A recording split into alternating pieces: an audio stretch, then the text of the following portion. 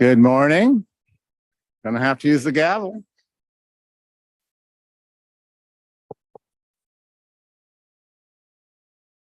I hate to use that gavel, but it does work. Can everybody hear me okay? No. Okay, the microphone, we gotta hold it a little closer today than usual. All right. Good morning. All right. Welcome everyone to the Wednesday, September 6th, 2023 Board of Forestry Hybrid Public Meeting. For the record, I'm Jim Kelly, Chair of the State Board of Forestry. One thing I wanted to note is since we've got a crowd that's looking like it's a little bit of an overflow for this room, we do have you can go into the Clatsop room and listen in and participate from there. Okay. The board will be having a two-day meeting and plan to live stream our proceedings on YouTube to make sure our viewers online can follow along with our virtual proceedings. I'll go over some meeting housekeeping tips. Everyone participating in the virtual and physical meeting room, please silence your cell phones and try to limit background noises. I'm silencing my cell phone here. For online participants, remember to mute yourself when you are not speaking and disable your video when not presenting or providing public comment. We ask everyone participating today to state their names before speaking so those listening online can track our commentary for the meeting record. If you experience technical issues in the online meeting room, use the chat function on Zoom to connect with our ODF host during this event. For those watching this meeting via live stream and present in this room, I'll remind everyone of our general order of operations. After an item is introduced, I'll invite the presenters to begin. For board members, if you have clarifying questions, please raise your hand and I'll call on you. Presenters, we will do our best to ask questions one at a time. After a presentation, we will open the floor for board discussion and additional questions. We have 3 decision items in front of the board. One in block form, that's the consent agenda for item number 2, and also vote potentially for item number 9. Generally, information or a presentation will be provided, and from there the board will deliberate before coming to a vote.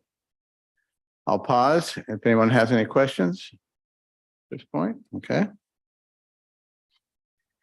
Our 2-day agenda is filled with items that will inform and update the board of the range of department and committee work, which will continue into tomorrow. We will close out Thursday with a work session for the board and the agency's strategic plan. This year, the board shifted to a quarterly 2-day meeting model, and we have adapted over time, attempting to find a balance between conducting business items, understanding community issues, and hearing from the public. We will continue to hone this balance into 2024. And to let you know, we are listening. 2 durations are dedicated each day of this week's public meeting, allowing testimony opportunities for those interested in signing up. To ensure the board can conduct all the items on the agenda in a timely manner, the public comment provisions are available under agenda item 1 and item 8 only. The public can comment on items on or off the agenda, but we ask that when you provide your name, additionally, identify the agenda item number or the subject you are remarking on. The board received a high level of interest in this week's meetings, so we are asking all testimony providers to limit their comments to 2 minutes. We understand this is not a lot of time, but if you would like to share more information with the board, we recommend sending in written testimony for this meeting. To enter it into the record, please send in your comments by September 20th. With that, any questions? Okay. If none, I will perform a roll call to confirm quorum can be met for today's items. Liz Akpawa? Chair Kelly, I am present. Carla Chambers? Here. Ben Doimling? Here. Chandra Ferrari? Here. Joe Justice? Here. Brenda McComb? Here. And I am here myself, so we have a quorum. Moving to the consent agenda items. Do any board members or the state foresters State Forester have remarks or questions for the consent agenda items? Chair Kelly, I'll have Josh Bernard talk about a few words for context on item E.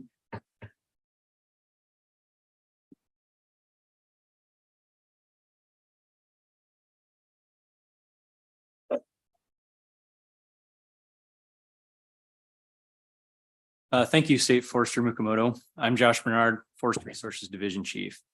I want to take a moment to touch on the new adaptive management program for the Forest Practices Act. The board will be considering the budget for this program as part of the consent agenda today. An adaptive management program is a key part of an approved habitat conservation plan. The board approved rules for the Forest Practices Act adaptive management program in October 2022. The adaptive management program has two statutory board advisory committees. The Adaptive Management Program Committee, which develops policy relevant research questions, sets the research agenda for the adaptive management program, and makes recommendations to the board based on research findings from the independent research and science team.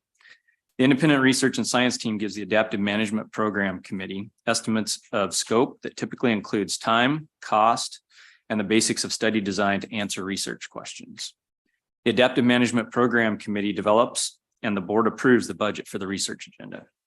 Once approved, the science team executes the plan. The department is developing an agreement with the Institute of Natural Resources to house the independent research and science team per rule. This body also appointed members to the Adaptive Management Program Committee in November 2022. The department staff have supported the Adaptive Management Program Committee in its work to orient committee members to their roles, responsibilities, and the committee's required tasks, develop a committee charter and list of initial research topics, elected co-chairs, and nominate the independent research and science team members that the board approved at its June 2023 meeting, and start developing the first research questions for the science team to start scoping. Thank you for your time this morning. I'll turn it back over to the State Forester and Chair Kelly. Great. Brenda.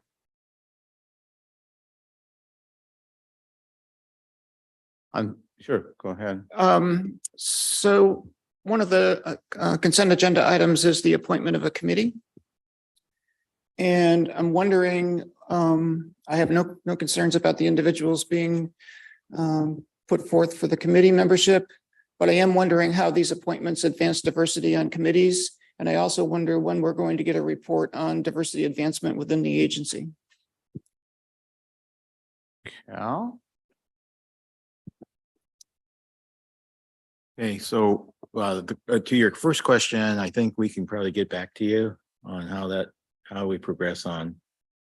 Go ahead. So I just want to remind those who have not been on the board for a while, I've been asking this question for 5.5 years. Okay. We will have a response on how members are picked. Cal, I don't think you're getting picked up by the microphone. Okay, we will have an answer for you on how members are selected. I'll have to do a polling. I'm not sure that it's pretty much the same for every committee, but I'll have to get that in writing to you. Yeah, thank you. Okay, and then secondly, on DEI, the draft plan has been submitted to DAS. And it's being reviewed. I think once we get some comments, we can give you an update on how we are progressing. I think it was a good plan. A lot of work went into it. We did a survey, and we'll just have to see how it teams up with other plans across the state. Well, I had a meeting with other directors, and there was a pretty good coordination, although I think every agency took a little different twist to it. Thank you, Cal. Yeah, Carla. So, Chair Kelly, I want to put on the record some financial concerns I have about state lands and ask Cal if you'd like to address that a bit. You know, we've got big policy decisions ahead, and state lands is such an important cash flow for this agency. And we've moved from a period of 6 years of, positive profits to 4 years now of and 2 years of real negative profits and or losses. So I wondered if you would address that and, I'd like to put this on the record. Okay, thank you, Carla. I think you're talking about your email from yesterday. And in that context, you made the point that we can't afford an HCP. I think that was a conclusion from your email. And, No, there's support for the HCP. What I want you to address is just, the financial health of state lands. So that is really considered in the overall policy discussion of the HCP. the overall, maybe I can have Mike Wilson address that. And yes, I believe that, the economics in the NEPA process were considered, but as far as our specific financing in that discussion, I don't believe that that was a point of topic. Mike, can you clarify that? Good morning, Chair Kelly, State Forester Mikamoto, members of the board. My name is Michael Wilson. I'm the State Forest Division Chief. I've just looked at your numbers recently, Carla, and the analysis, and it's all correct. Of course, gave you some numbers the other day to talk about that. In terms of the financial health of the agency, really, these are two separate things. One is an ESA compliance mechanism. It does come at a cost. It comes at what we believe is less of a cost than future take avoidance. And that is the real issue there. In terms of the financial health of state forests, we've always struggled with that. The business model is, quite frankly, not adequate. It doesn't provide ODF with adequate revenue for this day and age. Revenue distribution was last updated in 1967. That was before Clean Water. That was before Endangered Species Act and a lot of other things that we have to deal with today, and just the rising cost of doing business. So I want to make it clear that when we look at the high numbers over the last decade, those and high FDF balance specifically, that isn't just due to high revenues and good log markets. That is due to the fact that we went through extreme austerity measures, held a lot of vacancies for a long time while we reorganized our workforce from what it was pre-Great Recession. And, we deferred a lot of investments that we needed to make, including in our inventory, which is the most basic thing that we need, right, to function as a forestry agency. So we did those things, and the deficit spending that you're seeing now is largely a result of having to make those investments again. And so we've always been in this cycle of ups and downs. In terms of downturns and having to, take austerity measures, I've seen it at least 3 times during my career here. And really the Great Recession was the big one. We'd always been able to handle other things. We saw it coming a little more. Nobody saw the Great Recession coming the way that it had. So. I think we're going to have more time on this topic. I'm a little concerned because if we don't get through this consent agenda, we're going to end up not able to get through all the public testimony, which I think is why people are here. So I would like us to move on. And unless anyone else has a quick question, I would ask for a motion and a second on the consent agenda. Mr. Chair, I move to approve the consent agenda. Second.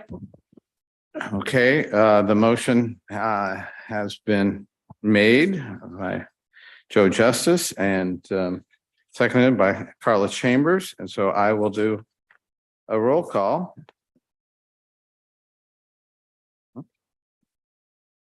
Okay. Liz Powell, Aye. Carla Chambers, Aye. Ben Doimling, Aye. Sandra Ferrari, Aye. Joe Justice, Aye. Brenda McComb. Aye. And Jim Kelly is an aye as well. So we have adopted the consent agenda and passed that. And that was, again, a motion from Joe Justice and seconded by Carla Chambers. So we are going to move then directly to any further general board comments and or our state foresters comments so that we can then move to public comments. Cal, anything for us this morning? Well, I'll try to keep this short, but hey, it's Labor Day and summer's over and we're moving into the fall, but fire season isn't over yet. But I'll talk a little bit more about that. Thank you, Chair Kelly. Name is Cal Mukamoto. I'm the state forester. First, I wanted to thank the ODF folks who staffed our booth at the Oregon State Fair for the past 2 weeks. Those can be long, hot days, but it's a great opportunity for us to connect with thousands of Oregonians.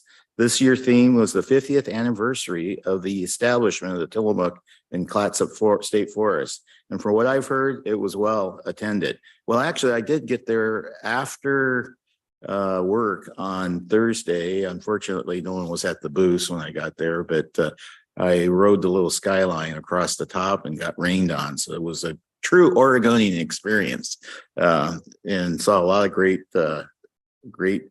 displays, especially from our farming community. Always like that. Well, you'll hear much more detail on the fire season from Chief Shaw today. I'd be remiss if I didn't take a moment to recognize the incredible work our folks have been doing all season. Their hard work was on display after the recent lightning event. You know, more than 150 fires started in Oregon and Washington as a result of these storms. And ODF was out fighting more than half of those throughout Western Oregon. State, local, and private federal resources work day and night to get as many fires off the landscape as possible, regardless of those jurisdictions they were on, because that's how we best protect Oregonians, communities, and our state's natural resources. A great example of this was West Oregon's district's initial attack efforts the day after following the storm. Although the district protects just over 1 million acres, their typical fire load only requires 10 engines to provide an adequate level of protection. However, that storm created a situation that was anything but typical. District staff responded to 11 fires in a single day, and this was on a district that typically responds to 1 fire per day on average. Obviously, this amount of initial attack needed far exceeded the ODF resources available. That's where districts' landowners came into play. Landowner resources were heavily engaged on 7 of those 11 fires. The Bureau of Land Management also brought resources to help in the fight. That cooperative, cohesive effort and service to the public is exactly what Oregon's complete and coordinated fire protection system is all about. That system relies on partnerships and relationships with local, state, tribal, and federal governments, that the structural fire service, landowners, forest operators, and contractors to be successful. For everyone watching this meeting or here in person today, please remember that although the weather is starting to change, fire season isn't over yet. Oregon is seeing more human-caused fires this year than we typically do. Please continue to be careful and abide by local restrictions to help us prevent additional fires from starting. So thank you, Chair Kelly. Thank you. Any other board member comments? I definitely would want to echo everything that Cal has said around the incredible job that has been done by ODF and landowners as well. And and I think we've also seen some of the effect of Senate Bill 762 and the ability to get out there with those additional resources and stop fires. And so huge congratulations are due. Carla? So I don't know how many of my fellow board members have been listening to the Monday morning fire report by the agency, but it's exceptional. And in the last 4 weeks, one chart really caught my attention that I'd like to be sure we put on record. And it's the National Significant Wildland Fire Potential Map, which really shows half of Oregon and all of Western Oregon and Washington, in this highest level of, drought and potential fire danger. And, I just don't think we can thank our firefighters and foresters and landowners and farmers enough for helping get these fires out. in just the last 10 days, we've had South Sisters and South Salem on level 3 evacuation. We've had water systems at risk for Portland and Corvallis, and they have been all hands on deck. So just a remarkable amount of thanks to these people. All right, then, I think we're ready to move on to public comment. Thank you to those who signed up to provide testimony to the board today on September 6th. We ask that everyone in the queue, whether online or in person, please do not exceed your allotted time of 2 minutes. I ask that before you start, that you state your full name, the topic or agenda item number you are commenting on, and associated affiliation, if you are representing a group or organization. A timer will be provided to track your time, and each commenter will be called on by the board administrator. With limited time available, anyone who exceeds their time will be prompted to provide a closing statement and then muted. Before we begin, I want to offer just a few suggestions. When providing comments, try to endorse or support rather than repeat the testimony of others. 2, submit written testimony to accompany your statements or information, which can be sent to us up until September 20th. Try to honor you and your neighbor's time. Please be prepared and deliver your remarks within the allotted time. And please have some grace and understanding as we make it through today's testimony. With that, Hillary, are we ready to engage with public comment? Yes, Chair Kelly, we are ready to begin. Go ahead. Thank you. Today, we have quite a few folks signed up, so I will do my best to clearly state all the instructions and people's names. So thank you very much for attending. Everyone today in the queue for item 1, thank you for joining us. We appreciate your understanding, and as we do make some accommodations for those who have requested things here in person as well as online. Just want to give you that awareness. To help us stay on track, I will list names in a set order and call on each of you to begin your testimony. As some testimony providers are in person and others online, please be prepared to engage when your name is called. I will do my best to clearly announce your name, but please correct any mispronunciations when I state your name and item number for the record. So when you begin, a timer will be displayed at the front of the room or online for 2 minutes. When you see that timer run out, we do ask that you provide your closing statement. So to start us off, we'll have the individuals joining in person proceed to the front 2 tables located next to the board with microphones. I'll announce sets of 4, so then we can keep it kind of moving along. So first I'll do them in 2 groupings, and then I'll ask the first 4 to come up. So the first 2 groupings are Jen Haymaker, Rob Taylor, Michael Lang, Stacy Detweiler. The second group is Kayla Swanson, Eric Shalom, William Helniker, and Zach Haas. So let's have the first 4 proceed to the front.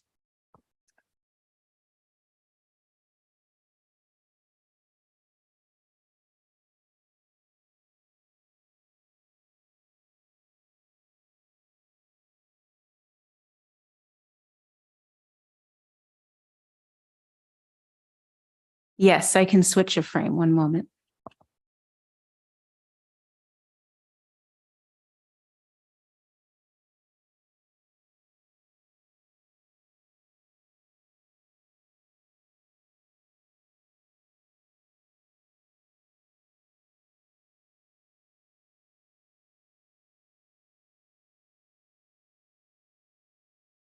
Jen, if you're ready, please proceed.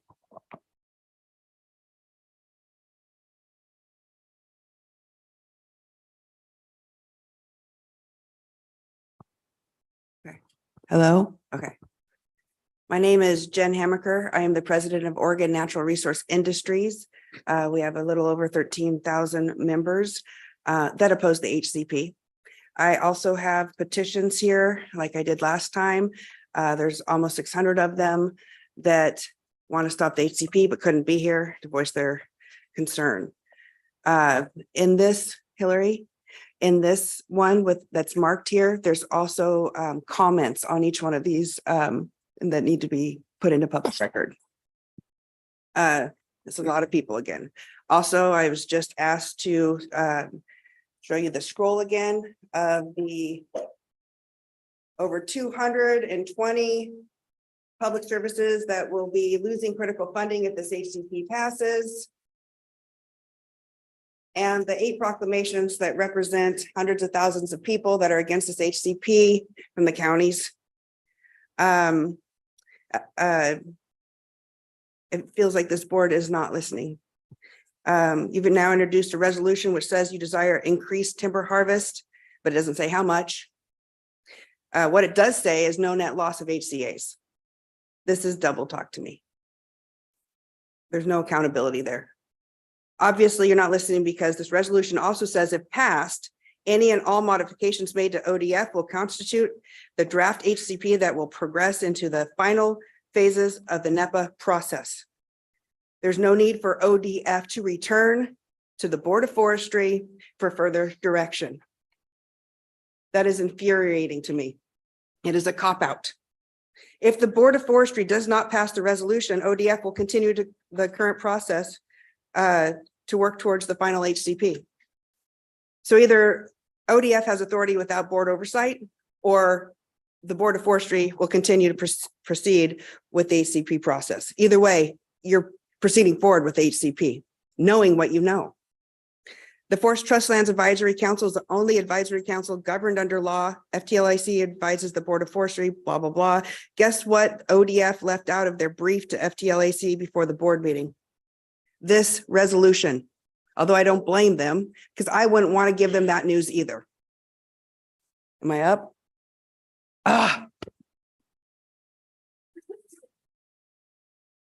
We do encourage submit written testimony to accompany your oral remarks. Thank you. Up next, Rob. Stop the HCP. My name is Rob Taylor. I'm from Coos County. I'm one of the counties who depends on forestry. In America, in any economy, agriculture, fishing, forestry, and mining are the 4 base industries that provide the fuel and food for any economy. And we have to strike a balance when looking at the great things that are provided by nature and the ability to use our natural resources. In the county I come from, we're simple people, but we're not simple-minded. We like and appreciate all that nature provides. We depend on it every day. I know loggers who go out every morning. In fact, I saw their trucks leaving as I was coming here at 3 a.m. They get up that early. The fishermen are lining up to go out on their boats.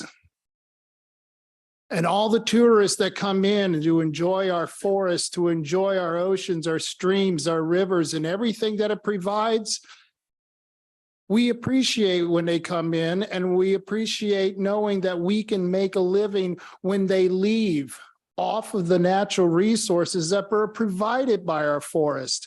And even though Coos County has less than 5,000 acres that are going to be affected by this HCP, there are many counties who are going to lose a lot of economic resources that they depend on from the timber industry that is provided by the forest that you manage.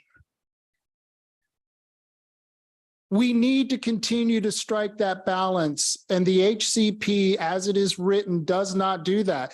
It doesn't mean you have to get rid of the HCP because, like I said, we love the forest. Nobody loves the animals, the forest, the nature any more than those of us who live and survive off of those amenities.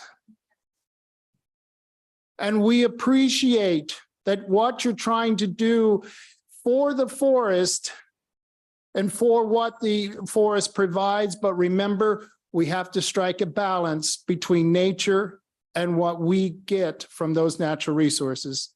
Thank you. Thank you. Up next, Michael. Good morning, Mr. Chair, members of the board. For the record, my name is Michael Lang, and I'm with the Wild Salmon Center.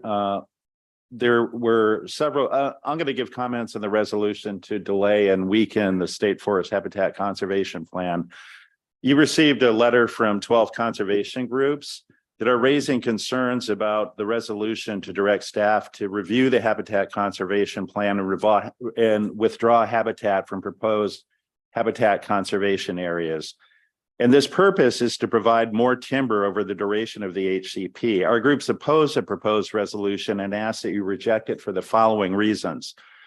First, a proposed resolution would cause unnecessary delays. According to the latest estimates by your staff, the final environmental impact statement is delayed until the late spring of 2024. Opening up the HCP right now to increase timber harvest would cause more unnecessary delays and may compromise the viability of the HCP. Also, the proposed resolution does not rely on the best available science. Instead, it instructs staff to reduce habitat and habitat conservation areas for the purpose of increasing timber harvest. State law requires decisions on state forest management to be consistent with the best available science. We also are concerned that the proposed resolution would result in a net decrease of habitat for species through the HCP on state forests and result in more risk to the survival of species on state forest. It's likely to fail in the result in the issuance of an incidental take permit.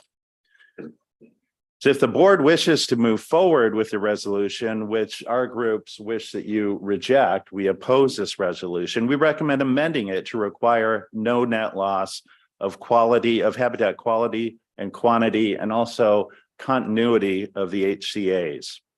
The resolution is also premature and ill-timed.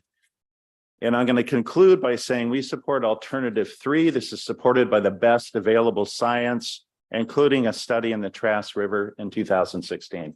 Thank you for considering these comments. Up next, Stacy. Chair Kelly, members of the board, and State Forester Mikomoto, thank you for the opportunity to provide public comment today. For the record, my name is Stacy Detweiler. I'm the Oregon Policy Senior Program Manager at the Wild Salmon Center, a nonprofit organization dedicated to conserving wild salmon and steelhead rivers and ecosystems. I'll keep my comments brief and focused on management of private forest lands and implementation of the Private Forest Accord. First, I'd like to thank ODF and ODF&W staff for keeping multiple processes moving forward to hit key implementation deadlines, including finalizing technical guidance, hosting a number of trainings coming up this fall to stay on track with the January 1, 2024 implementation date for the full suite of new rules. We encourage ODF to continue to refine the technical guidance process to establish clear opportunities to review and update these documents as the new rules are implemented. Second, not only are the implementation deadlines important, but final approval of the Private Forest Accord Habitat Conservation Plan is critical. As you know, if the Private Forest Accord HCP is not finalized and approved by 2027, all of the changes in the rules roll back to the previous Oregon Forest Practices Act standards. Support for ODF staff and the resources they need to develop the Private Forest Accord HCP chapters are critical, as is support for federal agencies to meaningfully engage in this process and provide their review. Third, the mitigation and adaptive management committees are making solid progress to achieve commitments established in the statute and rule, even with some reduced funding levels in the legislatively approved budget. Thank you for approving the adaptive management program budget and the consent agenda this morning. And we encourage ongoing support for these and other Private Forest Accord related committees, such as compliance monitoring, and continue to emphasize that full funding is integral to finalization of the approvable HCP and effective implementation of the new rules. Thank you for the opportunity to provide public comment today. Thank you. The second set, please proceed to the front. That was Keola, Eric, William, and Zach. The third set will be Knox Marshall, Gary Bray, Brenna Bell, and Matt Phillips. Please be on deck and ready.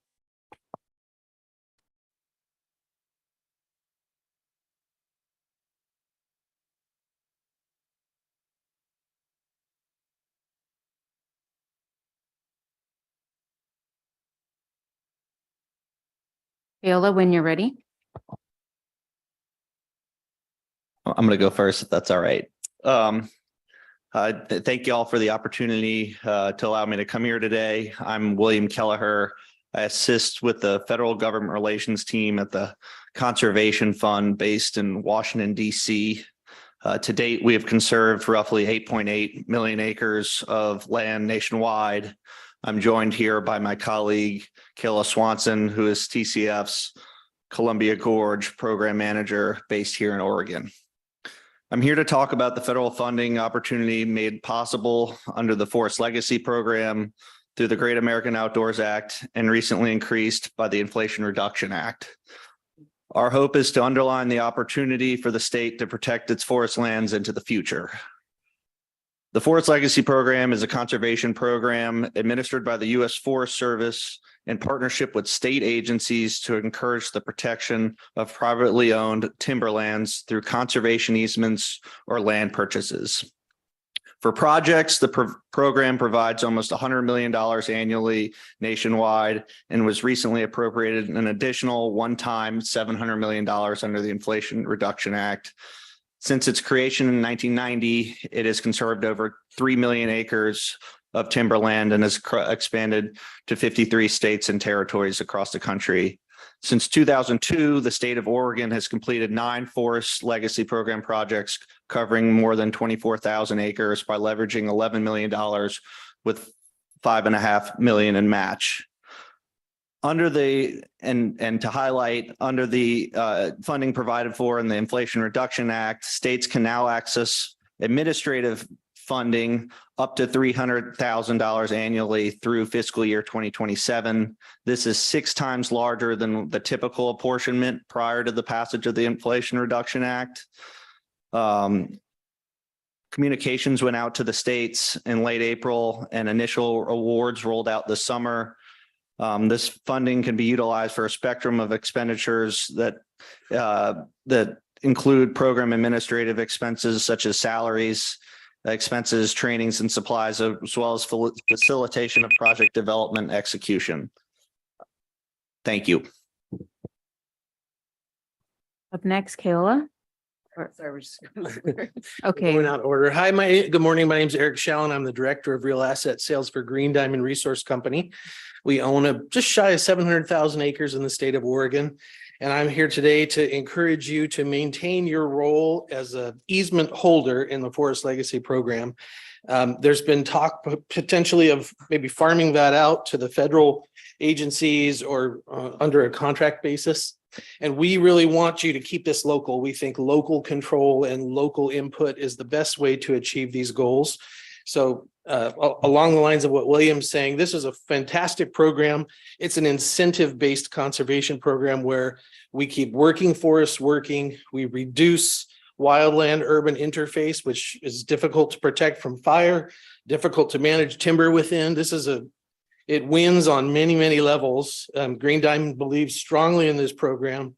We are currently enrolling 92% of our Montana ownership in Forest Legacy projects, over almost 300,000 acres. We already have 146,000 acres in this program. This is all voluntary, and it's because the program works, and it's a way to keep forests in production and prevent the spread of rural sprawl and fragmentation of valuable resources. I think I have some statistics here that I could go through. In fact, I think we're going to turn in some written comments as a group for you all later.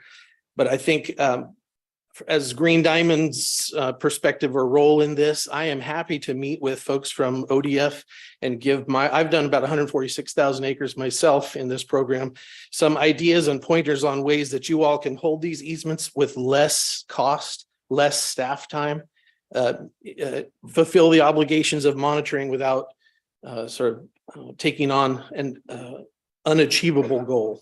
And happy to do that. In fact, reached out already to some of your staff to make that happen. Thank you.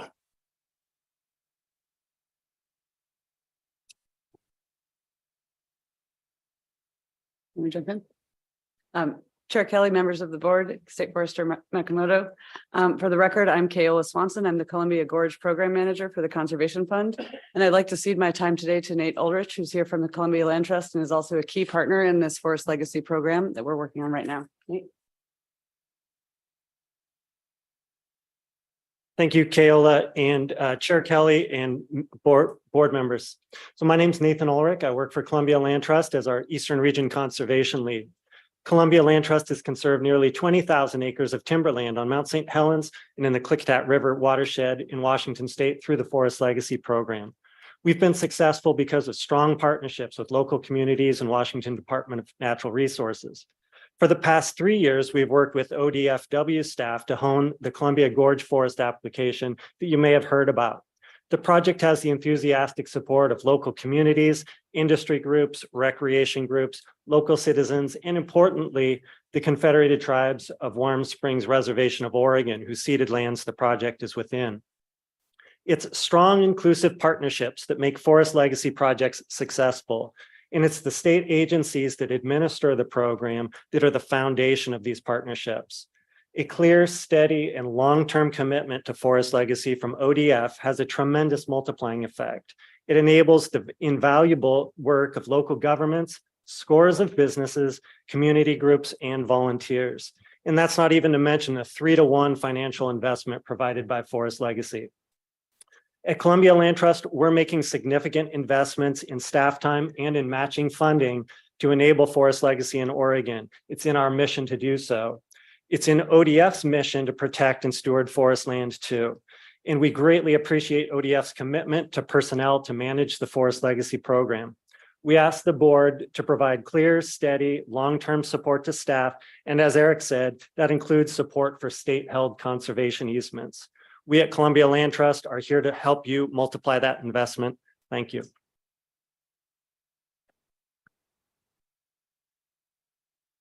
Ready, Zach? Yep. All right. Hello, board, and thank you for the opportunity to speak with you today. My name is Zach Hawes. I'm a timber manager for Interfor US Timbering. Interfor is a growth-oriented forest products company.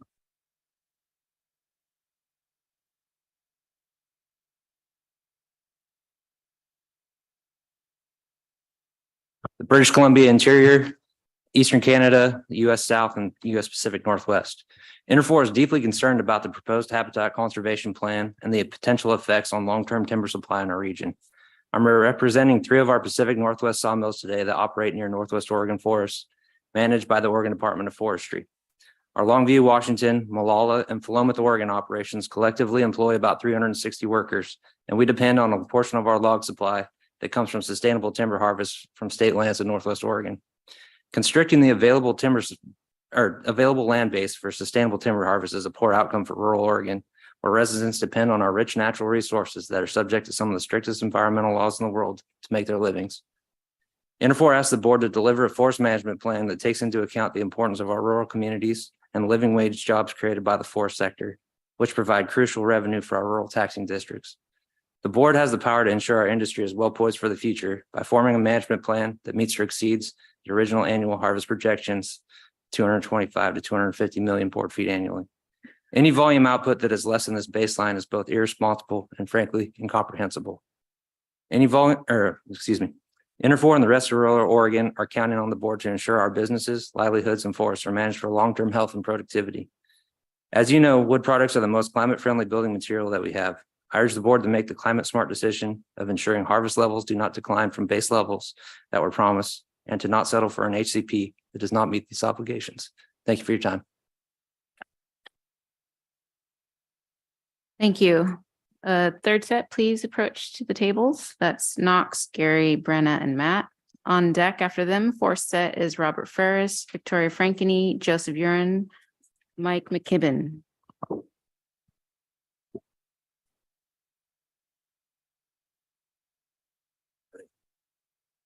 You hear this?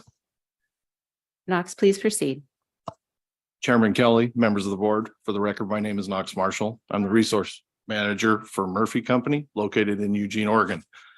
Founded in 1909, Murphy Company operates facilities located in rural communities of Oregon and Washington, employing approximately 970 people.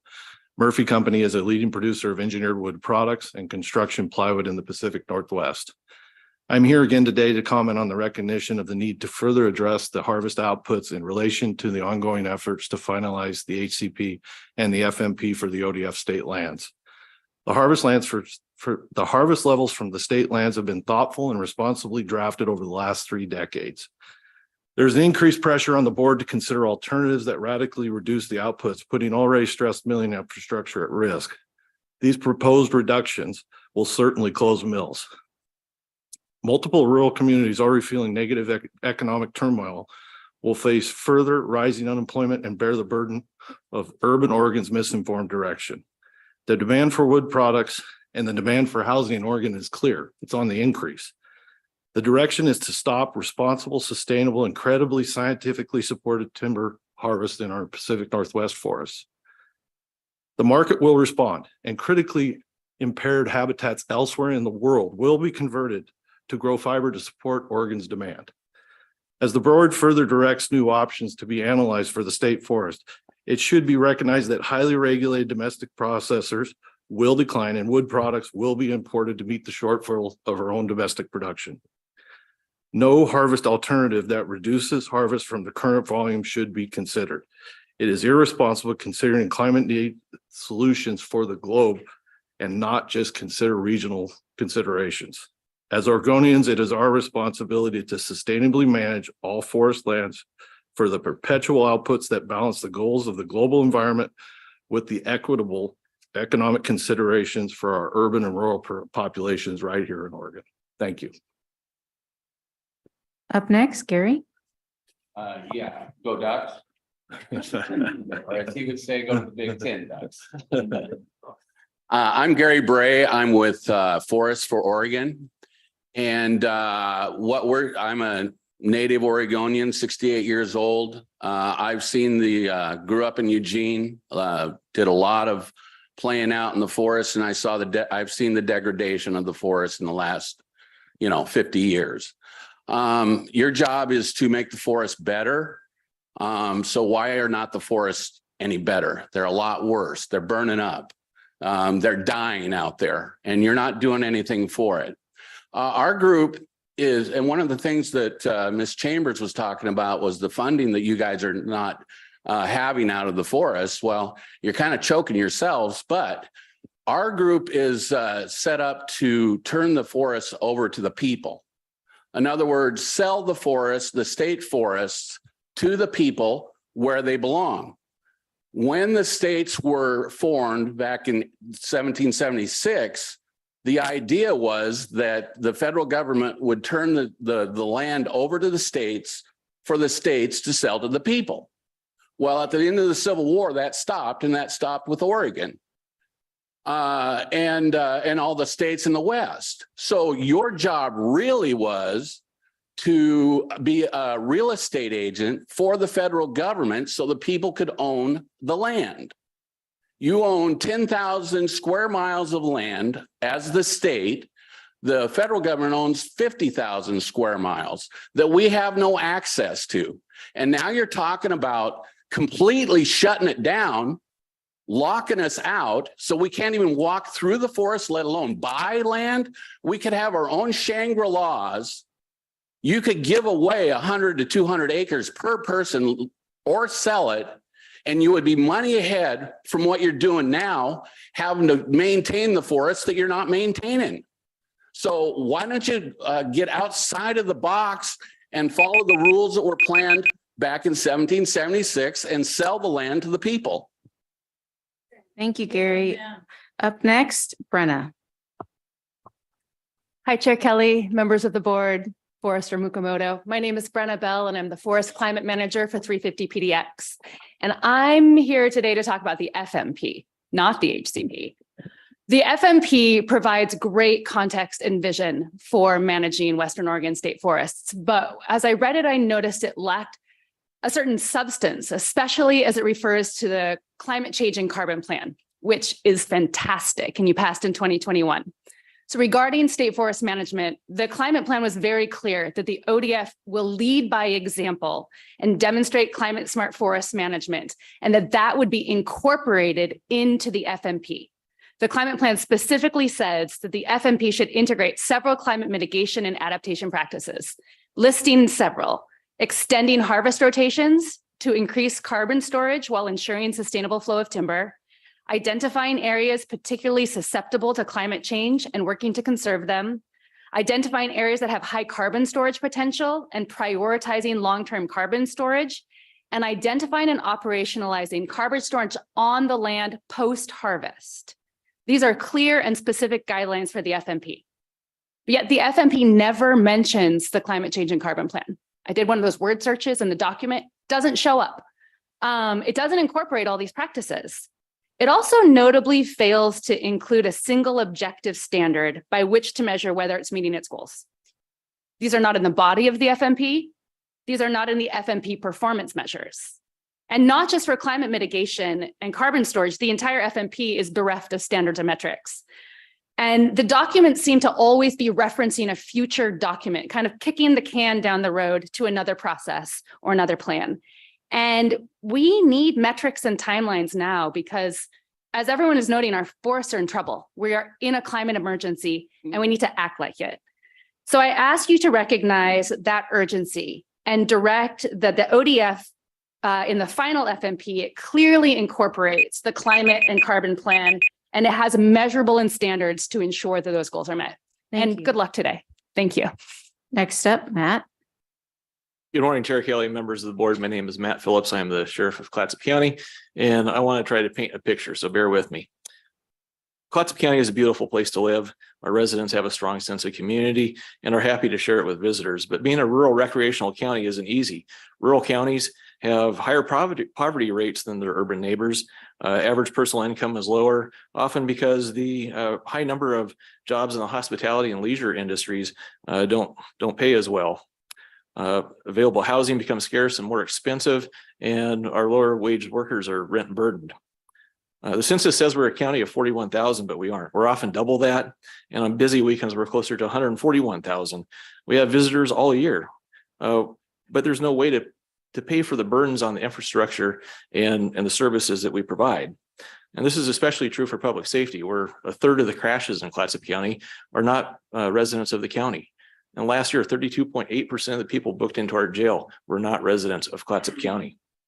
So rural recreational counties are disproportionately impacted by the rest of the state. And us rural counties that are also sometimes called the balance of the state often get a raw deal. House Bill 5019 allocated nearly $154 million to address homelessness by providing emergency housing.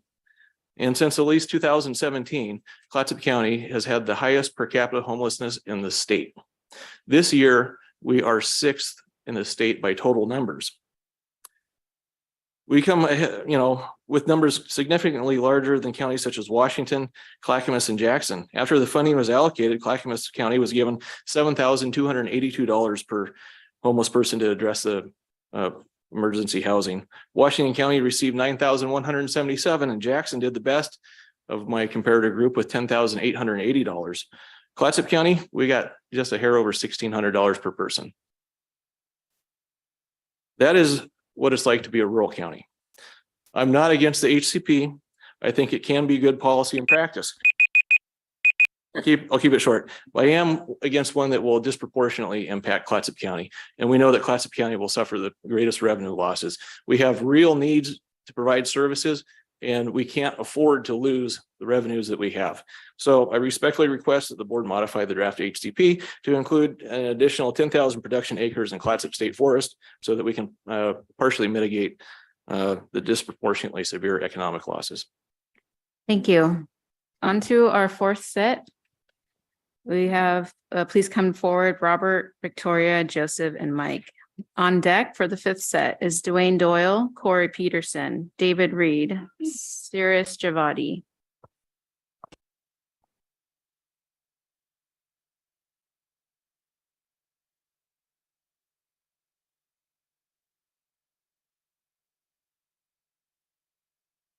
Robert, whenever you're ready. My name is Robert Ferris Jr. I'm president of Ferris Lumber Company in Lyons. Our family firm is completely dependent on public timber for our existence. Ferris Lumber Company opposes the board approval of a 70-year HCP on state lands. The department has offered to set aside 53% of its state managed lands, and that is excessive and larger than any other HCP that's been approved. The resolution states that changes to the proposed HCP will be minor and no net loss of HCPs is the goal. Why bother? This is just another face-saving falsehood we've endured through this process. The promise of no reduced harvest, financial security for the agency, understating the economic benefits provided by the forestry sector, and more. The resolution states the board is unwilling to incur risk to the HCP process. Why not admit this is not about biology? It's not about protecting habitat. It's rather an ideology of the majority of the board in politics. The HCP is completely unnecessary following the Department of Justice colluding with the Center for Biological Diversity and signing a judgment to achieve the aims of the HCP on the North Coast. The Northwest Forest Plan's 30-year failure should be instructive to the board, but the majority may double down on habitat loss from fire. Oregon's government has a long history of failing the public. $300 million for Cover Oregon Portal, $400 million for the Columbia River Bridge planning, $386 million of employer of trust fund monies given to ineligible people by the Employment Department. The Oregon Health Authority's $240 million wrongfully spent, and millions more during COVID. The list is endless, but the board adoption of the HCP would make these past wastes look like parking meter money over the next 70 years. 3 years ago, 9 people died on the Labor Day during the Labor Day fires. 2 died on my property. Their skin was burned off their skeletons. George Atia was incinerated. The primary responsibility of every state board member is to protect the health, safety, and welfare of the general public. Chair Kelly, I implore you to put forth a resolution ending the HCP process. It's wrong for Oregon's people, wrong for Oregon's environment. Chair Kelly, you're the deciding vote. Please make the tough decision and do the right thing. Thank you. Thank you. Up next, Victoria. Good morning, Chair Kelly, the board, and State Forester Mokomoto. My name is Victoria Frankeny, and I am the Riverkeeper and staff attorney for Tualatin Riverkeepers. I'm here to speak on agenda item 9 and ask the board to vote against the proposed resolution that would modify designated HCAs in the Habitat Conservation Plan. First and foremost, the proposed resolution is not based on best available science as required under the state law. The resolution states that identified HCAs can simply be rearranged to accommodate harvesting. ODF staff, in coordination with Fish and Wildlife Service and National Marine Fisheries Service, have been working on the HCP for years to identify ways to operate state forests for both harvest and conservation. This resolution not only goes against the requirements set down by state law, but conflicts with the federal requirements imposed under the Endangered Species Act and the National Environmental Policy Act. The HCP must be at least as protective as required under these federal statutes. There are many benefits to having an HCP that balances conservation, recreation, and harvest. The longevity of our state forests and its fish and wildlife is dependent on an HCP that upholds existing HCAs. This resolution goes against the intention of an HCP, and adoption of the resolution would further delay a meticulous process that ODF staff and federal agencies have been working on for a long time, and could further complicate the adoption process as outlined within the HCP, the FMP, and the implementation plans, as these plans are all intended to be woven together to implement forest oversight. We also remind the board of all the benefits that the forests provide beyond harvest. Water quality and quantity, as well as downstream habitat, are dependent on the health of the streams that begin in our state forests. Over 500,000 individuals depend on clean, cool water from the coastal range. An HCP, at least as protective as Alternative 3, provides these benefits in addition to economic value in recreation and conservation. Please do not derail the progress made by adopting a resolution that does not manage Oregon forests for the greatest permanent value. Thank you for your time. Up next, Joseph. Good morning. My name is Joseph Fiore, and I speak for the Audubon Society of Lincoln City. My grandfather, Harry, was a rancher who ran his cows on Forest Service lands in Bear Valley, headwaters of the Salmon River in central Idaho. Every year, I got to spend time at cow camp playing cowboy. Every morning, we rode out to push the cows back up the meadows away from the stream banks to protect spawning salmon. When I wasn't on horseback, I walked the meadows and the stream banks, watching and loving a seemingly endless variety of wildlife. But more than anything, I remember the Chinook. Hundreds and hundreds of salmon, more than 1,000 miles from the Pacific Ocean. Studying these fish spawning in the riffles and the pools was a life-changing experience. Ultimately, these salmon runs winked out into extinction. Government chose to allow powerful political interests to put up a series of dams on the lower Snake River, destroying habitat and access to habitat, critical to those magnificent fish. I watched those fish disappear. It didn't have to happen. We could have listened to science. Over 100 years ago, scientists began to warn us about the link between fossil fuels and climate change. If 50 or even 25 years ago we had acted on science, we might have been able to mitigate the change and the damage. We did not. We chose instead to allow the political power of economic interest to dictate a non-response, and we ignored science. We now reap what we sowed. Your struggle to develop a habitat conservation plan that might save 17 threatened and endangered species. You are subject to powerful political and economic special interests. 50 years from now, will Oregon still be home to these species? The future's in your hands. What will Oregon reap of what you sow? Thank you. Up next, Mike. Morning, Chair. Good morning, Chair Kelly, State Forester Mokomoto, and fellow board members. My name is Mike McKibben, and I'm the Director of Western Resources for Stimson Lumber Company. Stimson owns and operates 3 sawmills in Northwest Oregon, employing roughly 300 people. I'm here today because I'm deeply concerned about the proposed HCP on state lands and the negative impacts it will have on our sawmills and our communities. Over the past few years, I have sat through hours of meetings listening to this process unfold, slowly watching timber harvest projections go down. We started with a reasonable harvest level of 225 to 250 million board feet. Then we watched as the new modeling revealed lower harvest levels to arrive at the numbers we are at today of 165 to 182 million board feet. Meanwhile, you are asked to make informed decisions based on these moving targets. During this process, some of you have recognized the need to pump the brakes, to slow down, refusing to ignore the elephant in the room that timber sale revenue plays a critical role in our communities, providing funding for things like schools, emergency services, not to mention the role it plays in the long-term viability of this department. The good news is that it's not too late to change course.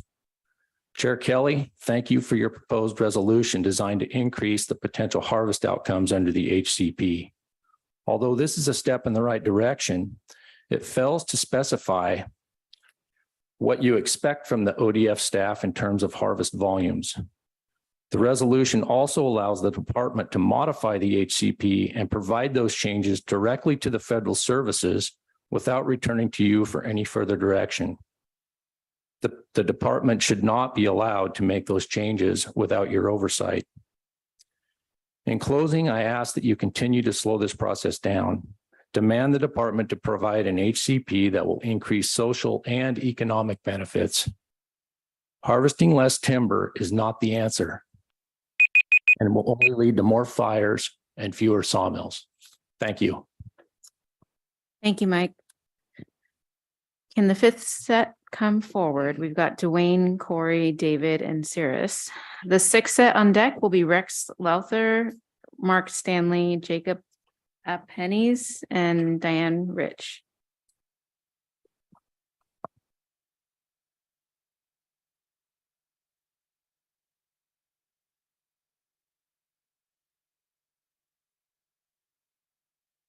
Dwayne, whenever you're ready. Good morning. My name is Dwayne Doyle, and I own a 4th generation family business employing approximately 1,000 people in Oregon. Some of our people live in rural communities that will be heavily impacted by this HCP. I'm also the vice president of the Pacific Logging Congress, which is one of the oldest forestry associations in the U.S., founded in 1909. Our purpose is to provide sound education promoting responsible and sustainable forestry. We focus specifically on developing the next generation of forestry professionals. There are 3 key issues I hope the board will consider prior to voting on this HCP. Number 1, economic. We are very concerned about the significant loss in funding. ODF averages 118 million in revenue from timber harvests. Even only a portion of that funding goes away, this will be devastating to rural communities like Jewell, Oregon, and Clatsop County, especially the school district. Number two, social. The loss of jobs in counties like Tillamook, both direct and indirect, will result in higher unemployment, ultimately leading to a lower quality of life, even increase in drug usage and homelessness. We have seen this too many times throughout rural Oregon when mills are closed and the community never recovers. And finally, number three, environmental. I believe we can all agree that no one wants more devastating wildfires. We need more active management of state forests, not less, to help mitigate this continuous threat. We may differ on what the root cause of these fires are, but the fact is that fire needs fuel, and if we don't manage the fuel, it will eventually lead to more catastrophic fires. In closing, I'm not against the HCP. What I am saying is that the current HCP, as proposed, is not as balanced and as fair as it could be between conservation and harvest. At the very least, please strongly consider directing staff in your resolution to maximize harvest outcomes to the fullest. Thank you. Up next, Corey. Okay, good morning. My name is Corey Peterson and I'm representing the Jewell School District. I'm their superintendent. It's my 17th year in the district, and I'm also representing Astoria, Napa, Seaside, and Warrenton School District. So the Jewell School District in whole Clatsop County, as you've already heard, is going to be hit fairly hard. The Jewell School District will be the hardest hit district in all the state of Oregon. Our state timber fund actually funds our entire educational program for our district. We are small. We're about 143 to 180 students, depending on the year, 43 staff members, and a long, rich history of education out there for over 100 plus years. This HCP will greatly impact all of our programs and all our community supports in a very high poverty school district.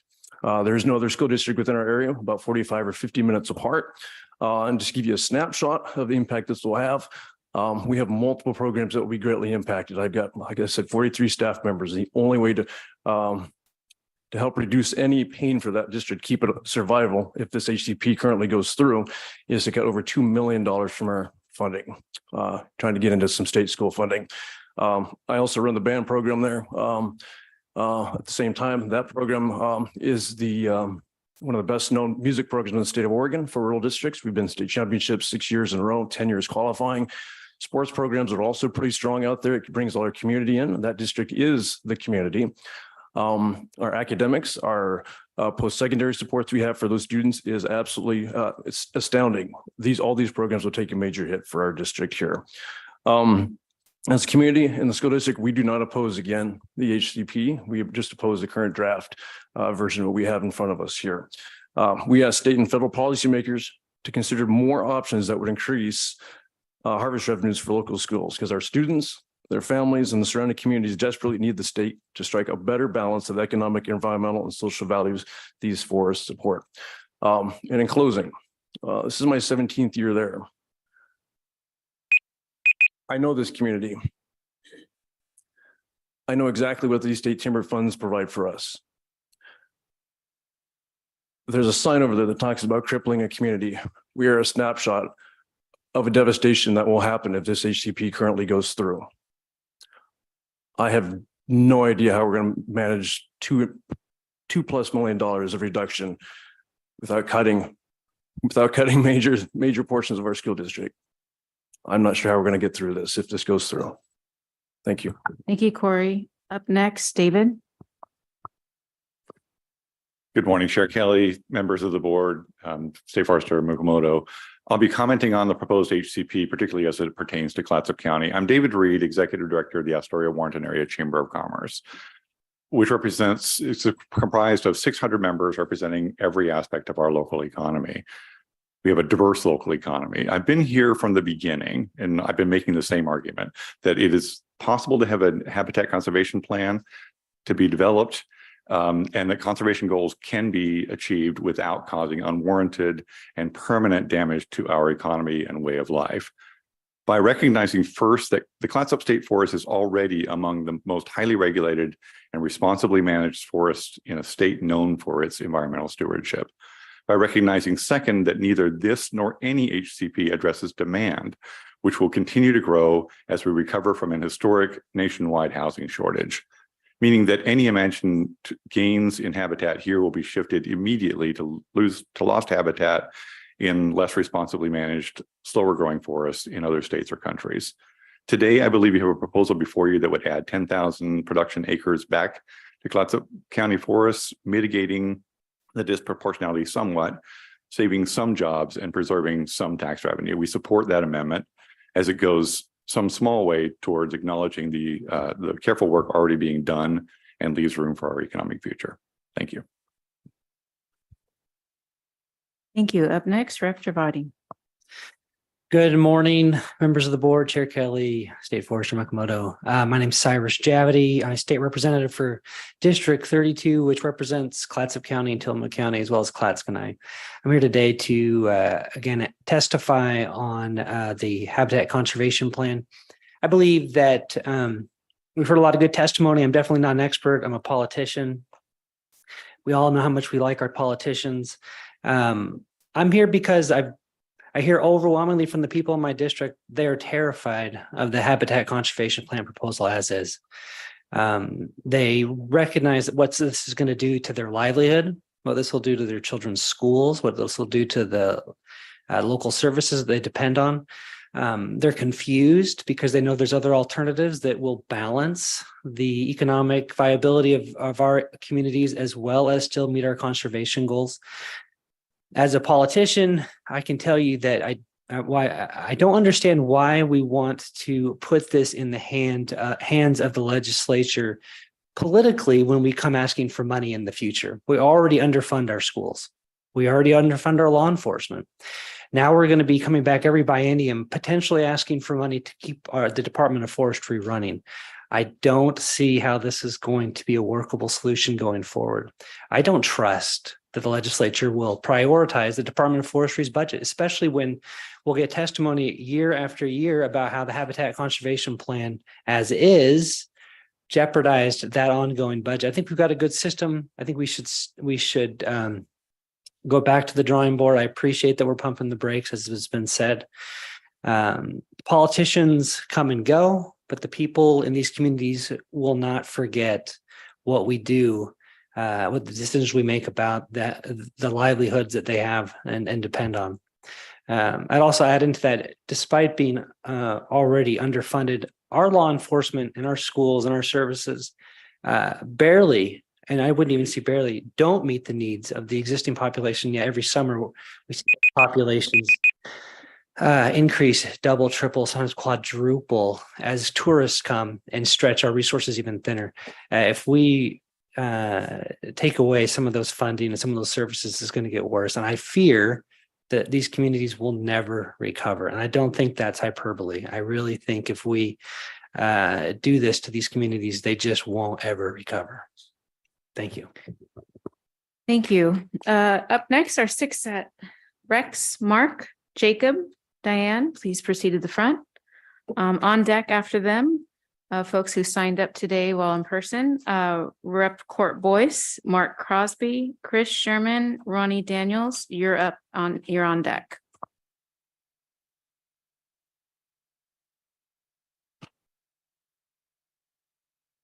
Again, those four at the table are Rex, Mark, Jacob, and Diane.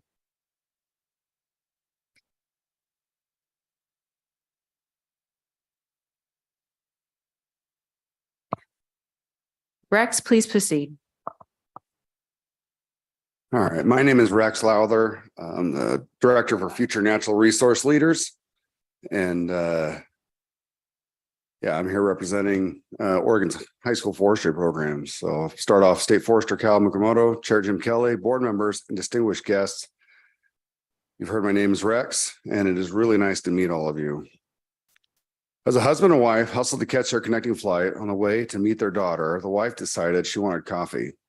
Not just any coffee, Starbucks coffee, a train ride away from the terminal from where they were about to board their flight. The husband pleaded to no avail, and she left on her journey to get her Starbucks. This left the husband with a choice. He could choose to wait for his wife and miss the flight, or make the flight and leave his wife. There's an impossible choice before this board at this time. There's pressure to keep the HCP as is, to modify it, or to cancel it altogether and draft a new one. Regardless of the decision, there will be people that dislike it. The mission statement embodies the core values of an organization. It is the driving force. All activities must align with the mission. The mission statement for this board is to lead Oregon in implementing policies and programs that promote sustainable management of Oregon's public and private forests. As we compare that to ODF's mission statement, which is to serve the people of Oregon by protecting, managing, promoting stewardship of Oregon's forests to enhance environmental, economic, and community sustainability. This board's mission must then align with that under your leadership, enhancing environmental, economic, and community sustainability. Once we align ourselves with our mission, it becomes more evident. The voices and testimonies of everyone here and online only matter if the decision that follows align with the mission statements, economic and community sustainability. In marriage, our mission statement is our vows. The husband decided to leave his wife behind. The decision did not align with the vows he had made to her. He had aligned his decision. Had he aligned his decision with his vows, the choice would have been clear. I encourage you to make sure that your decisions, as impossible as they seem, align with your mission. Thank you. Thank you. Up next, Mark.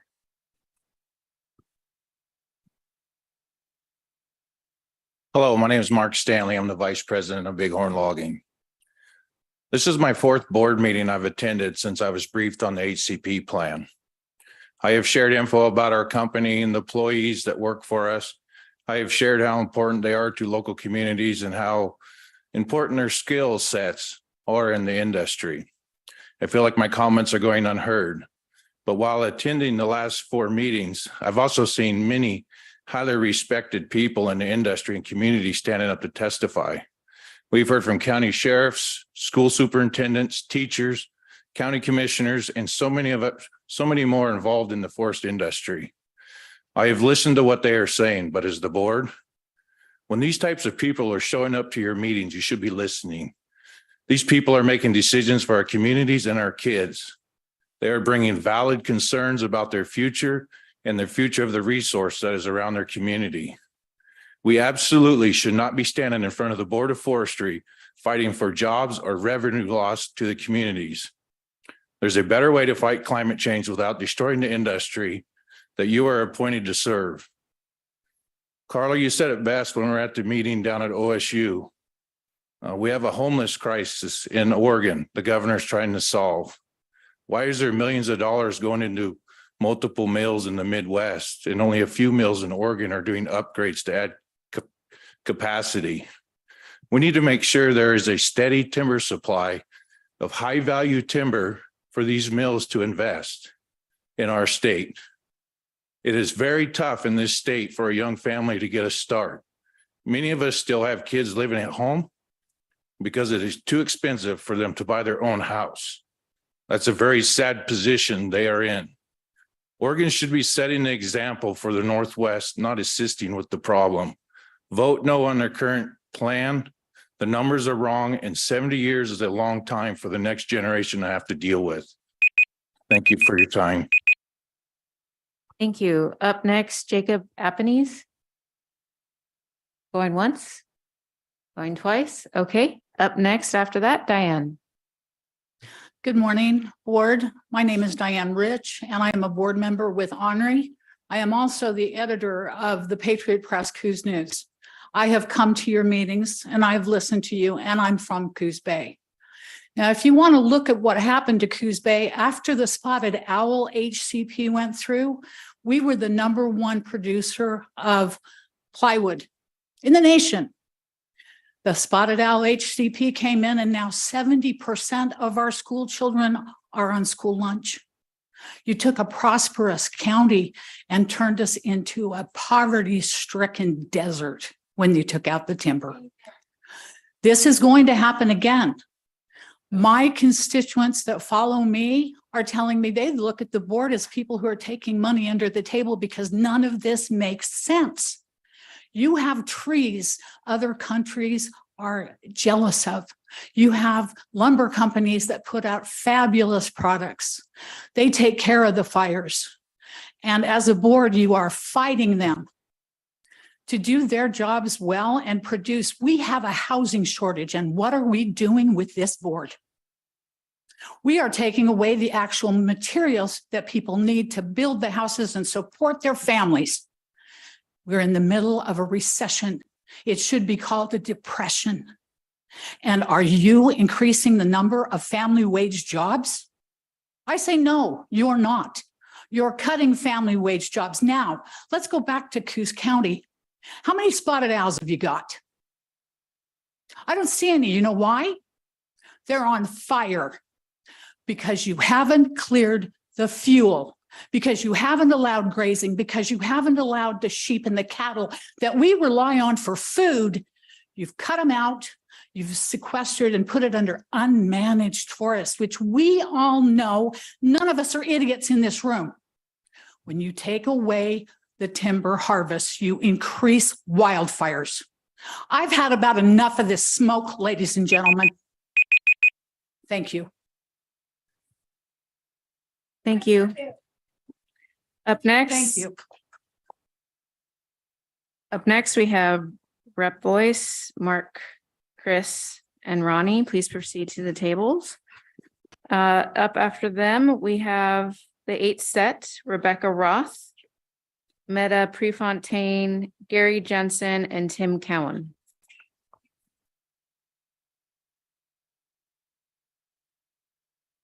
Rep Boyce, please proceed. Thank you and good morning. Court Boyce for the record, State Representative, District 1, Coos, Curry, and Douglas counties, timber capital of the world. I was going to do a virtual and then late yesterday I said, no, I'm going to make the 11-hour drive so I can come and give you a hard time today. No, I appreciate you, respect you all. Always good to see Forester Mukamoto. In the interest of where we are, sometimes we need to be reminded what our job is. My job is to, your job, our job is to not do its best for urban Oregon, not do its best for rural Oregon, but do its best for all of Oregon. Sometimes we need to be reminded too, the magic of the Douglas fir. We have the history and the heritage, the great privilege of having and growing the fastest, highest quality trees, fastest growing on the planet. You've heard that testimony today. When you look at, if you just go to the 18, one example here, 18 BLM counties for Oregon. Our timber in those 18 counties grows by 280 million on the average, 280 million board feet a year. We're able to, 1.2 billion board feet a year. We're able to harvest 1/4 of that, 280 billion a year, again, on the average. The rest of it burns. Look at the Archie Creek fire. 140,000 acres went up in smoke. We were able to harvest good marketable trees that belong to the taxpayers of this state and this country. We were able to harvest 3%. The best managed timber in Oregon is the tribal timber and private lands. Look at the example the United States government did to the Native Americans 200 years ago. The people who loved and cared for the land the most, they stole it from them. You can follow 2 different pathways, the United States government and the example that they're setting in taking this land and destroying it, or you can follow the pathway of the people that care and love it the most. Poverty is coming. You already see examples to dozens of communities, small communities in Oregon. Growing food for metropolitan Oregon is a big job. Don't make it harder for us. Thank you. Up next, Mark. Yeah, Mark Cosby. I'm retired. And what retirement does for me is gives me time to go around, find out what's wrong with my Oregon, because Oregon is going to hell. I'm offended at what I've seen in Oregon in the last 12 years. I'll tell you, I couldn't have been happier the day that the Priceboro fire happened just north of Coburg. And I was coming north toward Harrisburg. And I seen that fire over there and I called 911. It'd been going for a half hour. I can tell you when I got there, it took me about 15 minutes to drive over and park in a farm field, get out of the traffic. There was no way that fire was going to stop. It was going to go to the top of the Coburg Hills. Well, fortunately, I got to go meet Renee over at ODF in Springfield. She said I was the one on the phone making the call to get all the support. I looked just down the road, a Big Fall Reservoir, and again this year, I see the big failure of the National Forest Service. And my point is history going to repeat itself? Is this board setting up a policy that's going to take us down the same road that's already been walked? I talked to a fish and wildlife biologist. Water temperatures are 74 degrees going into Big Fall Reservoir from that bedrock fire. Those fish can't handle that. So what good does it do to drain the reservoir every year to flush smolt out?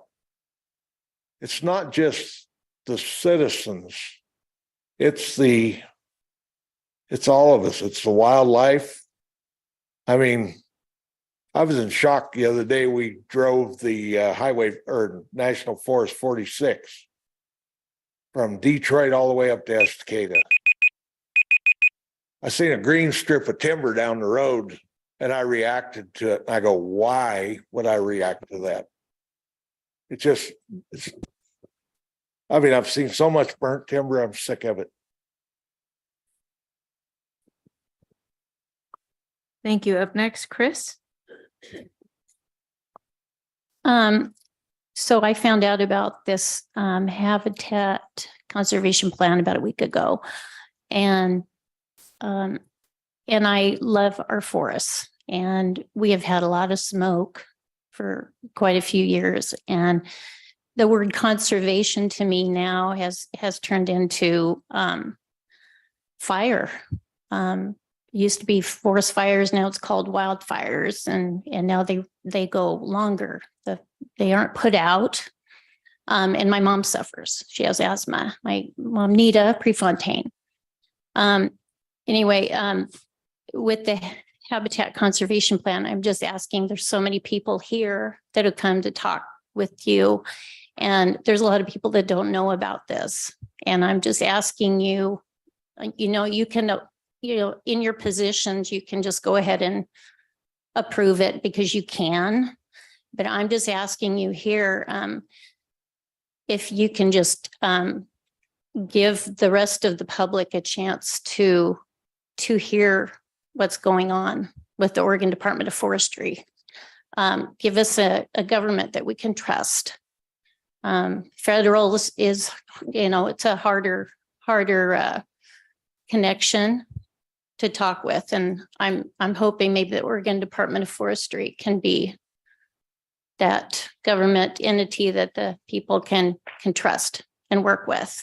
And as far as the kids, with the smoke, the research forests that are happening now, that I didn't know Elliott Forest was one of our first state forests. And now one of the research projects is burning. And it's so disappointing to me because smoke and my mom don't go together. She's, she can die from that. So please, please listen to the people that are coming to talk with you, and please, think twice about passing this today or tomorrow. Thank you. Thank you. Up next, Ronnie. Can you hear me? All right. My name is Ronnie Daniels. I've been in the state 30 years. I visited the state 31 years ago. You had a green forest. You was cutting 4 billion board feet. Top levels 5.2 billion board feet. We didn't have this many fires unless they was caused by, natural sources like lightning. Number two, let me address the other issues of the situation. I'm against this habitat conservation plan. Polk, Marion, and Yamhill counties will lose money. You will enable the drug cartels that's trying to kill our youths and everything in our counties. You're basically hurting our law enforcement that's trying to protect us. And y'all should be rebuking Senate Bill 1510 and give law enforcement the right to do their job. Since you're a body that's having your places abused and torn up left and right up and down this state with trash and everything else. Now, let me get you another question. Donald George Malarkey, the original Band of Brothers, he grew up in Astoria. He was 5 years old taking sandwiches in 1926. He was in 1935. He was helping fight the fire in Tillamook National Forest that burnt 450,000 the first time, almost half that much second time. In 1939, he was one of the main firefighters that fought in that time period. And while being youngest county commissioner, after he came back from the war, founding member of the 101st Airborne. The point I am making is this, people. Sitting on your butts, looking at the Beachy Creek fire that was started August 18th, right across 6 miles of Elk Lake. Y'all could have held the Department of Forestry accountable. They let that fire burn instead of being put out with 25 acres, but they can't go in it because wilderness protection. In the dead of August 18th, give me some bull sugar, please. And on the last thing I will say is this. This habitat conservation plan needs step back because what you're creating is the situations of the Tillamook fires of the 1920s all the way to the early 50s in real time. And you're putting out more damn carbon than what we drive up on I-5 just from the Southern Oregon fires alone in 1 year. And if you don't believe me and you're talking about carbon sequestration, let's start cutting some damn trees, please. Thank you. Good job. Thank you. Give God glory. Up next is our 8th set. Can Rebecca, is it Anita or Meta? Prefontaine, Gary, and Tim Cowan, please proceed to the front.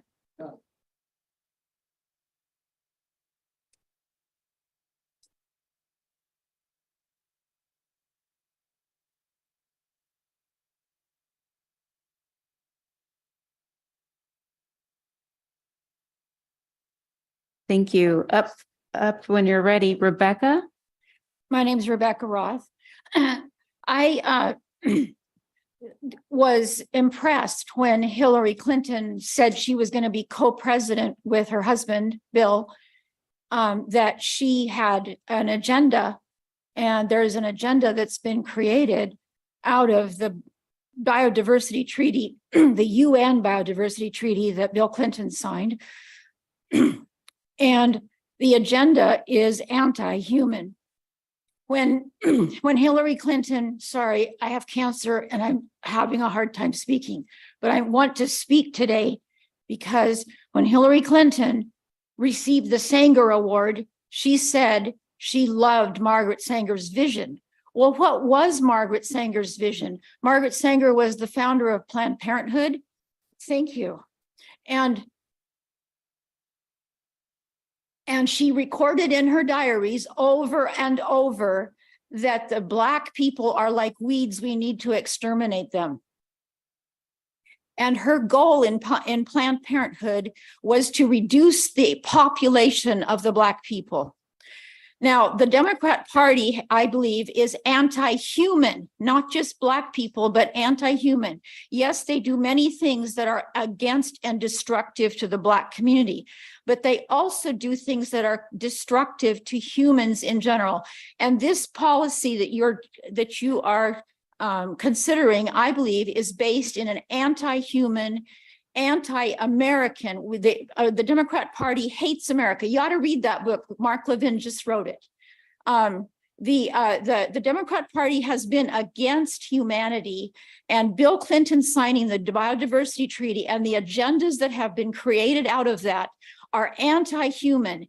And this policy is going to be a policy that hurts people and communities. And you don't care because you are looking to the UN and to the leaders of the Democrat Party, like Bill Clinton and his co-president Hillary Clinton, and the agendas that have been developed off of this treaty that was never ratified by the Senate. It's a treaty that the agendas are being brought into our communities and into our cities and counties, and it's behind the scenes is an anti-human agenda, just like Planned Parenthood was anti-human and anti-Black. And as Black people get deceived by the Democrat Party into supporting them with their vote, so many people take the ideas that Margaret Sanger was behind, and they vote the way that it's against humanity, it's against people. Rebecca, And Margaret can you provide a Sanger closing statement, was a please? member of the Eugenic Society, along with Well Hitler over time. and other leaders. Sorry, you just And the can't. Eugenic Society Got to get was everybody to be designed able to to kill testify people. today. I'm sorry. Thank you. Up next, Anita or Meta Prefontaine.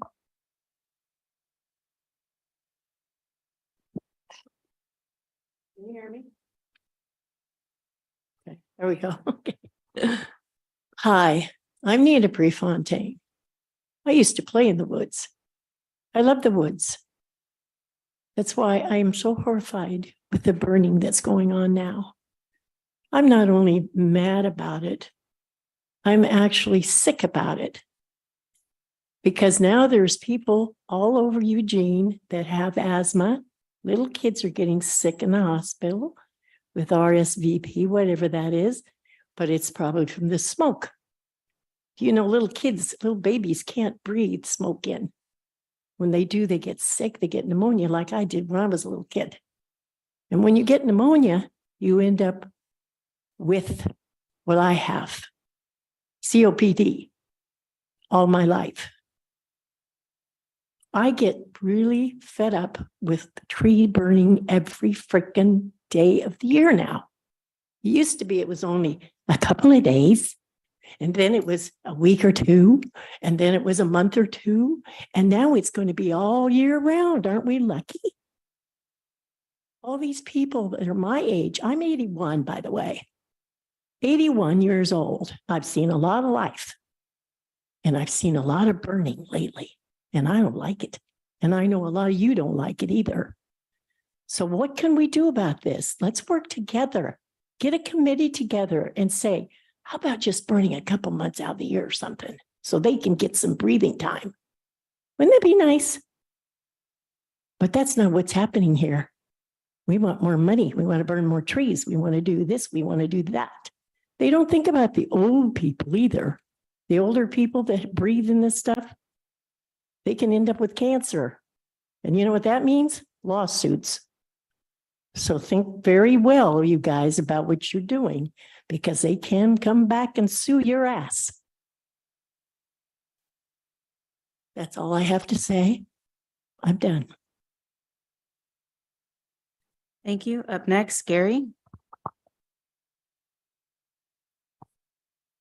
Good morning to all, and I thank you for the opportunity, and want to compliment the Board of Forestry for taking all of the input it's taking, and the controversy and the divisiveness that we hear and live in.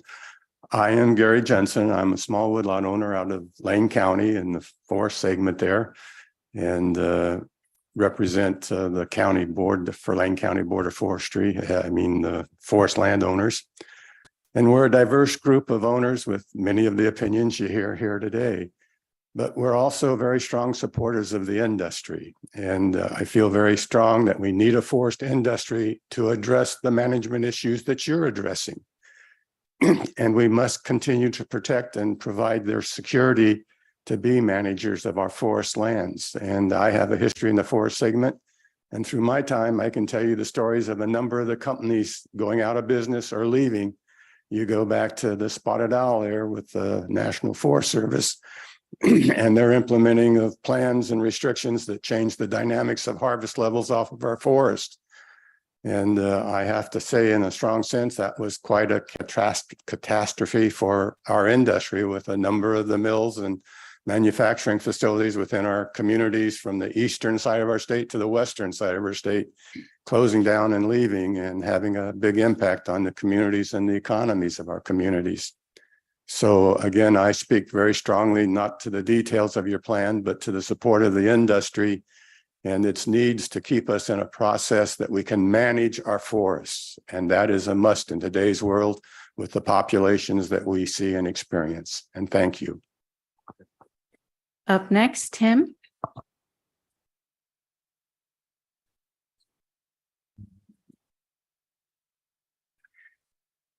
Chair, board members, for the record, my name is Tim Cowan. First of all, I want to tell you that the staff I've worked with here are very professional, very impressive. My background, I was a senior vice president and regional manager for the Mid-Valley, Central and Eastern Oregon for First Interstate Bank. And I did not give the authority to my branch managers or lenders to say no. So if someone came into the branch and wanted a loan, they couldn't say no. They had to find a solution that the individual needed and the reason why they came in to begin with. I have seen as banking the impact of restrictions of harvesting on communities. Both services are provided to the individuals and to schools because we got involved in financing all those. I think that you have the responsibility to come up with a plan, almost like having the right not to say no, to have harvesting stay at the same level. You have extremely good talent, and you have the ability to do that if you put that type of restriction and find solutions for what other people would like, as opposed to picking one that has that impact to them. I've had a lot of background in helping develop plans. For example, I helped the 6th Army develop a plan on family assistance, and I would volunteer to help sit down and just help structure a plan. But in leaving that, I want to go back to the loan officers not having the right to say no. That might sound kind of interesting to you, that if you took the position of saying, for all these benefits, there's no change in the harvesting. Now, how do we do all the rest of it? Because I think you can do it. Thank you. Thank you very much. Before we move into the online testimony providers who've been patiently waiting online, I just wanted to give one more shout out to those who are in the room who've signed up and to see if I missed anybody. It appears I have a couple folks missing, Jay Browning, Tiffany Roddy, or Will Tucker. Jay Browning's here. Okay, can Jay Browning please proceed?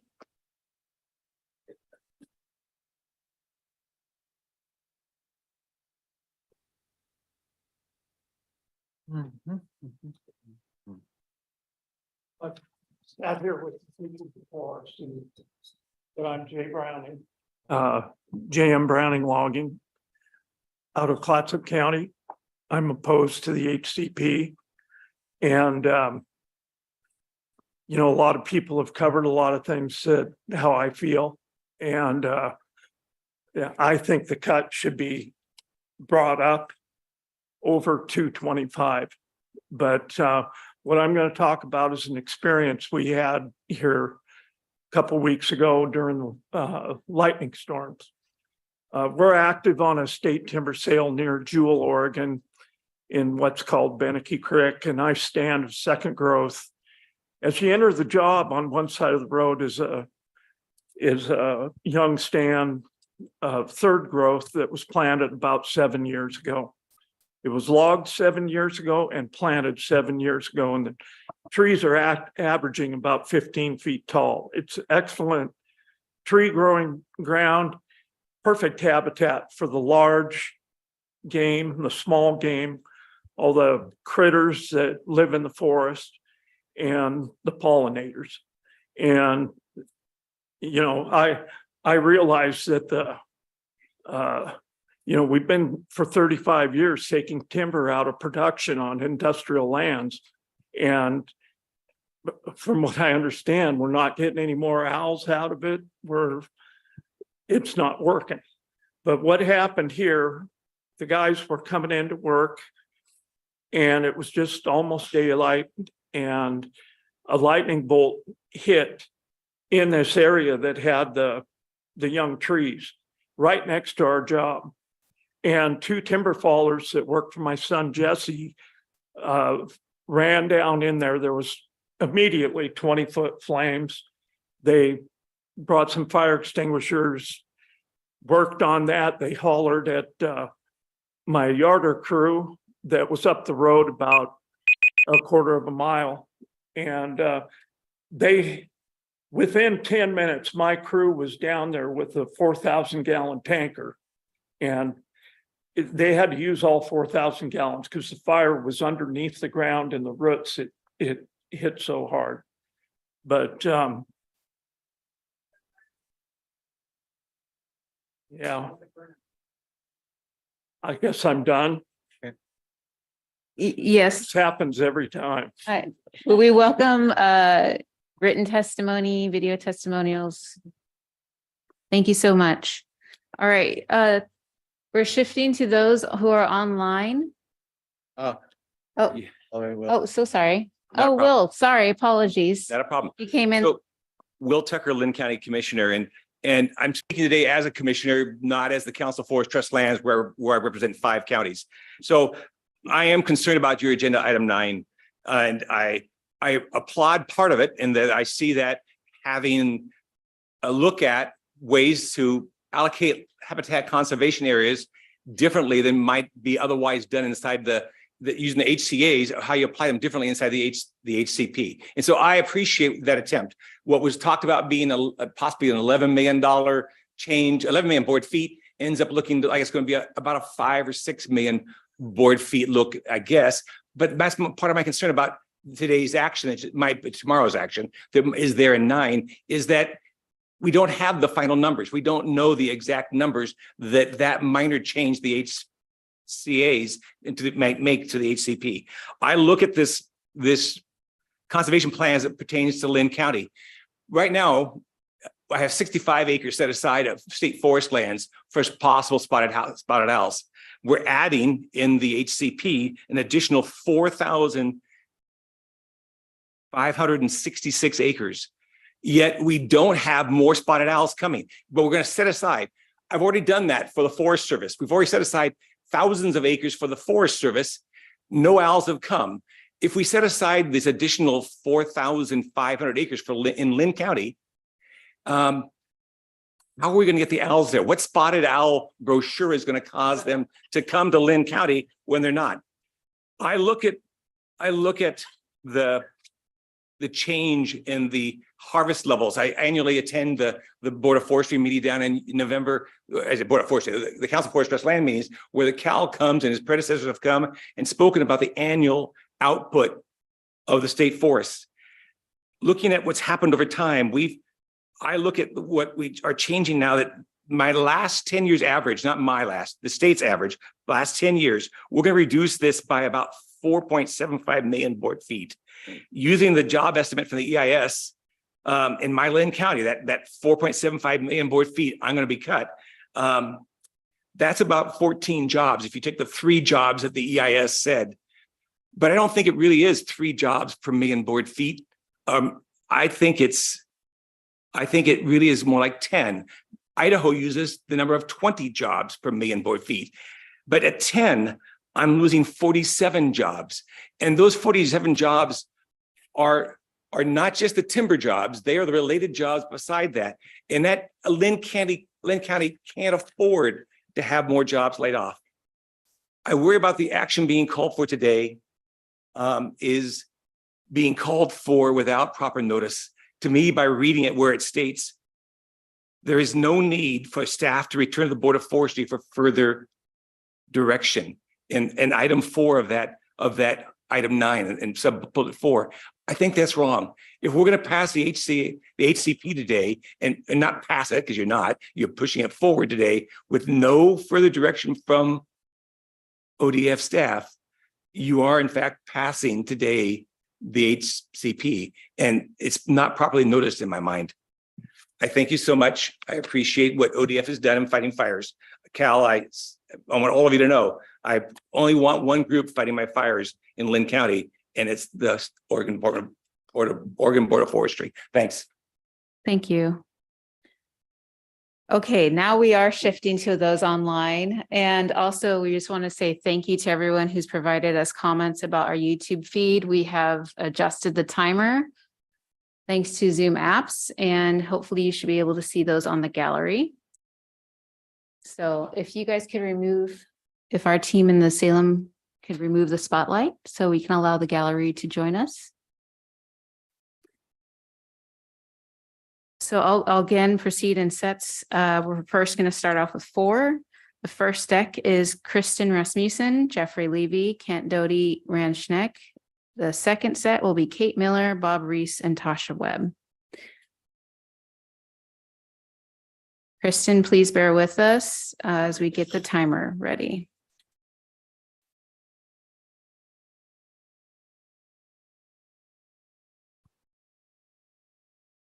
Kristen, please proceed.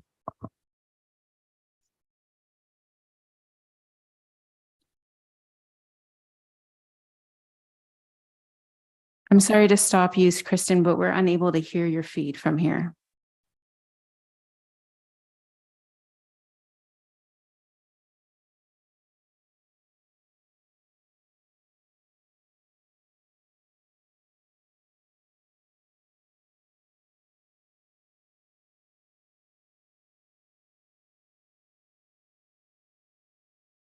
For the interest of time, we'll get back to Kristen. Let's move on to Jeffrey.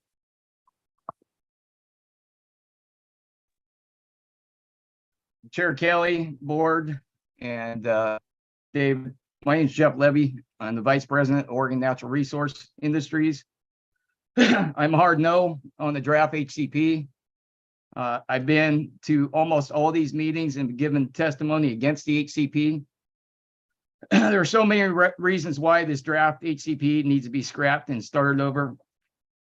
Since the majority of the board wants this, let's make sure the financial end makes sense for all. The ODF board is not listening to the very people and the communities this HCP will affect. I want you to ask yourself what happens to the rural schools and communities these timber dollars support. What happens when funds are gone? Case in point, Jewel School District. Jewel is built so that children in rural Clatsop County do not have to be bused to other school districts an hour away in any direction and put them at risk in winter weather. The timber revenue supports local school programs that will not be funded by the loss of timber revenue due to this HCP. Let's not forget, whenever the revenue loss happens, these children will have to go to other schools that have less revenue to handle more kids because of the HCP. Justify that. In 2019, Senate President Peter Courtney said to us on the Capitol steps, rural Oregon is done. Sell your homes, move to urban areas, and get greener jobs. Chair Kelly and ODF board, do not make the wrong decision on a 70-year plan that will have catastrophic consequences to rural Oregon. Chair Kelly, you have the deciding vote, and you got a lot on top of your shoulders, bud. But make the right choice. Go back to the drawing board. Thank you. Thank you. Okay, we're going to try Kristen one more time. Unfortunately, we're still not able to hear you. Let's go ahead and have you exit and then re-enter. We'll move on to Kent, if you're ready. Who'd you call for it? Kent. Hi, my name is Kent Doty. Can you hear me? Yes. My name is Kent Doty. I'm a resident of Tillamook County, and my comments are relevant to agenda item 9, the HCP. In a long protracted process such as this HCP, it's not uncommon to lose sight of the original mission. I asked the board to consider how withdrawing nearly 9,000 acres from the habitat conservation areas of the HCP helps fulfill ODF's mission for this HCP. That mission is to provide protection and conservation for selected listed species and species likely to become listed, while providing long-term multi-benefit management of the state's public forest lands. The HCP includes a process to add and remove lands from the plan area. Unfortunately, that process was not followed here, although not required. Has there been a detailed review by U.S. Fish and Wildlife Service and NOAA of the consequences to ESA listed species? Are any of the lands proposed to be withdrawn considered essential for the full implementation of the conservation strategy? If so, then in the spirit of the HCP, a revision to the conservation strategy, possibly the authorized level of take, should simultaneously be considered to make the boundary modification neutral to ESA listed species and their habitats. This HCP represents years and years of work that reflects the best available science. I ask the board to oppose the resolution to amend the boundaries of the habitat conservation areas, as this resolution is arbitrary and without a scientific basis on how it supports ODFW's or ODF's mission statement. Quite frankly, in my opinion, this is just about foot dragging tactics. I urge the board to adopt alternative 3 of the HCP. Thank you. Thank you, Kent. Before we go to Rand, let's see if Kristen is ready. All right, can folks hear me now? Yes. Oh, wonderful. Thank you. My name is Kristen Rasmussen. I'm with Hampton Lumber. Today, I'd just like to echo support for more meaningful and transparent amendments to the HCP that result in better social and economic outcomes for communities in the state. I'd also like to share some video testimonials from some folks that were not able to be here today. For the record, they are Henry Balanciefer of Warrenton, David Lovell from Lane County, and Dave Coonert and Dave Wells, both from Tillamook County.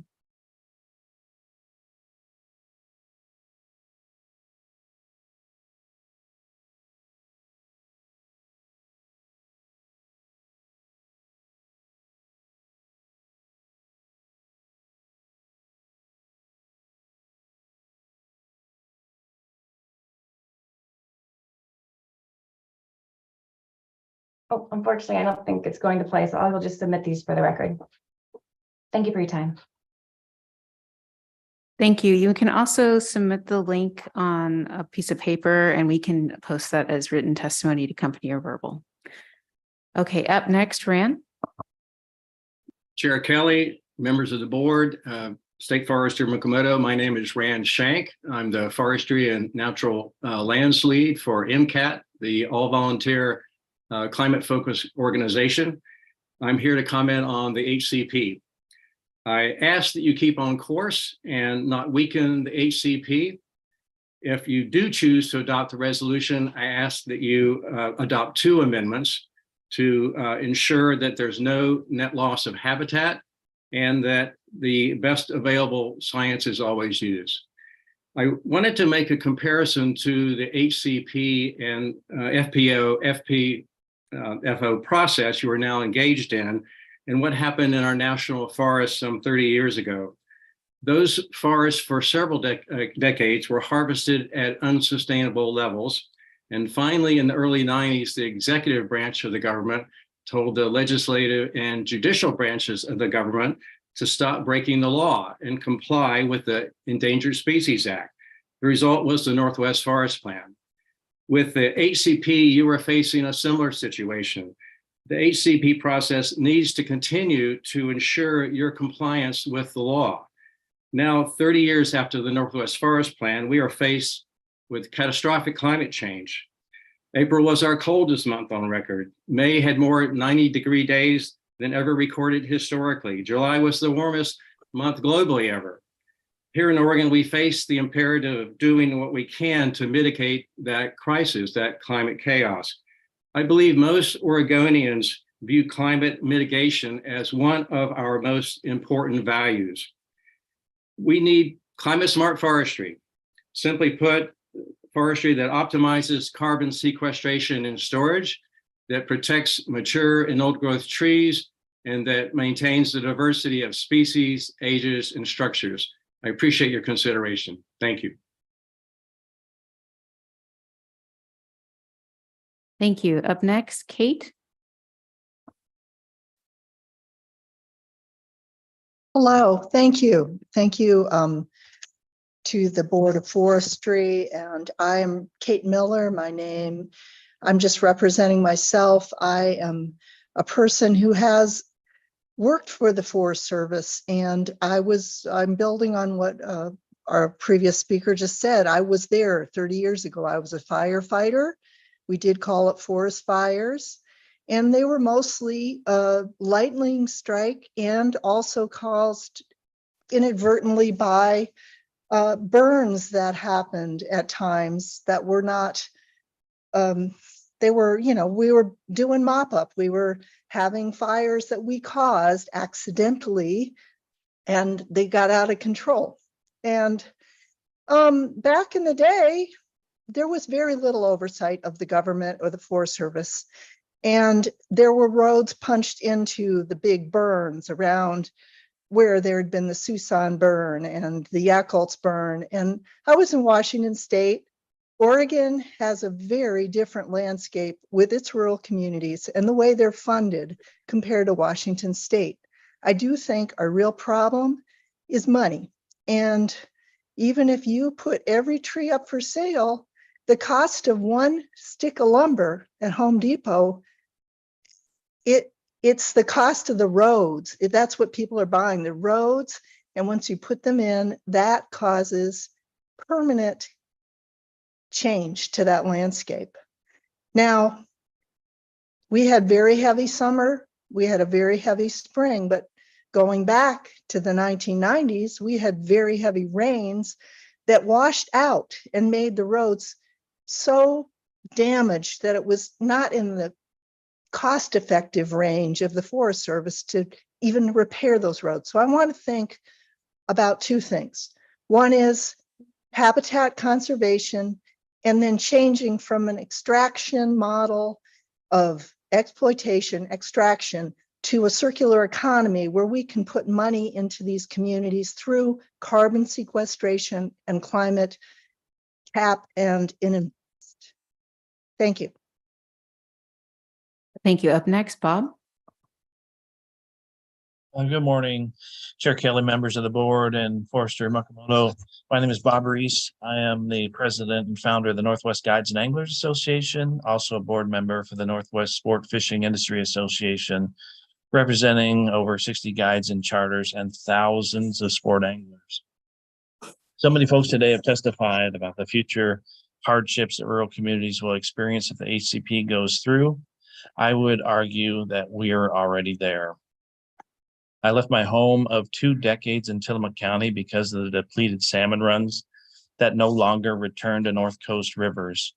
I used to prosecute about 150 days of fishing trips per year, half of them in Tillamook County. Now myself and many of my colleagues get about 70 meaningful days of opportunity. For me, none of which happen in Tillamook County. Thank you for your work on the Habitat Conservation Plan from a social, economic, and ecological standpoint. I believe this is some of the most important work that the agency has worked on. We can't get this wrong, especially since the HCP may last between 50 and 70 years. It must be guided by the best available science, and social and economic impacts must be considered. While considering those social and economic and ecological benefits, I urge the board to understand the current status of our wild salmon, steelhead, and trout populations on our state forest lands. Oregon is currently at 3% of its historical abundance for these stocks of fish. Every single North Coast river that flows from our state forest lands fails to meet the minimum temperature standards for the successful spawning and rearing of wild fish. Salmon, once abundant, our Chinook salmon, once our most abundant wild fish, are now being considered for listing under the ESA. Just as this proposed resolution looks to appease the timber industry with a bump in timber harvest, please throw our crippled sport fishing industry and community a ray of hope, expand our riparian areas, and give these water quality limited streams a chance to grow more wild fish and therefore more wild forest products for our community. Thank you very much. Thank you. Up next, Tasha.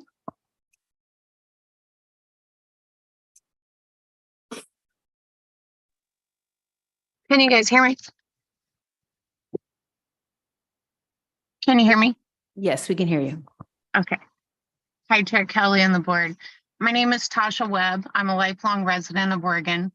No place on earth holds more value to me than our state, our home. I'm a product of the failed spotted owl plans, a logger's daughter from Coos County, a childhood riddled with drugs and crime, 57 homes, before I was finally homeless at the age of 17. I told you so won't give our forest back. The Elliott is on fire. I told you so. The verdict is in and the science is clear. I recognize that environmentalists have had the best of intentions, but their extreme ways have been tried for over 40 years and the result is fire.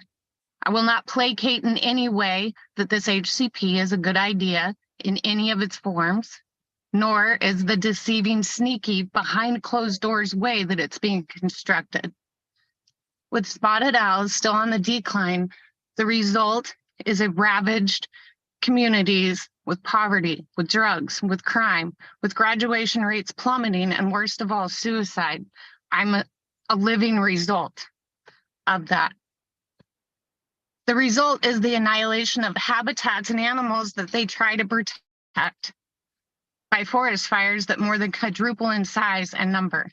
Timber companies making money have 0% to do with why forest management is important. Of course, it costs money to protect our forests by managing them. They are the heroes, not the villains. Using catchy phrases like selfish timber companies making money while they destroy animals in their habitats is a great example of how these groups cash in on fear.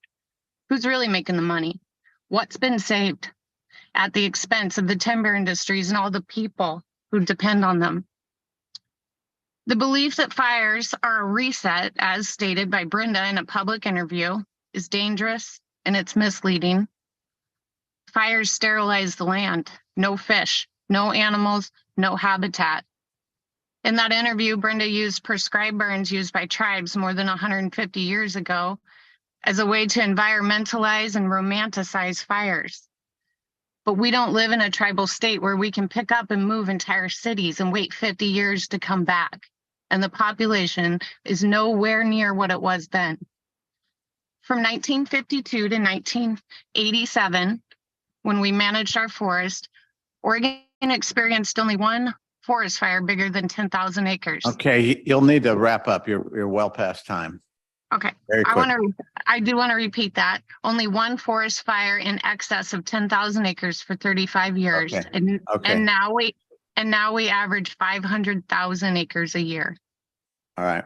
Thank you. So in conclusion, we do have 3 other folks who signed up virtual, so I'm just going to have one more pass for in the room if they are here. Caitlin Wynn, Wendy A., Dylan Plummer. Okay. With that, testimony providers, we appreciate you staying and sticking around as we're going through this process.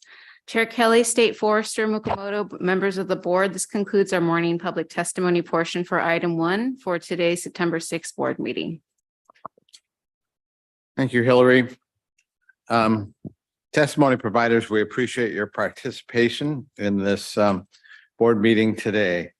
And it's occurring to me that serving on the Board of Forestry is not the way to win popularity contests. And I do want to say one thing to all of you as I hear, a common theme is that you're not listening to us. And I think about, when I talk to people, I'm so convinced that I'm so rational and reasonable that anybody would, of course, people are going to agree with what I say. And I think that's part of the human condition is that we're all very much believing what we're saying, and we just simply can't accept that somebody would actually be listening, but end up disagreeing. And I hope that you can understand we're in a very challenging position. But we have listened to so many hours of testimony, and I guarantee you that this board has been listening. I am sorry that it feels that the way that it feels to a lot of people, that as if we're not. And I get why it feels that way, but it's the reality of our circumstance. So with that, this concludes our morning public testimony. And at this point, I'm sure we probably have thoughts and comments, having heard all that testimony, that board members might want to share. I am going to suggest, since we are past our time, that we do take a break, and that any comments like that we can hopefully catch after item 7 before lunch, or after that. Just agreed. Just really want to thank everybody who has come out to testify. We really appreciate the effort, and I know it's a lot of effort for a lot of you.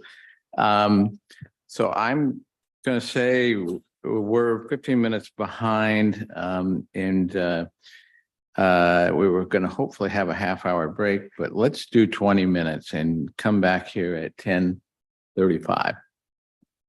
With that, we're on break.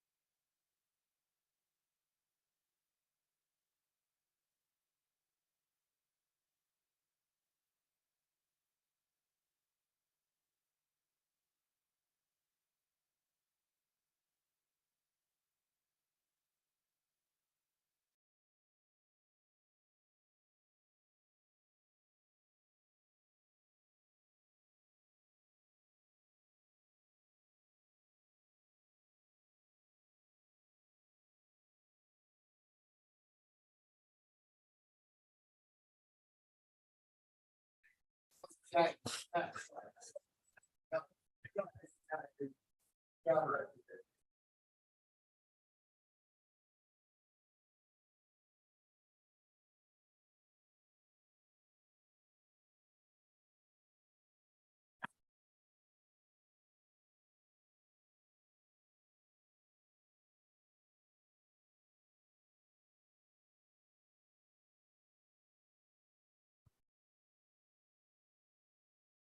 think I'll go ahead. What?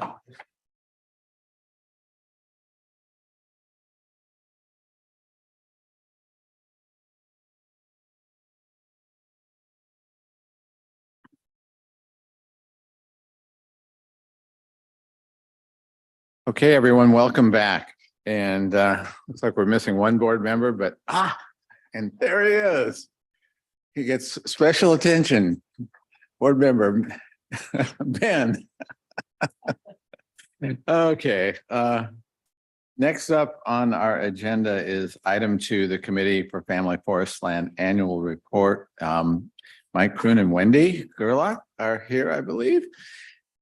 I'm here, Wendy's there. Oh, and got it. Okay, Wendy is with us online. And so welcome to you both, and I'll let you take it from there. Thank you. Good morning, Chair Kelly, Steve Forster McMoto, and members of the Board of Forestry. For the record, my name is Mike Kroon. I'm the Deputy Chief of the All Lands Unit of the Forest Resources Division. Joining me today in person and virtually are the current chair, Wendy Gerlach, Kate McMichael, landowner at large, Maurizio Valero, Eastern Oregon landowner, and Representative Gary Jensen of the Southern Oregon landowner. In a moment, they will talk about the properties and some of the key topics that the Committee for Family Forestlands has been working on over the past year. And as you know, the Committee for Family Forestlands is your standing committee, your standing advisory committee, excuse me. CFS was established by the Oregon Board of Forestry to assist the state forest and the board on issues relevant to approximately 70,000 forest landowners in Oregon. The focus of the committee is on the formulation of policy and the impacts that those policies will have on family forest lands. The committee typically meets with the department September through June and engages the staff within ODF and as other agencies as needed. Over the past year, the committee put a lot of effort in the topics identified in the report, and I will now turn the presentation over to Wendy. Thanks, Mike. Hello, everyone. I'm sorry I can't be there with you in person. It's nice to see some familiar faces. So I'm Wendy Gerlach. I'm the member at large on the CFF and also chair of the committee. So I'll be giving this report followed by Gary, Maurizio, and Kate, who'll provide some personal reflections in addition to the report, which we all worked on together naturally and have presented to you, the board, for your approval. Before I jump into the substance of the report, I really want to thank everyone, the committee as a whole, and those who support us. The committee consists of landowners from across the state and our advisors from Kate McMichael is the CFF landowner at large. Maurizio Valerio is the CFF member landowner for Eastern Oregon. Gary Jensen, also with you in person, is the CFF member landowner for Southern Oregon. And Keola Swanson serves as the conservation member. The Northwest landowner position has had some turnover recently. We were lucky to have Barrett Browning serve for a number of years. Then Scott Hayes stepped up to serve briefly. And now happily, we have Dave Bugney stepping up to hold that Northwest landowner position. Similarly, Mark Vroman from Hampton served for a number of years. He has termed out this year, and he's been succeeded by Eric Kranzush of Gustina Land and Timber. So we're really thankful for this great group to work with, which I say most sincerely, we have productive and collaborative conversations. Thank you. Our ex officio members are Amanda Sullivan-Astor of AOL, Rick Zen of OSWA, Glenn Ahrens of the OSU College of Forestry, and again, they will provide great advice, input, and context for our discussion, so we thank them as well. And finally, the staff of ODF is, of course, wonderful in supporting our committee, particularly Mike, who's there with you, and Heather Henderson as well. Finally, Ben Dumling has been nice enough to be the board liaison to our committee and has come to a number of our meetings, has sort of made a special effort to engage with us on disproportionate impact under the Private Forest Accord, which is, of course, of special interest to our group. So we want to thank Ben especially along with the rest of the board. I always like to touch base on what our role is, what our charter says. Mike mentioned that a bit. The goal per the charter is, quote, to advise the Oregon Board of Forestry and the state forester in matters relating to family forest lands. And then it lists a number of topics, and looking this over, I was struck how extremely timely these are. Some of the topics mentioned in the charter are maintenance and enhancement of contributions of family forest land owners, including timber and protection and enhancement of watershed fish and wildlife habitat. So clearly linked to the forestry program for Oregon. Evaluating the effects of policy changes on family forest lands. Again, there's like the private forest accord kinds of changes, formulation of policy recommendations, and evaluating the types and levels of assistance needed by family forest land owners while considering public values and benefits from their lands. Again, I was just reading those from our charter, but it does strike me those are so closely linked to what we have in fact been concerned with and the work that needs to be done in this area. I'm going to turn to a review of some of the items in the report, but I thought it might be handy just to provide a global overview, which would be, if I had to summarize most briefly, it's ongoing, the Committee for Family Forest Lands consistently addresses issues such as the need for local stewardship foresters to assist small family and forest land owners, and seedling availability and labor issues.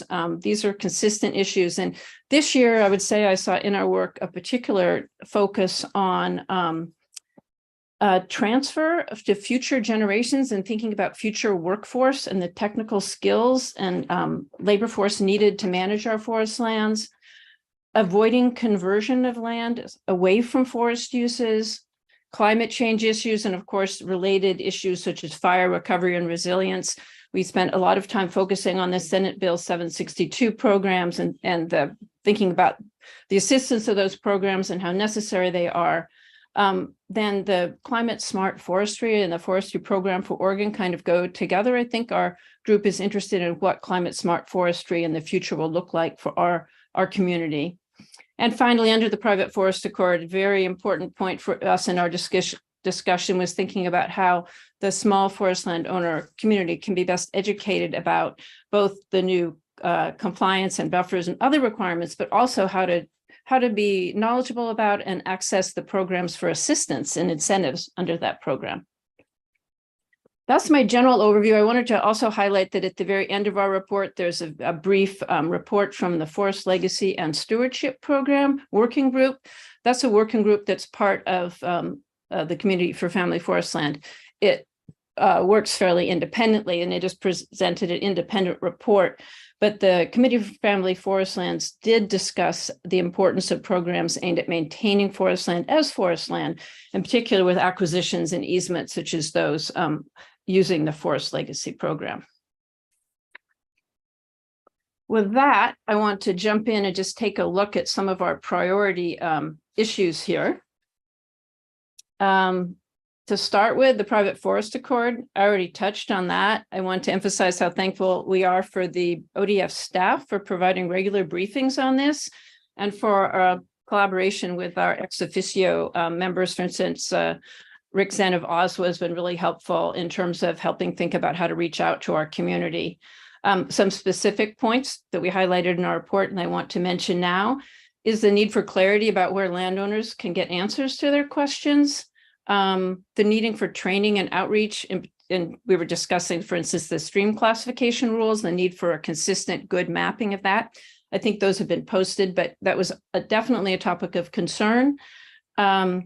And in particular, the need to support small forest landowners in developing management plans and having templates for the kinds of compliance items and incentive programs and funding so that those don't need to be developed from scratch, so that templates for those documents that are needed are accessible and user-friendly.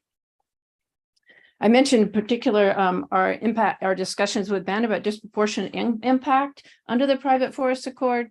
We talked about that quite a bit and focused on the fact that many small forest land ownerships are in areas that have streams, that have a lot of riparian areas. So it's a real issue to our community. I think we felt that we had a good contact with Ben to talk about these issues. And if I had to summarize one upshot, it would be that concern about the economic viability for this group of small forest land owners in a time of change was important to us. Making sure people have the resources to be informed and access incentive programs is important.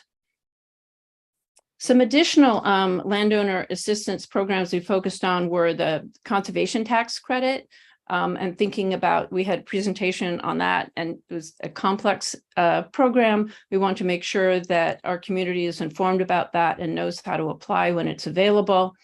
The Seedling Coordinator Program and Forest Legacy programs were other programs we talked about. We had a specific request about the website and the Small Forest Land Owner Office, which is that be a place to go to, sort of a one-stop shop in terms of getting access to information about a number of programs not just under the Accord that are being developed, but also for programs under other funding sources. And also it will, for our partners, that any kind of education, we have partners in educating the small forest land base. And so when ODF is developing the website and other resources, to make sure that there's access to partner resources as well. Another priority is technical assistance. I think I've talked enough about that. I think overall, one of the key issues that we've talked about is how important it is to keep fully staffing the local stewardship foresters, field foresters, additional small forest landowner foresters, that having people out on the land informing directly the base about the Accord is one of the most important things that the department can do now.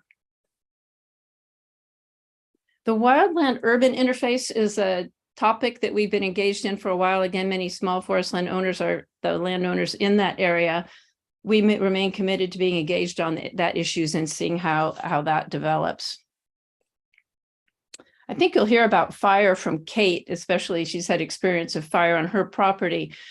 We were briefed by the Department on Fire Prevention, Fighting, Recovery, and Mitigation. And a point that came up there in our work was that small forest landowners are continuing to struggle with reforestation over time, because especially even still recovering from the 2020 fires. And the committee is very pleased that the Senate Bill 762 grant program, which some of the members helped in providing input for in the developing a grant program, that is funded and is being continued. Seedling availability, there's the seedling availability work group that was created in 2020 that the committee continues to be engaged in. And we thank in particular ex officio members for working with us on that. Glenn Ahrens has been very helpful in helping move that along.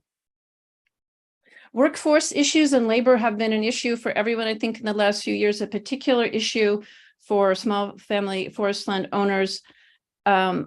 I would say that challenges of adapting to new practices are very significant for our community. In particular, when we have an aging workforce that might be challenged in some ways to develop the new skills and capabilities. Outreach and technical assistance in dispersed communities, workforce shortages and drought are issues throughout, but in particular in Eastern Oregon. An overarching issue that we focused on was climate change. We've been briefed on the climate change and carbon plan of the department. We had a presentation from Catherine McDonald of the Oregon Climate Action Commission this summer. Climate smart forestry and what that looks like on the ground for the small landowner community is a definite focus and something we're looking forward to engaging with the board on and our partners going forward. In terms of the forestry program for Oregon, I think that's a place we can touch base on the committee's continuing focus on the importance of thinking forward towards future generations. Again, I think the speakers who will come after me will focus on that particular thing at a time of change under the Accord and climate change and other changes. Looking forward, avoiding conversion of forest land to other uses and making sure that we keep the family forest land base viable economically, skill-wise, and through technical assistance and incentive programs is a key focus of what we talked about in this last year. And I want to emphasize the importance of that. think I've almost used up my time. I just want to emphasize that going forward to next year, we're going to continue working on the topics that we just mentioned. When the new accord rules apply to small landowners, the buffer rules and so forth, and the tax credit becomes available next year, I'm sure that our committee will be focused on seeing what that looks like and how that's going for our small landowner community. With that, I want to turn it over to, well, I guess I'll ask if the board has any, we take a couple minutes for questions from the board. I want to stop now and then we'll have a question, hopefully a couple minutes for question at the end. Does anyone want to raise any questions now though of the board?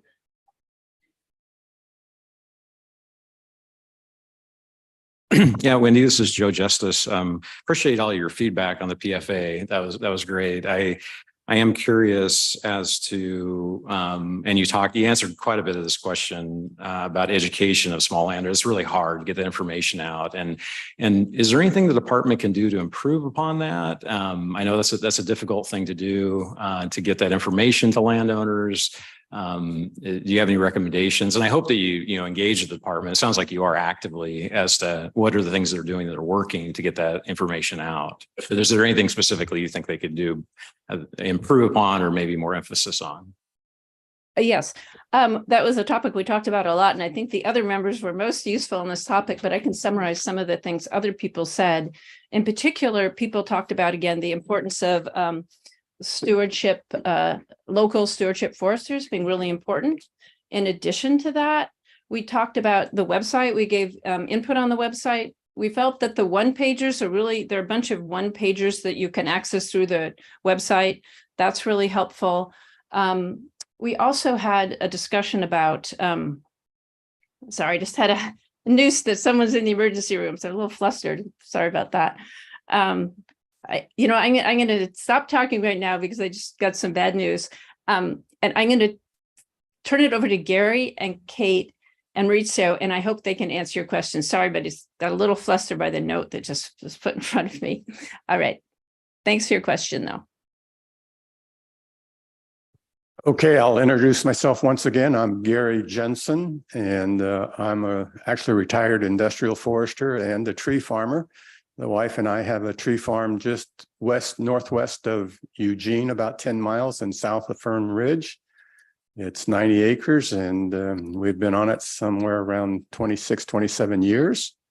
And it's sort of the dynamics of some of our small woodlot ownerships, and that I found this parcel while I was working as an industrial forester and purchased it. And we have a house on it and live on it and raise some kids on it. And it's something quite pleasant. And it's interesting, when you live on your forest lands, you have a different perspective of forest management. And you're not necessarily going to want to log right up to the back door and clear everything out of the way. But you also must understand that the trees within the ownership are an economic asset. And it's that fine balance of, do you want cash or do you want trees? And that's an interesting issue that we see you were just encountering it with some of the input you were getting on your planning process. But that's what I want to talk about, some of the dynamics of our small landowners in the South Willamette Valley. We've seen a tremendous increase in the small numbers over the years as we've watched a lot of the industrial landowners take what they call higher and better usage. And that means anything close to the city or small ownership lots of 20 to 40, 60, maybe 80 acres, sell it. And so you've seen those parcels turn over. Sometimes the people that buy them are from outside our area that have little awareness of the Forest Practice Act or any of the forest requirements in the community.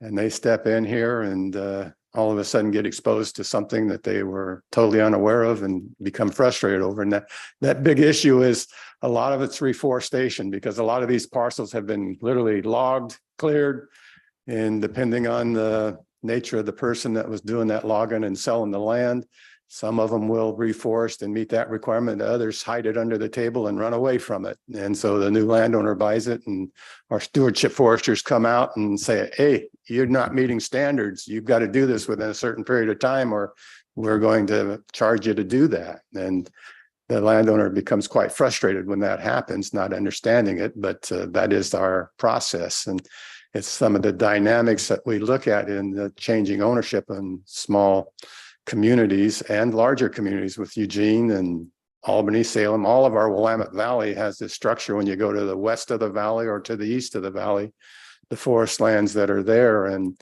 this change in ownership is the dynamics that I give the Department of Forestry credit and your Board of Forestry for forming a CFF to provide a vehicle of communications and hopefully give you some insight on some of these dynamics and changing issues.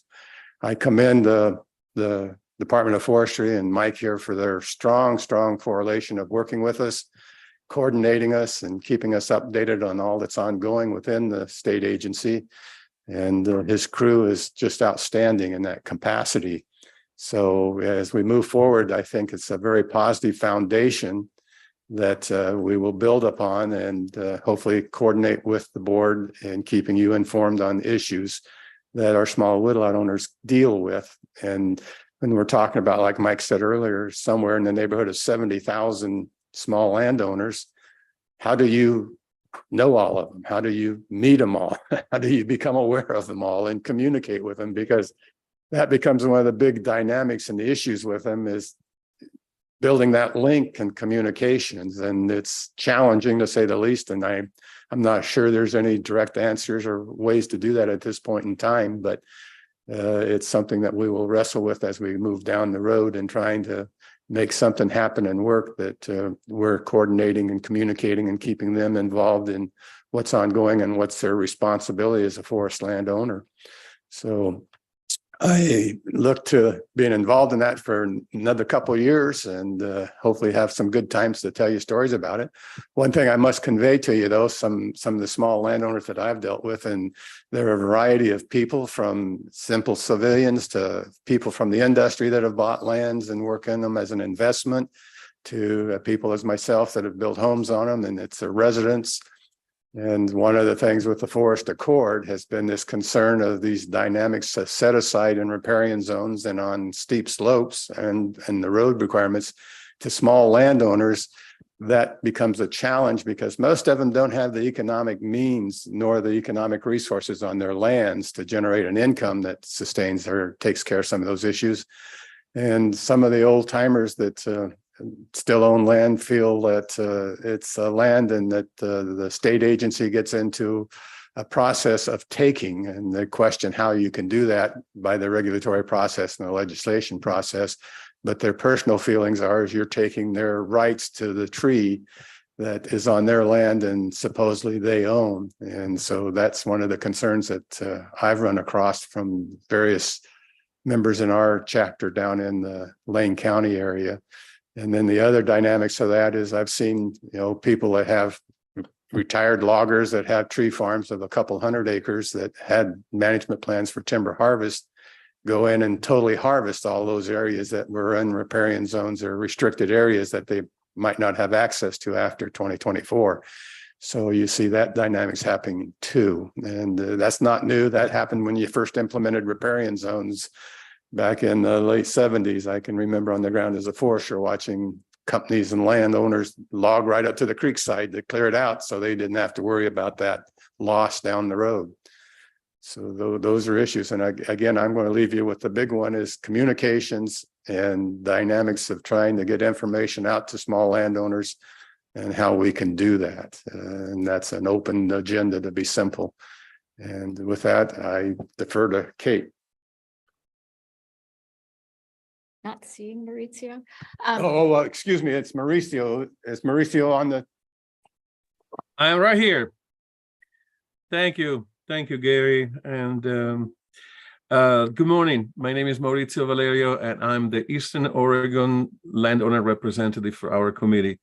I'd like to thank the Board of Forestry for the very strong support that you have for the work of our committee. Ben has been there many times and been a great link to what we do. I work, live, and play in rural Eastern Oregon, and I have the blessing to live with my family on a forested piece of land that on the western slope of the Wallowa Mountain. We've been there for almost 35 years. And Gary said it right. Forestry looks different when you live on the land. I mean, the trees and the things. And so we have logged our land commercially and non-commercially. I try to do my best as a person with no experience. And after almost killing myself a few times, I decided to hire the professionals. And they have done a phenomenal job. And I have learned a lot from that. We logged, we plant trees, we fought fires, we built roads. And so all the work that your board and our committee are doing are very close to my life. Reporting from Eastern Oregon today, the sun is shining, the land is breathing easily because we had one of the easiest summers that I remember. We even had few rains. And today the forest danger level is moderate, which is very, very unusual for the beginning of September. So that's pretty cool. Eastern Oregon encompasses 40% of the landmass of Oregon and only 5% of its population. 3 of the counties that they follow under this definition of Eastern Oregon has less than 2,000 people living in them. And many of them have a population growth today that is non-existent or in declining. So the dynamic of living on the eastern side of the states are different, many times are challenging, and everything moves slower here. Even trees, much to your surprise, grow much slower here, which is actually brings up another challenge for many of our small landowners like us. And logging or harvesting becomes almost a generational thing. It may take 20 years to get back or 25 years to get back in the land again to log, which means the next generation will do it. So one big question is, how do you pass the experience, the knowledge to the next generations? Because I am not going to be logging my land again. It will be up to my kids to do that. But so when I started this 5 minutes, I said, you have 5 minutes. I started with a long list of things I wanted to say, and then I paused. I would like really to start and sharing with you a very deep sense of gratitude. I am grateful for many things. Number one, to live on the land that we call home.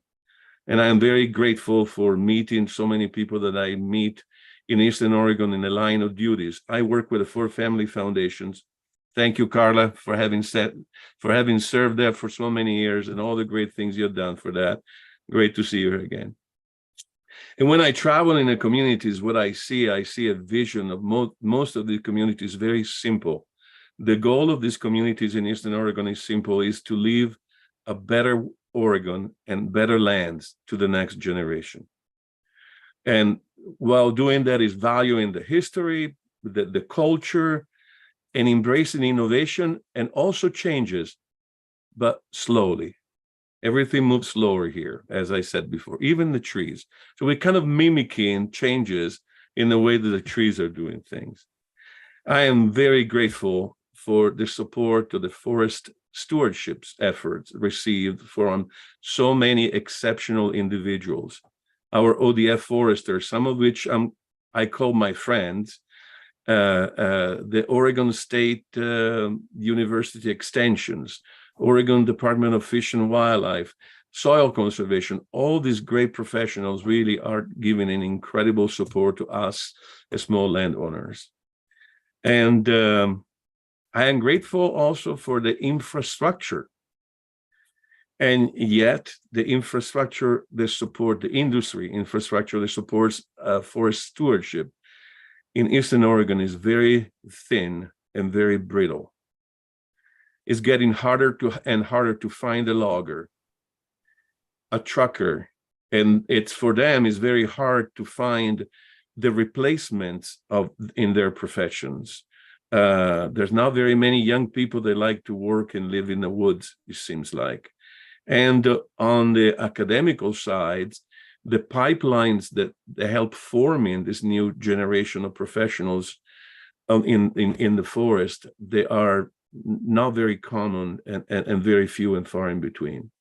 However, although the infrastructure is thin and brittle, I have some great news to share and some great example that maybe will encourage others to follow. Almost a year ago, in the little town of Prairie City, in Grant County, population 7,000 people, Grant County. Prairie City wood product reopened a sawmill that was shut down in 2008, bringing 50 new jobs, or all jobs, but bringing 50 jobs in a community of a few hundred. So although it's a small piece of news, it's a big, a very important piece of news because it really shows the commitment of the family that owns D.R. Johnson Lumber Company to the land and to that community. So there is some sunshine right behind the clouds, and it's very important. And lastly, and maybe weird, but I am grateful for our PFA, for our private forest accord. It's 196 pages of observations, policies, changes that will impact 10 million acres in Oregon of land. I'm one of those impacted by that. And my initial resistance to that is actually getting better. The more I know, the more I see a great opportunity to really show a great example of encouraging stewardship. And so that it's encouraging to me personally. And I'll also seen very recently some newest bill signed, I'm referring to Bill 80, SB 80, that really has addressed some critical adjustments that as we implement or think about the new policies have to be made, and specifically about the state wildfire map. My next door neighbor received a phone call from their insurance agency that they say, you're no longer insured. I know there are, and some things are not done properly, and the SB 80 is addressing that, but there's some things attached to this plethora of bills and new policies that are going to have, that could have potentially devastating effect if they're not done properly on many small woodland owners. So gratitude is the word that came out. I thank you for all the work you do with the Board of Forestry, and I can't speak enough of the support that we receive on the ground from Oregon Department of Forestry. So the professionals around me have been phenomenal, and I'm really, really thankful for that. So thank you, guys. I appreciate it. And I will love to hear Kate's story. That's been a great member of our committee. To you, Katie. Thanks, Maurizio. So if we could Kate, before you start, just, I don't want to be a nag, but we are running over time. So try to get through it as quickly as possible, because we had a half hour and we're already well over that, and we have to make a vote on this as well. So thanks for your help. I will do my very, very best. Actually answering Joe's question. So some of this will, I think, address that as well. Could we go ahead and start that, I guess? So good morning, Chair Kelly, State Forestry Mukomoto, and members of the Board of Forestry. For the record, I'm Kate McMichael, and I'm the landowner at large for the Committee for Family Forest Lands. I'm only going to talk about two things, so I'll try and do it as quickly as I can. One is a quick recap of year 3 of post-fire recovery, just a snapshot of one landowner's journey, and then another window on the multiple pressures impinging on small woodland owners in Oregon these days, both the threat that it poses, I think, to our forests in Oregon, but also the opportunity and some ideas on charting the path forward. So I think that this week is the in between Labor Day and the actual calendar date of the 2020 Labor Day fires. So it feels kind of poignant and timely in some ways. Oh, it worked. This winter marked replant 3 for us. Mortality among Douglas fir seems really, really high right now, leading to some species diversification, as you can see, and some experimentation that we are trying on our part. We can't seem to stop rescuing self-seeders that put themselves in bad spots. And this year we actually tried stratifying and growing some of our own, which really makes me appreciate professional nurseries. Our burned tweeners that were in the 18 to 20-year-old have really decided that falling down is what they most want to do, seemingly encouraged by rain and by not rain.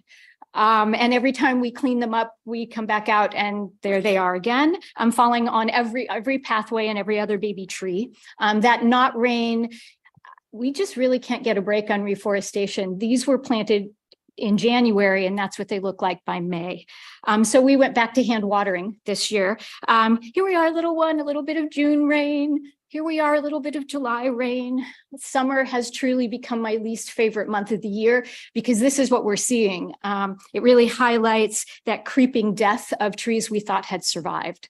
And for our drainage, this is the third year in a row of massive wildfire just over the hill. So we're all a little stressed. An irony and an upside to that. So this is a view out of our deck. This app is really awesome. You probably have all heard about it. Ironically, that was when things were really good before the bedrock fire actually blew up and we had that lightning storm. But a side note, we cannot say enough in terms of gratitude for ODF and how ODF fights fires. How the crews show up, they actually fight the fires and they communicate with the communities that are impacted rather than waiting 4 or 5 days till people are hysterical. And then they also honor the community partners and contractors that are helping. So just kudos. Happier note. It's not all misery. Some days are still really beautiful. We have a few self-seeders that you can find above the bracken fern. I thought I had to put a riparian picture in, kind of love skunk cabbage. That's our unsinkable Molly Brown that is starting to, she's half dead and the dead side is starting to show some life this year. In general, our involvement in the forest and timber community keeps growing. So we're now tree farm certified. In February, because I missed a meeting in July, I became president of our local Small Woodlands chapter, which means I'm also part of the OSWA statewide board, and I'm also on the tree farm system board. And I've learned more about social media and website design and maintenance than I ever wanted to. So I really appreciate Tim and all the work that actually is done on the website. But what this really means is that I'm in more conversations with more people in more parts of the state, which seems to be in keeping with my role as landowner at large. And so here's the key thing, and I'm still trying to make this shorter. Over the past few years, there seems to be a growing disconnect between Oregonians who care about our forests and those of us who do the work of caring for our forests. And those are not the same thing. Small forest landowners often feel really caught between feeling villainized on the one hand and overregulated on the other, while not being actually valued or seen by either side. There's a growing sense of frustration among many small woodland owners wondering if their land is really even theirs anymore. And the future is really uncertain, whether it's children or grandchildren who might not have the passion or the energy or the willingness to enter into the political fray or deal with the bureaucracy. And so the appeal of selling or land conversion is really very real and potentially dire for Oregon's forests. So how do we keep our forests as forests, no matter their size? Because it may not seem like much to lose a few acres at a time, but with 75,000 of us in Oregon, those few acres can really add up if enough small woodland owners throw in their planting shovels. So what do? How do all of us work together to rise to the challenge of keeping Oregon's small forests as forests? How do we support small landowners, both in their vital work of stewardship, but also in resisting conversion? How do we restore their sense of ownership and personal agency when it comes to forest management decisions, especially in the coming year with riparian areas coming into the mix? I think the first step is to recognize that these pressures exist, that the heartache and frustration and confusion over new regulations is real, that the sense of being overlooked and undervalued for conscious pre-regulation efforts to manage for riparian health and wildlife habitat. I mean, feeling overlooked is miserable for any of us, right? It's a big job, and ODF keeps getting handed all these big jobs more than one agency can possibly handle on its own. So that's kind of back to your question. So beyond using us as a sounding board and a resource, which you have been doing and we're grateful and we hope you keep doing it, this is where I think leveraging some of those existing partnerships is really key. OFRI, Extension, OSWA, OTFS. These are organizations that literally can extend hands and lend ears and help bridge that disconnect between caring about our forests, and caring for them. These are people with multiple extensive networks of relationships, capacity to offer educational and technical support. That means more broader communication, both of agency things and their own materials. And what may be the real key is a track record of recognition, of shining a light on the contributions of small woodlands and small woodland owners to watersheds, to habitat, and to sustainably grown, managed, and harvested wood supply.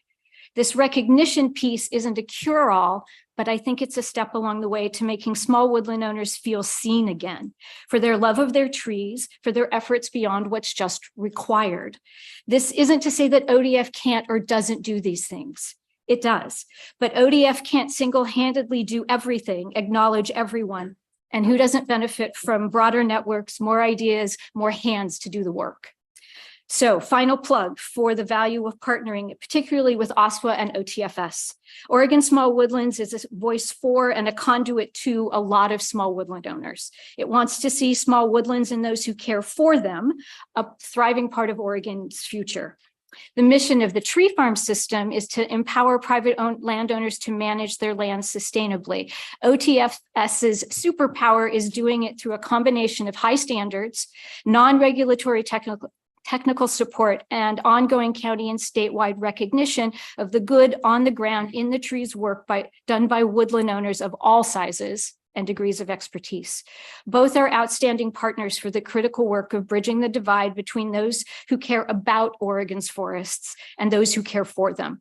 So let us, all of us, work together to keep Oregon's forests, large and small, thriving, productive, sustainable forests as forests. Thank you. And sorry, Jim, it was still long. Thanks, Kate. I apologize for going over, but I hope you agree those are excellent testimonials by our members. Thanks again for the opportunity to present. And I hand it over to the board for their approval or consideration of our report. Thanks again. Okay, yeah, we are over time, but board members, any comments or questions? Ben, thank you as the liaison. Ben Doimling for the record. I just wanted to have a huge thank you to all of you for not only this fantastic presentation, but the wonderful work you're doing in your meetings and as your committee, in your committee. And having been able to be a fly on the wall for part of your meetings, it's been a privilege, and it's great to, your report reflects this. You're a very high functioning committee. You do a lot of work. You dig into a lot of issues, and I really appreciate the report, and would be happy to put forward a motion to accept the report if we're ready for that. Okay, we have a motion to adopt the Committee for Family Forestlands annual report. Do I have a second? A second. Okay, Liz has seconded. You guys do great work, by the way. I'll take the moment to just say that. Okay, I'm going to, we have a motion and a second, so I'll do a roll call. Liz Power. Aye. Carla Chambers. Aye. Ben Doimling. Aye. Chandra Ferrari. Aye. Joe Justice. Aye. Brenda McComb. Aye. And Jim Kelly is an aye as well. Okay. We have passed a motion to adopt the Committee for Family Forestland annual report, and that was Ben who made that motion and Liz who seconded it. All right. With that, thank you all for being here today. We really appreciate it. Thanks to you also. Goodbye.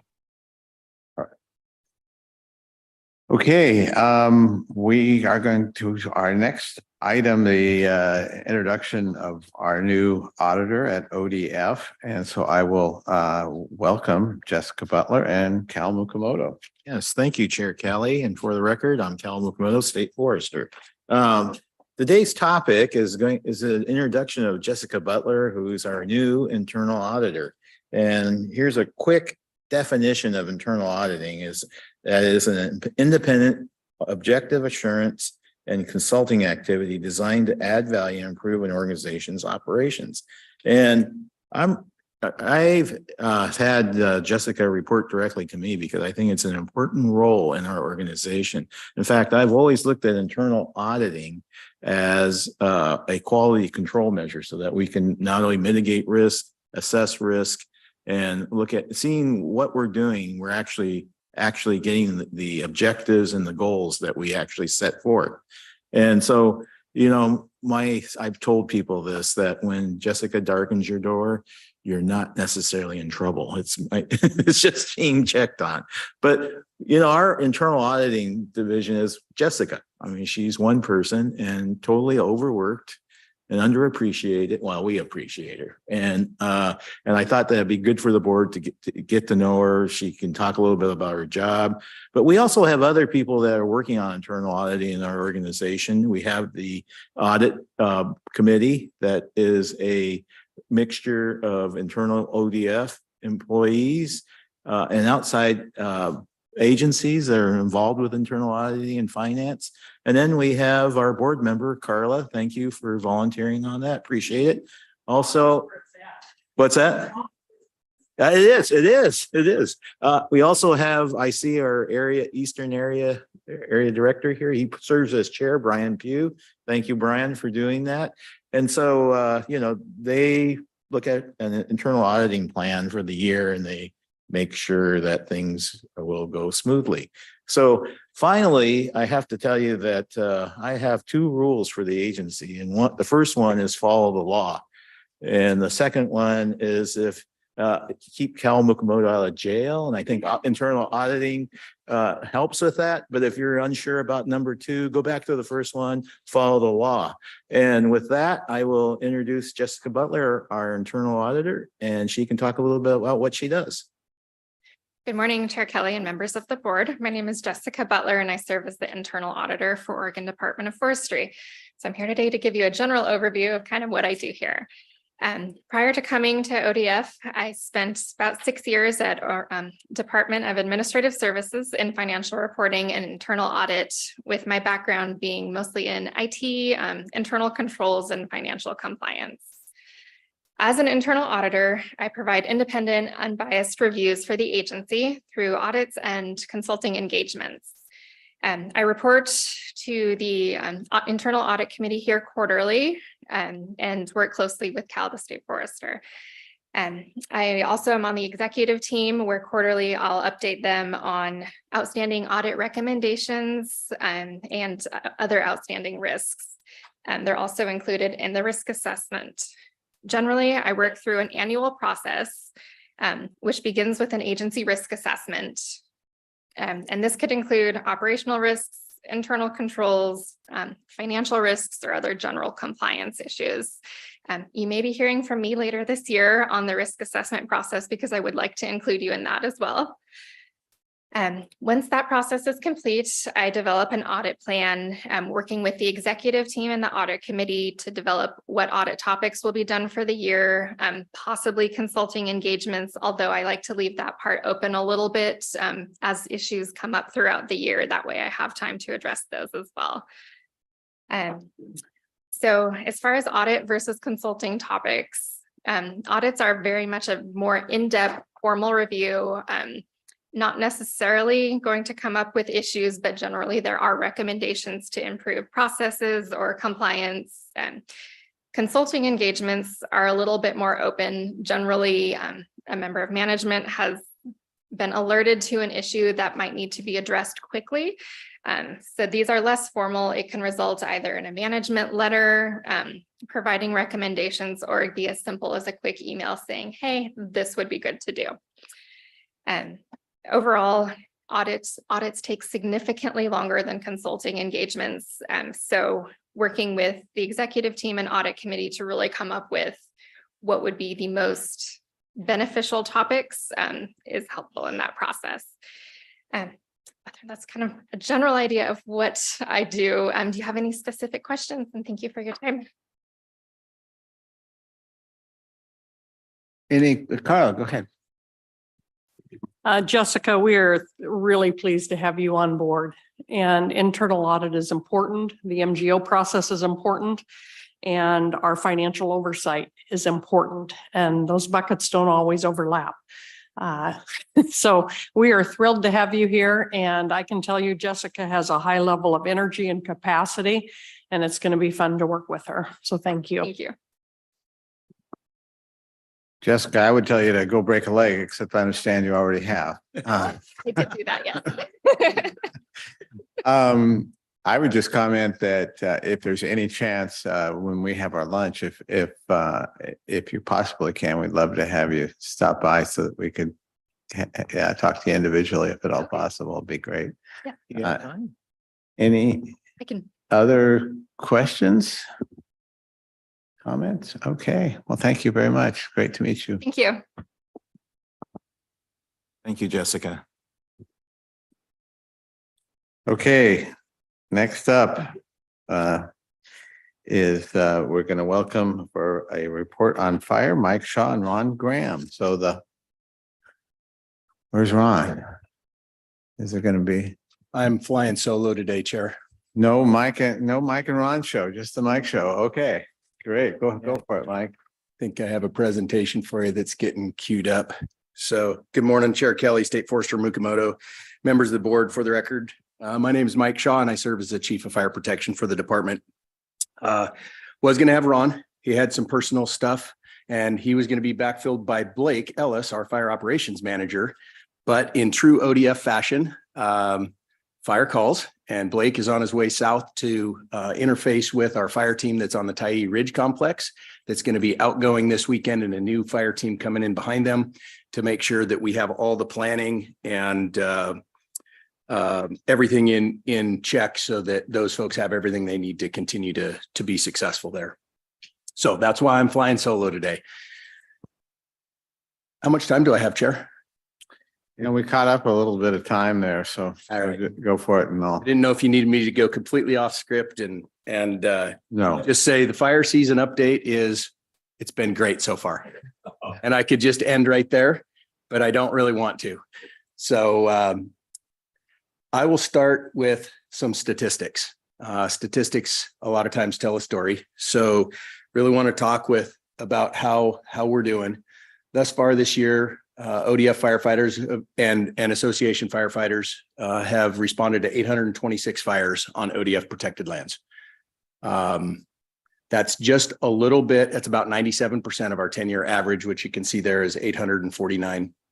So really normal year from a fire starts standpoint. If you look over at the acres column, we burned 13,071 acres. And as you compare that to the 10-year average of 78,633, it's about 16.6%. So from a number standpoint, very, very successful. That's really linked to that 95% success at keeping fires at 10 acres or less. I will say it's hard for me to sit here and say that that's great. It is. So don't misinterpret. But it's hard to say that we've burned 13,000 acres of somebody's retirement, their health, their income, whatever that might be for individual landowners who we provide protection for, and say that that's successful.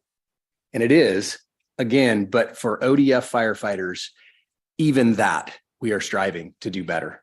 And so it resonates with our folks to their core. I have this year seen firefighters in tears over fires that they were unable to get stopped at a size that they were comfortable with. And it's just, I say that just for context so folks understand really the mission and the drive that our folks have to provide that fire protection for ODF folks. If you extrapolate to the statewide numbers, meaning all jurisdictions in Oregon, there's been 1,731 fires. So we're sitting at about 47% of the fires in the entire state were on ODF protection, but less than 10% of the acres burned at the total statewide number. That number is sitting at about 160,000 acres, and we've only burned 13,000 of those on ODF protection. So really a testament to the successful initial attack. We have had a couple of fires that have gotten away. We talk about our incident management teams, the fact that we staffed 3 of those. We have had 2 incident management team deployments thus far this year. The first was the Golden Fire in the Klamath Lake District. Fire took off on July 22nd. It ended up at 2,137 acres, and this was really a fast-moving fire at initial attack in a really challenging spot, about 10 miles north of Bonanza along Highway 140. Actually closed the highway for a portion of time. There was a lot of challenges with that fire. It burned a fiber optic cable running to Lake County, and they didn't have fiber optics. It shut down the dispatch center. The whole county was out of service for a while. It was pretty challenging. Interestingly enough, the IA was unbelievably aggressive. And by the time the team responded and was in briefed the next morning, there was line around the bulk of the fire. There was still a lot of work to be done and a lot of mop up and a lot of securing of lines. There was still some additional line that needed to be put in, but it took an incident management team to manage all of those resources and to help secure that. But the district really did a phenomenal job on that fire. We deployed with the state fire marshal on that fire. They deployed a team as well, a structural fire department team. And we work really, really well hand in hand with the state fire marshal. They have the expertise in and around the homes. We have the expertise on the wildland. You put the two of us together and it's really a winning combination for Oregonians. Unfortunately, in the initial shift of this fire, I think the number was 48 primary structures were lost and an additional 69 outbuildings on this fire. And that all happened in that initial day while they were trying to wrangle this fire. Tough location, and it'll be a tough spot to recover. The second two pictures there is the Tyee Ridge Complex in the Douglas Forest Protective Association. That took off in a lightning event on August 24th. I'll talk about that in a little more detail later. That was actually a cluster of 19 individual fires that we were unable to get around all of them. Several of them burned together, creating really challenging fire conditions. You can see the picture on the lower right there. How significant that fire behavior was. And obviously those are scenarios we have to stand back and come up with tactics and strategies that can be safe.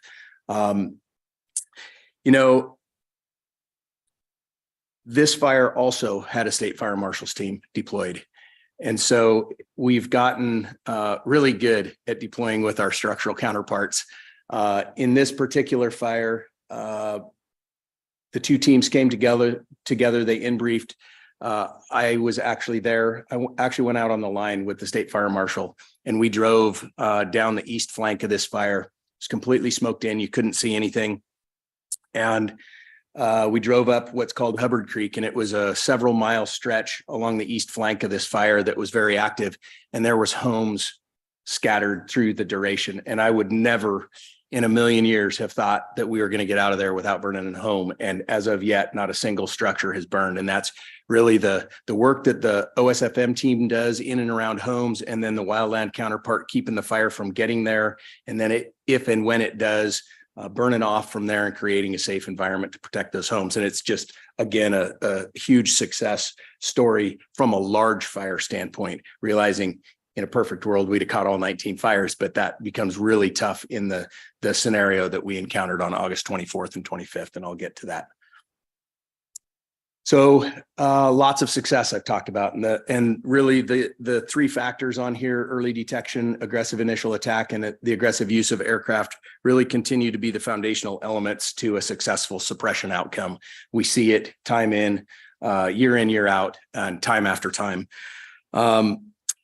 Really, from a detection standpoint, the utilization of the statewide detection camera program, traditional daytime fixed wing detection flights, and our multi-mission aircraft that flies on the heels of lightning storms at night. You put all those three together and we detect fires early, and it gives us an opportunity to go attack those fires early.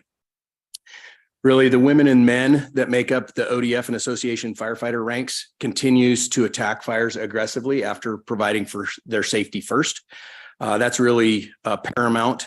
That approach provides for the best safety possible for firefighters and the public, as it keeps the large fires off the landscape and reduces long-term exposure hours. ODF and association fire managers continue to teach the basic principles of firefighting tactics to firmly entrench safety into our firefighters. And this is done through tried and true principles such as anchor and flank, 1 foot in the black, the standard firefighting orders, and the watch out situations. And we do that very, very well.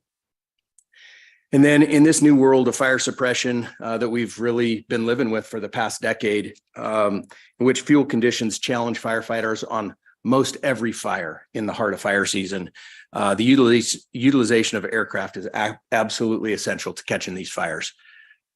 This year, I have seen unprecedented movement of our severity funded aircraft across the state to the location that needs it the most at the time. We host them in locations that generally need them throughout the fire season, but we've moved them around from place to place very aggressively this year. It allows the aircraft to get to the fire quickly, buys some time to get the boots on the ground, the dozers, the hand crews to get there and do the work to put the fire out and reduce millions of dollars of suppression costs in the long run. Talked about this dry lightning event on August 24th and 25th. This has kind of been the big coup de grace for the season thus far. We had 1,000 lightning strikes across Oregon in a 24-hour period, and of that, 452 were on ODF protected lands. What's interesting about this is this was projected to be a dry lightning event, and it was projected to be on the west side of the Cascades. And that doesn't go together very frequently. In my 24-year career with ODF, I've never seen a dry lightning event span from the California border to the Washington border, predominantly dry on the west side of the Cascades. Haven't seen it. It happened. And that was the outcome. So you see that lightning map on the left, that's the cloud to ground strikes. Our fire managers zoom in on their local area and they print those maps off. There's a latitude and longitude attached to each of those spots. They hand those out to their fire trucks, their personnel, their landowner community, anybody that's willing to take them, and they go out to seek and destroy and look for fire starts. The picture on the right is one of those lightning struck trees in the Northeast Oregon district. That one did not cause a fire because not all lightning strikes cause fires. Destroyed a tree. Our crews love going and finding those. They have unofficially competitions to see who can get to more fires in the same day when they go look for their set of lightning strikes that they're looking for. And it's part of the culture to go find these fires, put them out if there's a fire there, bring back evidence if there's not. And they do a really great job. What was really concerning about this event, not only the location, but really the efficiency of the lightning. We responded to over 80 lightning caused fires in that span on ODF protected land out of 452 lightning strikes. That's nearly one fire for every 5 lightning strikes. And that is a very efficient fire starting storm that is, I say that, and I don't mean it in a good way. That's really bad. That makes for a bad day. And what came out of that was one project fire and an incredible amount of great initial attack success. So I do want to talk about a few successes for the year. I picked one per area and I could pick probably 5. I have seen stops this year on fires that were very significant that I haven't seen for a while, like just repeatedly, multiple times. I'll start with the Northeast Oregon district in the Eastern Oregon area and the Grossman fire. I happen to know the country pretty well. I'm pretty sure board member Justice knows this area pretty well as well. I spent about a decade up there and I understand the topography to the ground. And when the fire page came in with the deployment of aircraft and the size and the potential, I honestly thought we were going to deploy a fire team that day. That's the thought that goes through. I knew what the weather was like. If you look at the picture on the left, really significant drainage is there. Grossman Creek flows right down into the Grand Ronde River. This is very close to the fire scar from the Elbow Creek fire in 2021, which was very significant. Same fuel type, same topography, same local weather conditions. They stopped this fire at 153 acres, and it was a monumental catch. That is very difficult ground, very hard in those fuel conditions with the weather conditions to stop a fire like this, and they did. It really takes all the right tools at the right time and all the right decisions. You take one of those away and your fire gets away. Next one, in the Southern Oregon area, the South Cascade District. I think I heard some folks reference the Priceboro fire earlier today. Again, an unbelievable catch on August 4th. It was a Friday evening when this took off, extremely visible from I-5 just north of Eugene on the east side of the freeway. Again, I know the district forester here very well. He's a type 1 qualified incident commander, one of our best. He's got over 35 years of experience in fighting fire. And he mentioned to me that this may be one of the greatest stops he's ever seen. Caught this fire at 310 acres, did not have to deploy a team. It took a long time to clean this up. It took a lot of effort on the district. Without our cooperating agencies, the local fire districts, without the landowners, fires like this cannot be stopped. And that complete and coordinated system really came together on this day, on this fire, to catch this fire, and really incredible effort to do so. Northwest Oregon area, not one that we think of from a lightning caused fire standpoint very frequently, right? Like, when do we ever talk about that? And here we've been talking about it today. You heard State Forester Mukamoto mention some statistics on the West Oregon district. Well, this South Mountain fire was one of those 11 fires in a district that maybe gets one a day, that has 10 engines to provide protection over 1 million acres. This fire started on BLM ownership that is protected by ODF under the West Oregon Operating Plan out towards LC. About halfway out to the coast from Corvallis. Very difficult terrain. These pictures do not do the terrain or the fuel type justice, but the ability of the district to be able to catch this fire at 12 acres amidst everything else they were doing is phenomenal. One of the reasons, and I will go back to some of the pre-positioning.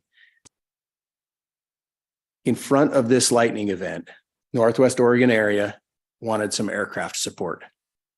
They don't have hosted aircraft in their area because they are not the one with the high fire load generally. We actually pre-positioned a Type 2 helicopter from Eastern Oregon area to Northwest Oregon in front of this.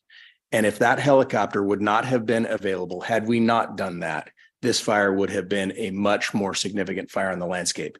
And it is that movement of assets and that pre-positioning and that thought process by the district foresters and the ask up the chain to get the right resources there is critical to catching these fires. So what's left? I've been talking to folks about this. It's really a marathon, not a sprint. We're halfway through the race and there's many miles left. The first half has been great. But we need to make sure that we're prepared, and I can tell you that we are, to get to the finish line. It doesn't mean we're not going to have some bumps along the way. I want to talk about the general forecast, some fires on the landscape, and then maybe the east wind potential. You heard Board Member Chambers talk about the national significant wildland fire potential outlook. Well, here it is. You can all see what she was talking about. It has concern for me as well, in light of the weather and the fuels and the fires that we have been seeing in Northwest Oregon earlier than normal. To see a forecast like this that shows Central Oregon, North Central Oregon, and all of Western Oregon in an above average significant wildland potential outlook for the month of September and October is concerning. That aligns with when we typically see the fire season really ramp up in Northwest Oregon, when those large fuels get to their driest. Even if we get a little shot of rain here and there like we did, it doesn't end the fire season in Northwest Oregon. And we generally fall into some east wind patterns, and that creates the mechanism for large fire growth. So really concerned when I see this. Of course, this is based on models and forecasts, and we know that those aren't always perfect. But we want to be prepared for this just in case it comes to fruition. Here's what it shows for kind of temperature and precipitation. It shows for September really normal. And generally September is pretty hot across most of the state. So warm and dry. It does show for September, a little bit in that kind of lower left, above normal prediction for moisture. So we may get a few shots of rain here and there. Again, it doesn't appear like there's anything that is going to be a season ender, just more to kind of string us along a little bit longer and make us feel like we're going to get there quicker. But then I look out to October and it's below normal precip and above normal temperature predictions. And so again, that aligns with that first map that I showed. Why that's concerning to me is the fires on the landscape. There's a lot of fire on the landscape. And while we had a great kind of reprieve from the very critical fire weather that we had been having, there are a lot of fires on the landscape that will have or potentially have an impact on ODF protection, even though these are not our fires. Every one of these fires is actually on federal ownership that has a nexus to ODF protection somewhere near, but many of these, so I'll start with the Camp Creek fire. I think folks are pretty aware of that one. It's in the Bull Run watershed. Very, very challenging fire environment, one that I don't know anybody has really encountered. Some of the statistics I've heard on that is 6-foot diameter trees have not seen a stand replacement fire since 1492. So over 500 years of really no stand replacement fire, 3 to 6 foot duff depth. So that kind of organic material that sits on the forest floor that holds the heat for a long time takes a lot of water to get through the canopy to actually put fire out on the ground. Very challenging, will likely be on the landscape until well into the winter because of those unique local conditions and the constraints working fire suppression within the Bull Run watershed. Lots of difficulty there. Things that folks haven't thought about or dealt with for a lot of years. Again, this is on the Mount Hood National Forest. We have been engaged from the start. It started during that lightning event. Our North Cascade District has been engaged, working great with the Forest Service. All is going well there, but if those east wind conditions come down the gorge, that is poised in a location that a strong easterly component to the flow would put a lot of smoke into the Portland area and potentially put significant infrastructure at risk at the dam and the chlorine headwaters facility there at the Bull Run watershed. So that one very concerning. Dinner, Bryce Creek, Grizzly, Chilkoot, High Power, and Ridge are all on the Forest Service in Douglas and Lane counties on the Umpqua National Forest and the Willamette National Forest.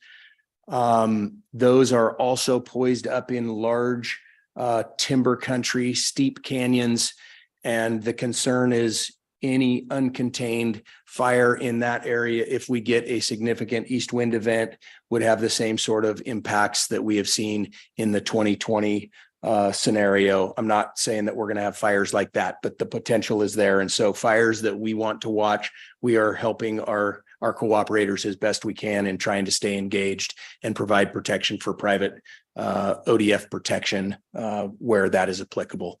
So fires that we're going to watch, again, I expect there to be east wind events in September. It's pretty rare when we don't have them. The big question is, how robust are they? How long do they last? And how many of them are there? And that will be the determining factor on whether these fires become a problem or not. So with that, I know it's a lot. Tried to get through it quickly. We always show you this, the complete and coordinated system. I would say that we are working exceedingly well with our partners this year across the board, all jurisdictions, and feel really good about the fire season statistics this year, recognizing that we are always seeking to do better for the landowners that we serve and Oregonians. So thanks for your time. Great. Mike, can you speak to the ODF safety record so far this year? It has been great. We have not had any serious incidents or accidents.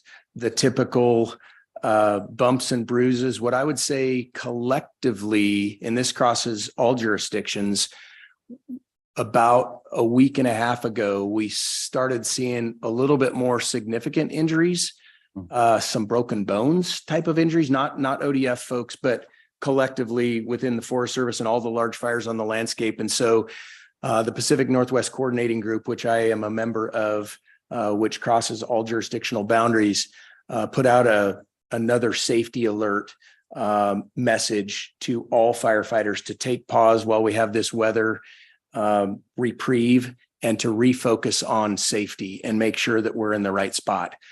We've got to provide safety for our firefighters first, and then they can't be helpful if they're hurt. So our safety record has been great, but all small nicks and dings and poison oak and bee stings sort of scenarios.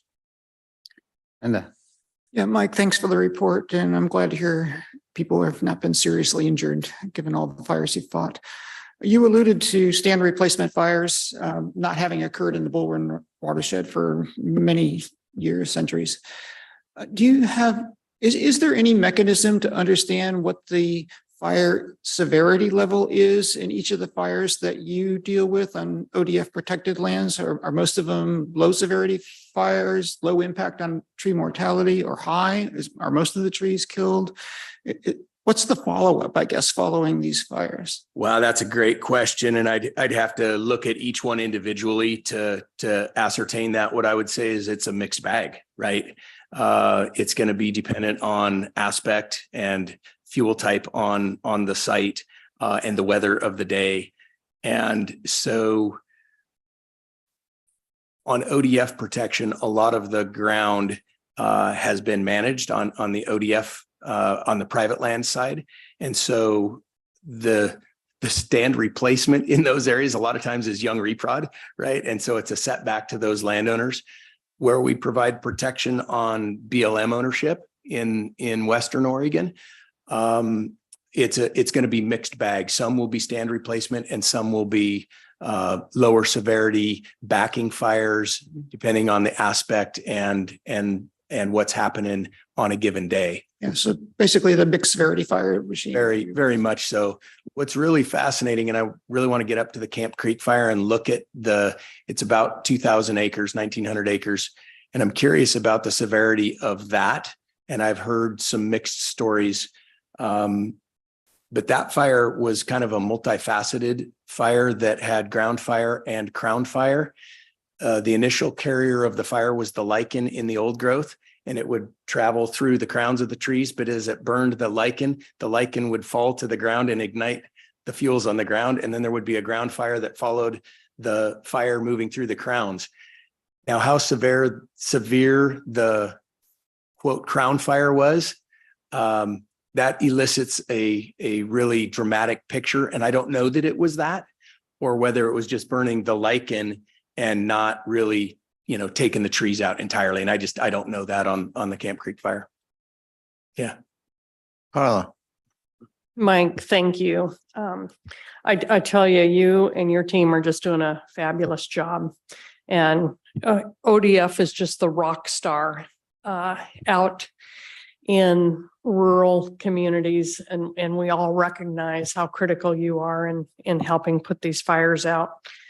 The reason I pointed out that map is, being in farming, this is such a highly unusual time frame in Western Oregon, and that rain barely settled the dust. So we are far from out of the woods yet in terms of this fire season in Western Oregon. And, that we had 100 fires in Benton and Lynn County following that lightning storm, just boom. And what's so interesting is the population didn't even know that occurred to the most part. And so we have a scenario where we've got just an extremely unusual condition. That lightning storm came through, and we've got a population in a lot of ways very unprepared for this, or it has very little knowledge about this.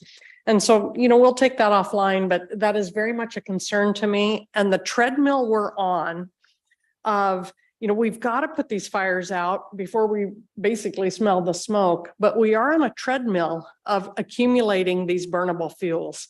And there's lots of reports out there on what we need to do from lots of places with regard to this burnable fuel load. So at some point, I would really like you to educate us on human safety and your firefighter safety with regard to this treadmill we're on. All right, thank you. Hey, Mike. So I love listening to this reports because there are some states in the West that have separated out their suppression work and put it in a different organization than their forest management and prevention.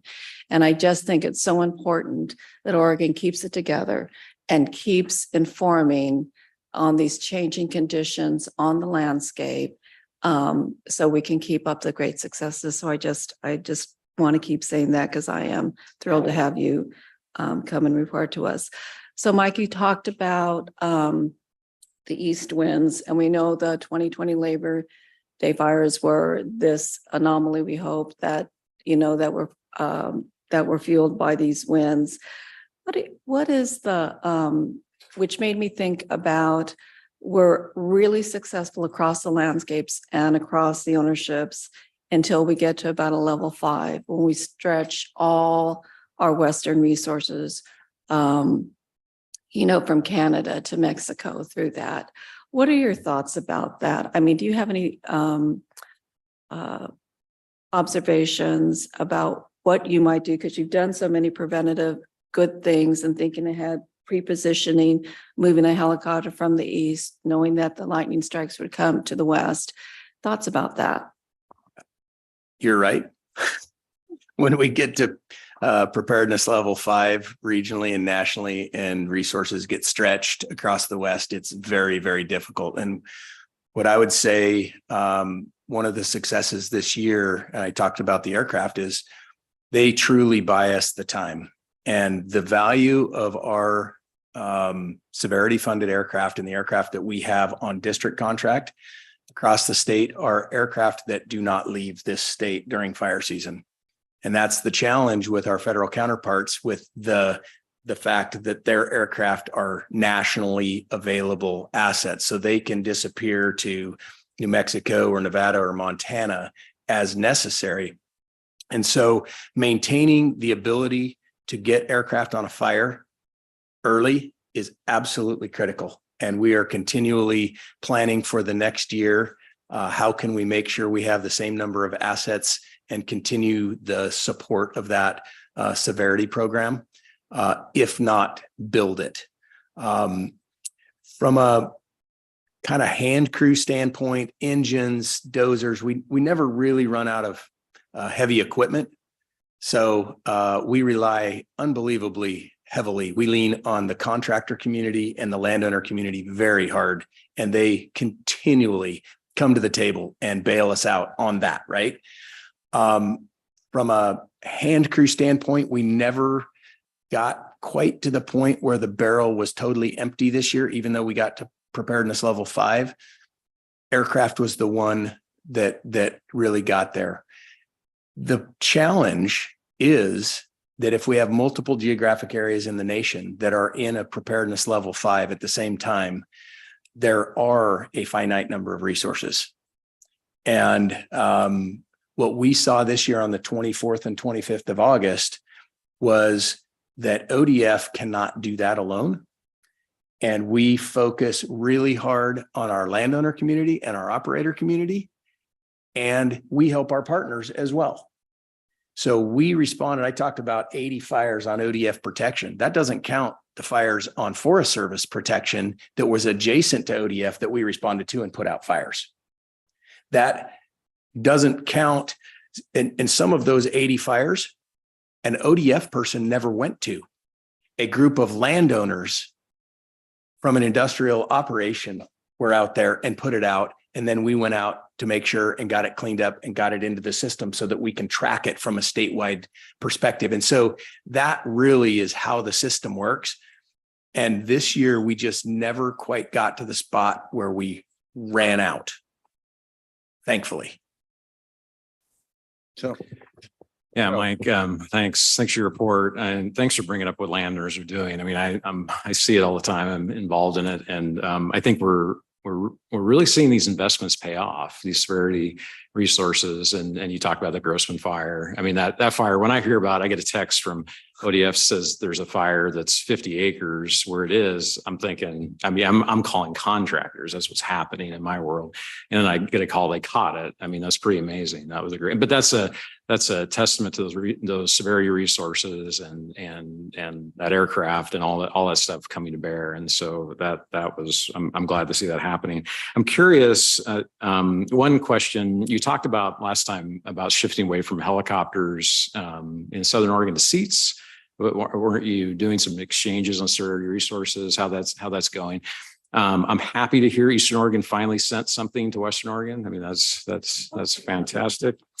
That they're doing that. And I'm also curious, what are you thinking about? Are you having, with fire on the landscape, potential east wind events, are you putting together scenarios as to where you might think about stopping fires if they do come out of the Forest Service? I mean, what's the department doing as far as planning with that? Okay, so several things. I agree with you. It was really great to see Eastern Oregon sending resources to Western Oregon. And it was more than aircraft. They actually sent a whole bunch of engine assets as well, initial attack engines. So it was great to see. You asked about the aircraft. We did transition to 2 single engine air tankers in Roseburg versus a helicopter.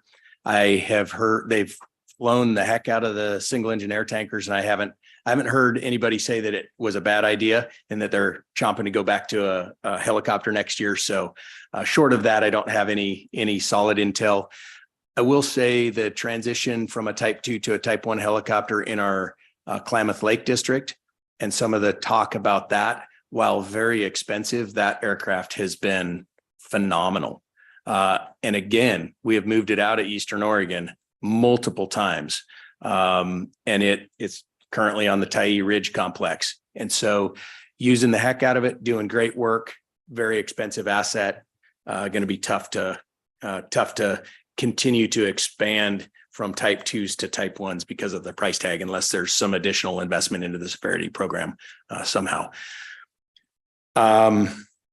Remind me your third question. As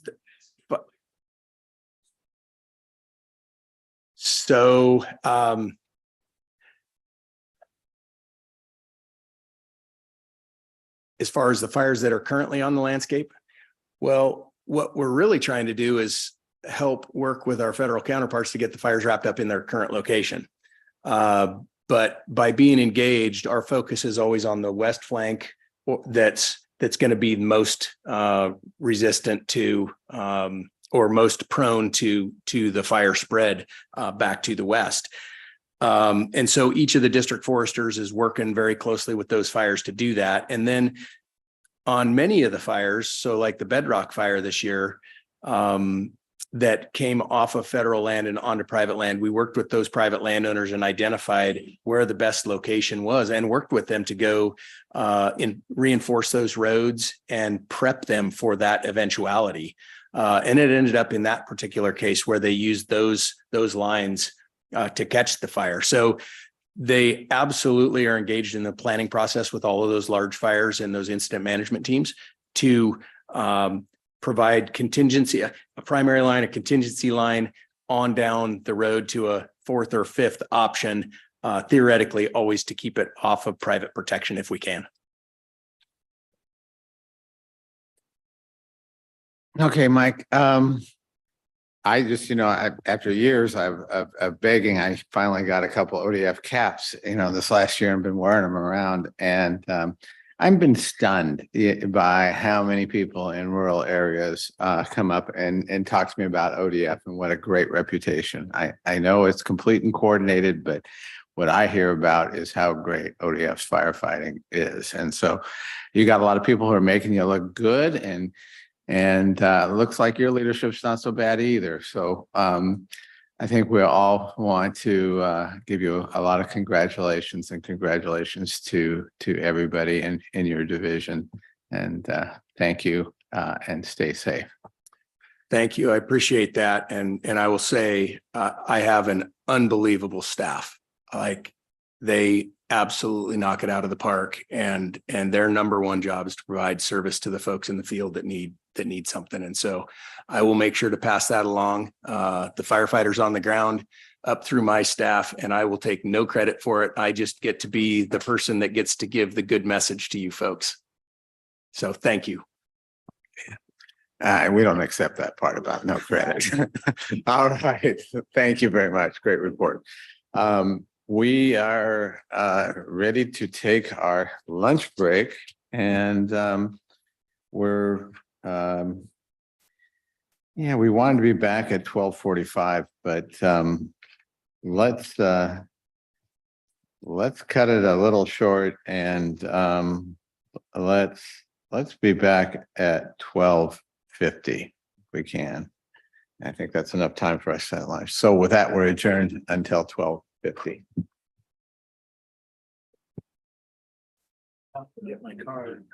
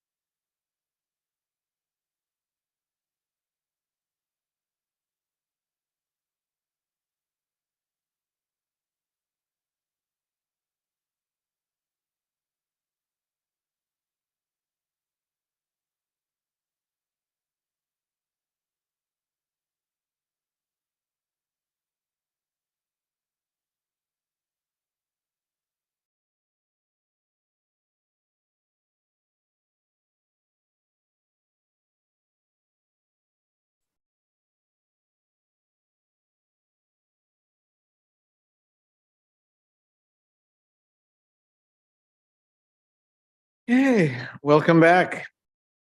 Everyone to the September 6th Board of Forestry hybrid meeting.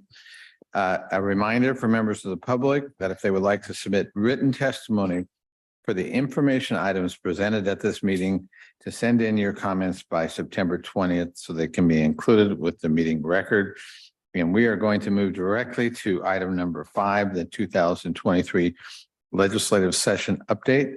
We're going to have Derek Wheeler and James Short, I believe. So, yeah, there they are. Go ahead. Good afternoon, Chair Kelly, members of the board, and State Forester Cal Mukamoto. My name is Derek Wheeler. I'm the legislative coordinator for the Oregon Department of Forestry. Going to take the opportunity to go over what happened in the last legislative session. I guess I'll quickly say that it was a hectic session with the walkout lasting at least 6 weeks. A lot of different strategies had to play out. You'll recall from my last speech to you that I really didn't know the direction of where things were going to be going, and that was almost near the end of the session. That's because everything really coalesced at the end. With the walkout happening, a lot of the policies and funding mechanisms got some got overlooked, others got repackaged, and were very hurriedly put together at the end of the session. What that led to was some discrepancies that both James and I will point out, things that will need attention later, and some lost policies, some lost funding, and so it was a hectic session, but we got to the other side. And so I wanted to take the opportunity today to talk about some of the bills that will affect this group the most. So I've picked out a few, and the first that I want to start with was the biggest of the session from our perspective, was Senate Bill 80, which was largely adjustments to previous 762.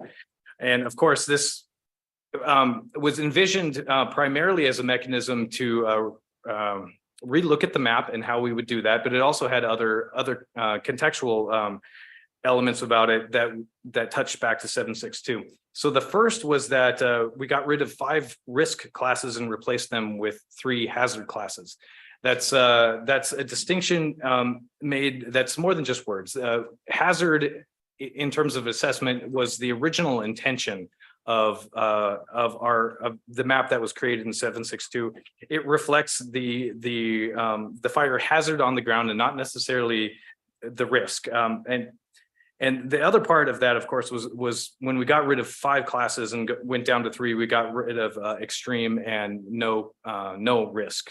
Those were counterproductive in our assessment. And quite frankly, unless you're on a boat in the middle of Crater Lake, there's no place in Oregon that doesn't have any fire hazard. So another change that happened out of Senate Bill 80 was that we limited the hazard class notifications to those only in the high hazard zones and within the wildland urban interface. This is an important distinction because it is those folks that are within the high zones and within the WUI that would be subject to later regulation. And so our previous attempt had broader notifications, and quite frankly, it was over and above and created a lot of panic in the groups. So we've narrowed down who would receive those notifications, to those who would actually be affected by regulatory structures downstream. We also changed the appeals process to a contested case hearing. Admittedly, we're still working with the Department of Justice to figure out exactly how that plays out. But what we're trying to gain from this is a streamlined appeals process that'll be far more user-friendly for those who would seek appeals through this year's map iteration. Another aspect of Senate Bill 80 was that we required 8 meetings with county and local officials. This is on top of our normal public engagement that we do plan to have. And I'll talk about that process a little bit later when I finish talking about the bills. But our 8 county meetings start officially on Friday. So put that on your calendar. Another issue with Senate Bill 80 was having to do with prescribed fire. There's a number of issues keeping prescribed fire off the landscape, one of them being liability. And so an aspect of Senate Bill 80 was including a prescribed fire claims fund. which was populated with $5 million into that fund, and the creation of a prescribed fire liability pilot program. So it's still a pilot program to see how this goes. But the intention with this is to have a backstop for any prescribed fire assets attempts going forward, so that we can actually get more prescribed fire on the ground. Additionally, to Senate Bill 80 was the establishment of the Landscape Resiliency Fund. This is a separate and distinct fund that we can appropriate money into for our landscape resilience efforts that would transcend biennia.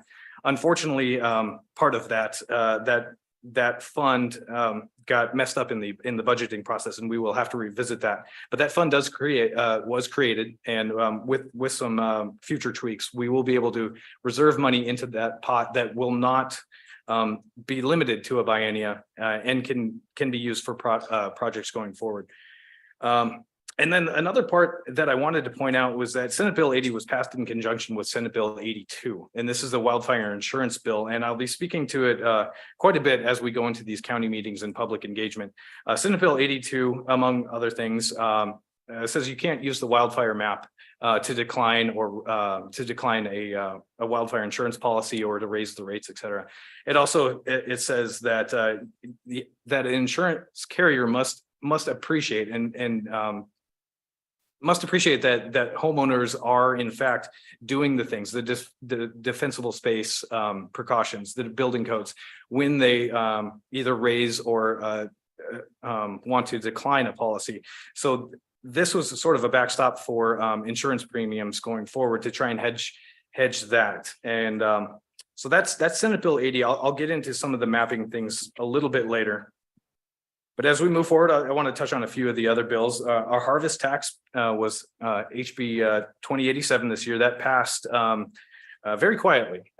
Previous years, this particular bill had been contentious, had been political. But this year, with the passage of the private forest accords, it was actually quite smooth sailing for this bill.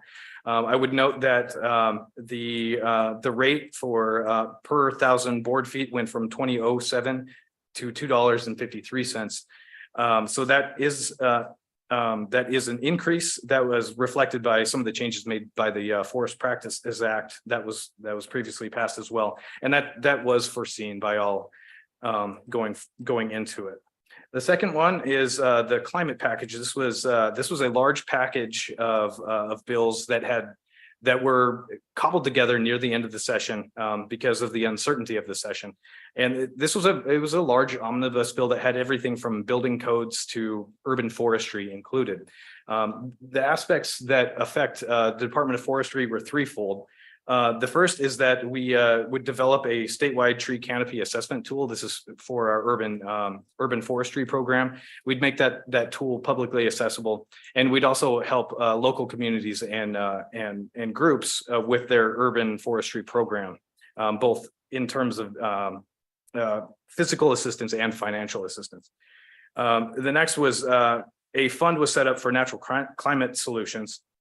And from our end, for the Department of Forestry established the Forest Natural Climate Solutions Fund. And we'll use that fund to implement programs to provide support for natural climate solutions for other groups statewide. The other agencies will be doing the same. Ours will be the purview of forestry. ODF, as well as other agencies, primarily the Department of Energy, will establish a net carbon sequestration and storage baseline. We want to understand what the state is capable of storing and what we are at now. So that's sort of the first step in assessing what we can do to sequester more carbon going forward. And another aspect that got added to this bill quite late in the session actually was a Woody Mass Biofuel Pathways program. This is an existing program that OSU, in conjunction with the Department of Forestry, have been working on for a while. But this got funded through this bill. I believe it was $3.5 million, but I might have to ask James on that. But anyway, it got funded. So the point of this bill was to turn what is previously unusable forest waste, like slash piles, and turn them into usable fuels. So that was House Bill 30 409. I'll move on to House Bill 2161. This is a tax credit. You'll recall from 2022 that with the private forest accords that there was considerable consternation with small woodland owners that they would have financial difficulties with the new provisions. So the point of 2161 was to modify so that small forest landowners that met specific criteria would receive 125% of the total tax credit value. I should say that this bill was heavily negotiated with the partners of the original private forest accords. That includes Oregon Wild, that includes small woodlands, and the Department of Forestry worked very closely. So this was a consensus agreement to make a small change to the original private forest accords. Another bill was Senate Bill 872. I've seen this in the news recently. Basically, it codifies in statute that some of the steps that ODF have already taken with our federal forest restoration program and the Good Neighbor Authority agreements. But in doing so, it gives us direction.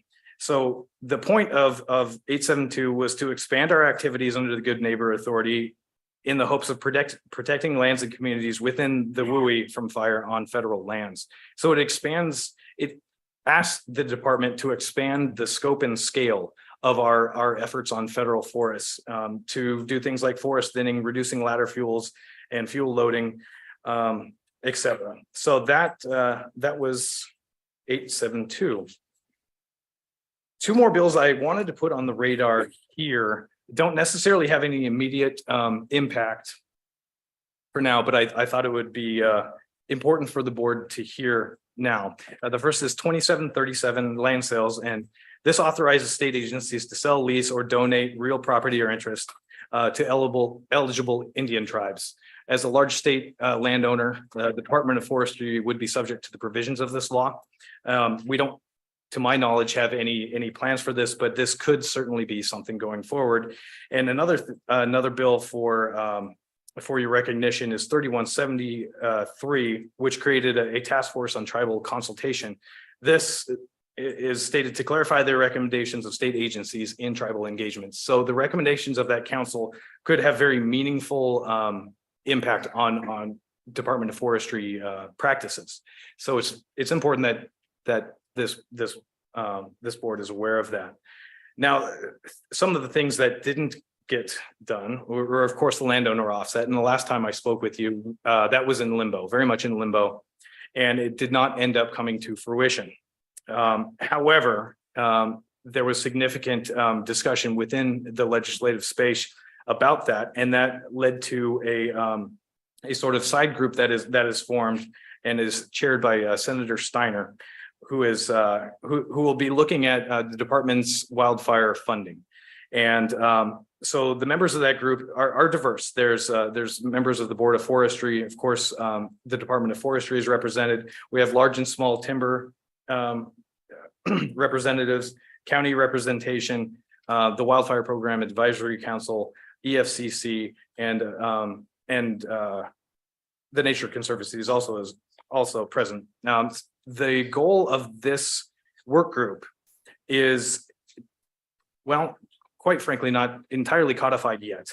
They want to arrive at a potential bill by November, so that would go into our short session to address some of the wildfire funding issues within the department.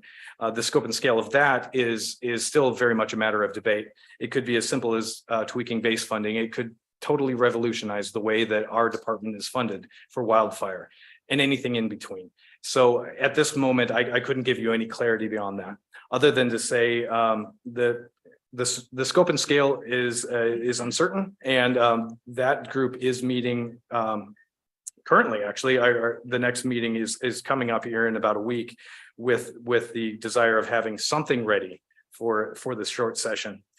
And then I had alluded to our 8 wildfire hazard map meetings. These were codified in Senate Bill 80.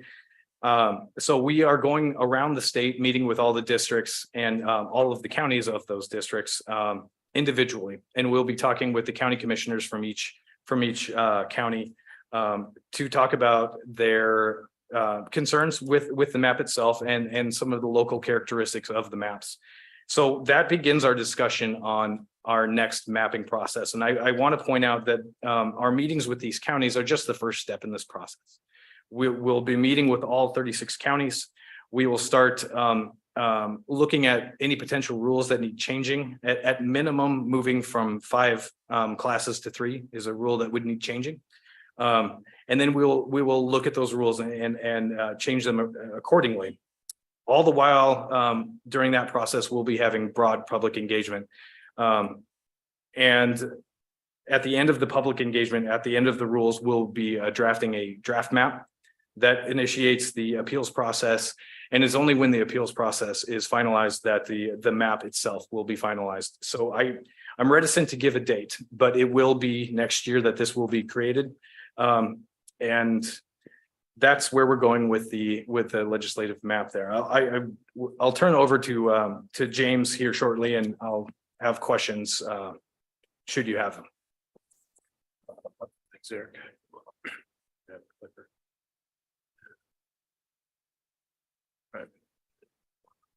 Good afternoon, Chair Kelly, State Forester Mukomoto, and members of the board.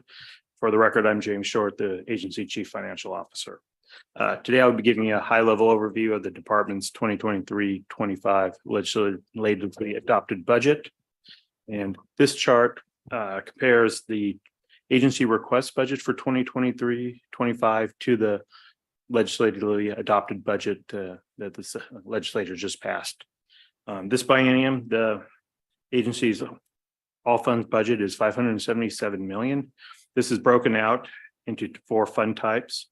The agency received $168 million in general fund, $361 million in other funds limitation, $3 million in lottery funds for debt service of the Elliott State Forest, and then finally $45 million in federal funds limitation.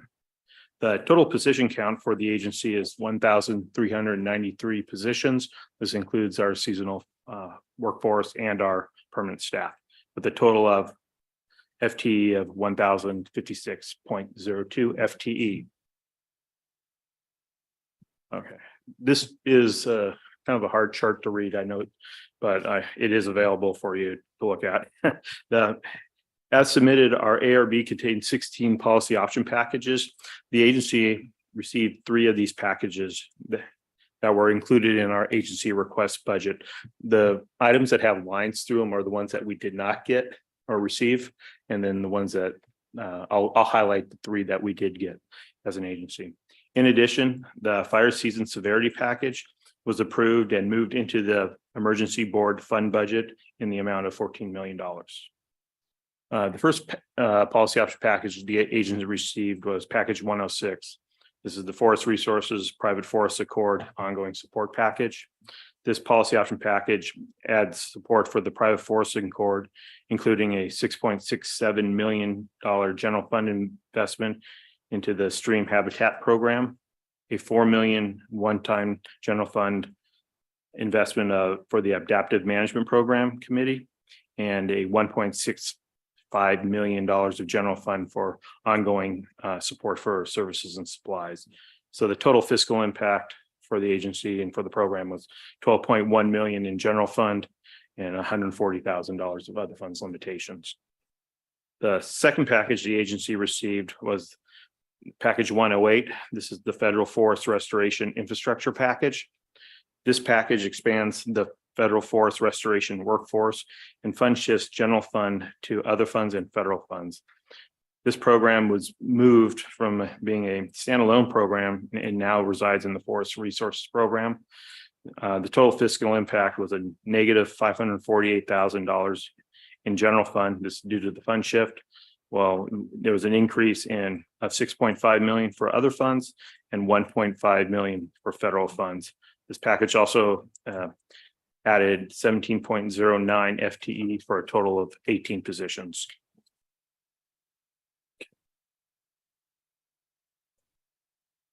So also included were some legislative packets that came through various LFO packages or through, or excuse me, legislative fiscal office packages or through additional bills. I'll highlight those two.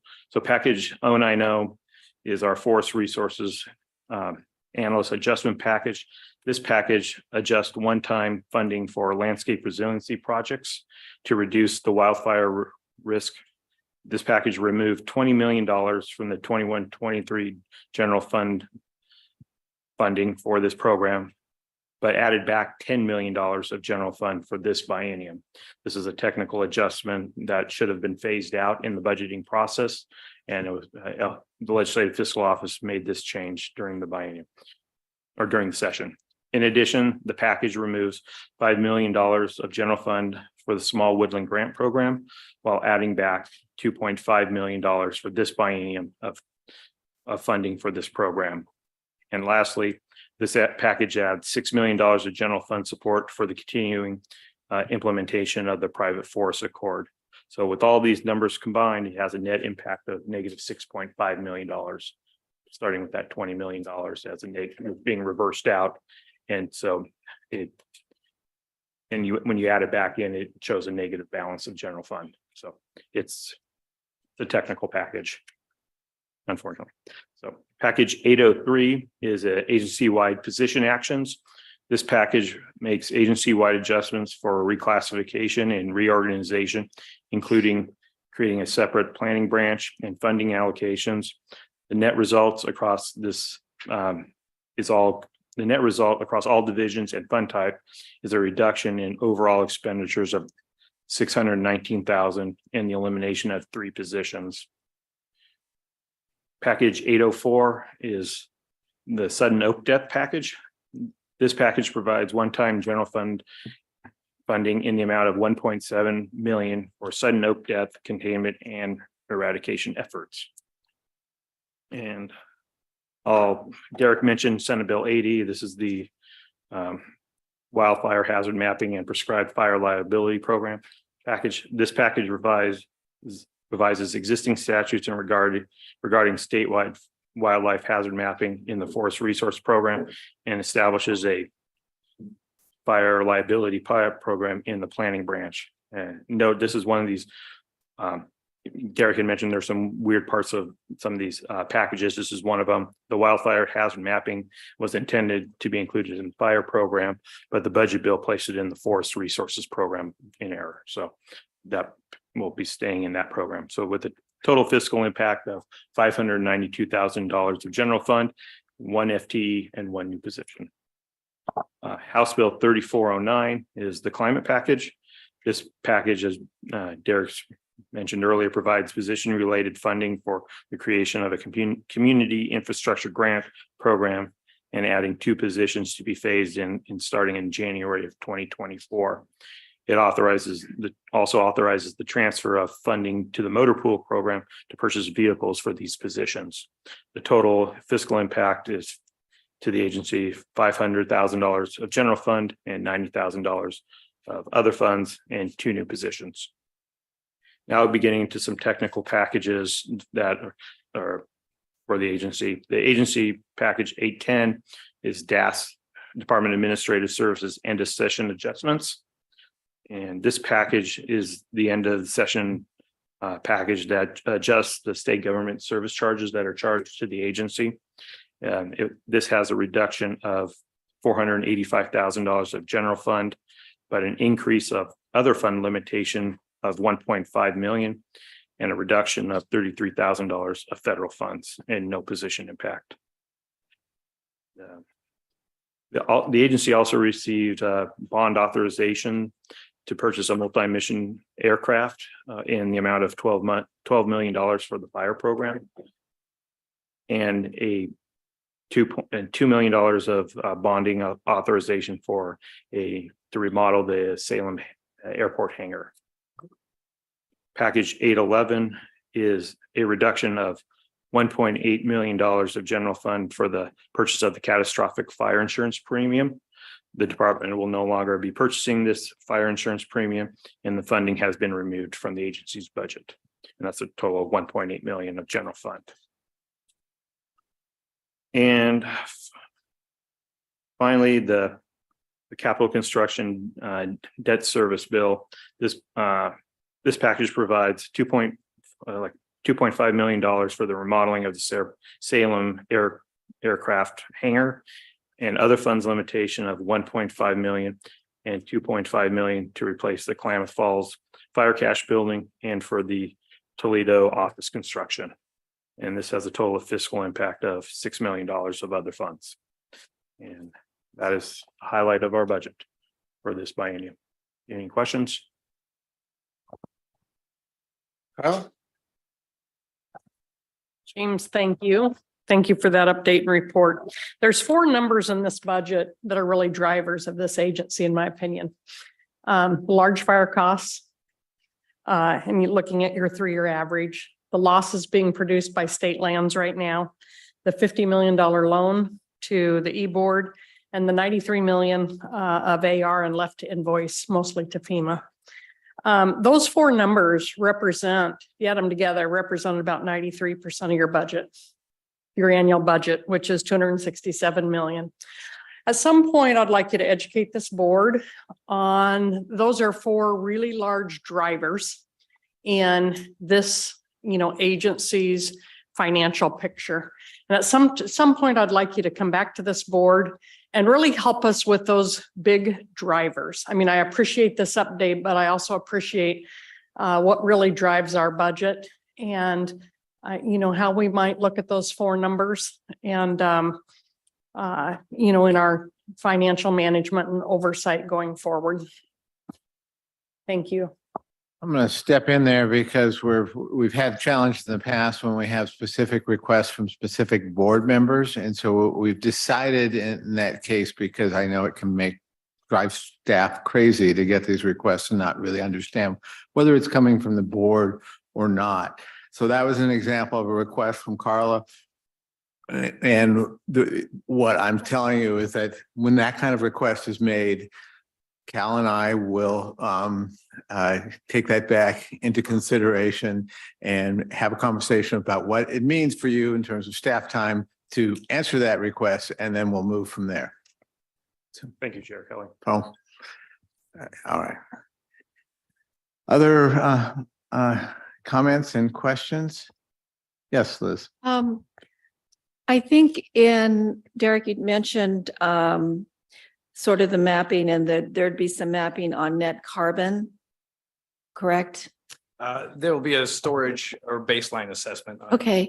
And in that, so many of the watersheds on, within private and state lands are connected with other ownerships. How do we know how that's going to be handled, or are we just going to try to just focus on those with ODF responsibility? And if that is true, are we going to be able to take a look at the larger watershed picture? And is that the intent? I'm just curious. The intent would be to assess, the total climate storage capabilities of the state. Getting beyond what we are going to do, quite frankly, I'm not positive. Okay. That's a question that's unfortunately not in my wheelhouse. I wish I could help you on that particular assessment, how we're going to actually execute it, but I personally couldn't answer that question. Okay, it's a good start. Thanks. Derek, I have 2 questions for you. One relates to the landowner offset, and when things don't work, it's never fun, but it's also can be very useful to figure out what we could have done differently. I was involved in some of that. I think I did not understand that the level of the influence of the legislative fiscal office. So that was a lesson for me. What lessons what could we have done differently? And I'll preface that with saying, I understand essentially why it happened, which is because of the walkout we did not have the normal deliberative process at that point. I get that. But with that understood, any thoughts now on what we could have done differently and what we should do differently in the future in similar circumstances? Yeah, thank you, Chair. I've certainly revisited this quite a bit in my own head. And I think one of the things I would have done differently, and we collectively could have done differently, is to keep the volume up on the need of that. And I thought we had done a good job, but the volume, quite frankly, needed to be louder. The way that the session moved with that walkout, there was a large period of time where things just simply weren't moving. And Senate Bill 80 was one of those things that sat for weeks. And because it sat, nobody was really speaking about it until I really started ringing the bell. But unfortunately, it was a little too late. So I think with initiatives as important to us as that, I know I've learned my lesson, and I that would be my takeaway is to keep the volume up on those important initiatives to our legislators so that things don't get forgotten or at least continually get talked about. Yeah, it seemed like we were with some of the legislators, but not really with the top legislative leadership. And so I regret that. Other just question I have, with the everything related to the WUI and the regulations, there's also some benefits for people who might be in the WUI in terms of help from defensible space. Has there been any discussion or thought about what is anything being done for rural landowners that are outside of the WUI, isolated houses that where sometimes people are in poverty and could certainly use help? And yeah, there are a number of programs. Off the top of my head, I'm forgetting the one program that will be in my speech on Friday. But there are federal programs that specifically look at high hazard areas for investment. And those go through the U.S. Forest Service, and my apologies for not remembering the exact fund. But there are mechanisms that look beyond the WUI to high hazard areas specifically to help folks out. Okay, thank you. Other Chandra? Yeah, thanks. Thank you for the presentation. I have a quick question and then a comment. So I noticed that there's a number of one-time funding allowances, particularly around the private forest accord. And so I guess I'm trying to figure out how much of what ODF needs to do around the private forest accord is part of the base budget, and how much are we anticipating we're going to need to be doing POPs every biennium to cover some of the elements of that? Thank you for the question. Most of the time with these new programs, they are one-time funding, so the agency will have to ask for that do a policy option package. This is not new. You look at the Federal Forest Restoration Project, that was a one-time program, that was a one-time funding for numerous bienniums. So it's an ongoing battle for the agency. Okay, yeah, no, thank you. I appreciate that. I guess it's just a little bit to Carla's point, right? Especially when we have to come back and seek general fund every biennium for different components. You get a little nervous about that when we know that revenue is not going to continue at the pace it's probably been at for us for a while. And we've been listening to a lot of folks who are seemingly pretty reliant on some of these programs as part of the private forest accord implementation, including, those that are going into assisting the small forest landowners. So it would just be helpful, I think, to understand the durability of those funding streams over time. And if there is any other conversations around different funding sources that might support those efforts as well. So that's just one comment. And my other comment was around the climate, House Bill 3409, some of the other comments we've heard, and I think we've had this discussion at the board before around our carbon and climate plan, and the need to be transparent about how we're trying to move that forward and or where we're implicated in different pieces of legislation, because I think pieces of these do move forward elements that we have in that plan. So this is not just for you, but this is for you guys maybe to discuss a request that I have. And I don't know the frequency that I am requesting, maybe annual, but it would be helpful to see the different resources that we have to move forward elements of that plan. Whether it's state forest, whether it's private forest, that we can convey to folks to show that we're making progress on that. And it's nice to see some of those investments, and I think they get to that, but I don't know how clear it is how it ties back to the plan that we put together. So I prefer that not to be sitting on a shelf, and be something that we're actually using. And thank you. Noted. Second request of that type. Any other questions or comments? Thank you both very much. We'll move on to the next item, which is the Forest Trust Lands Advisory Committee testimony. I see it looks like we have two county commissioners here in person. Commissioner Sweet and Commissioner Yamamoto. Good. How are you? Good to see you.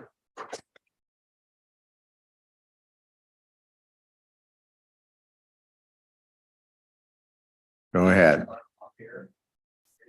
Yes.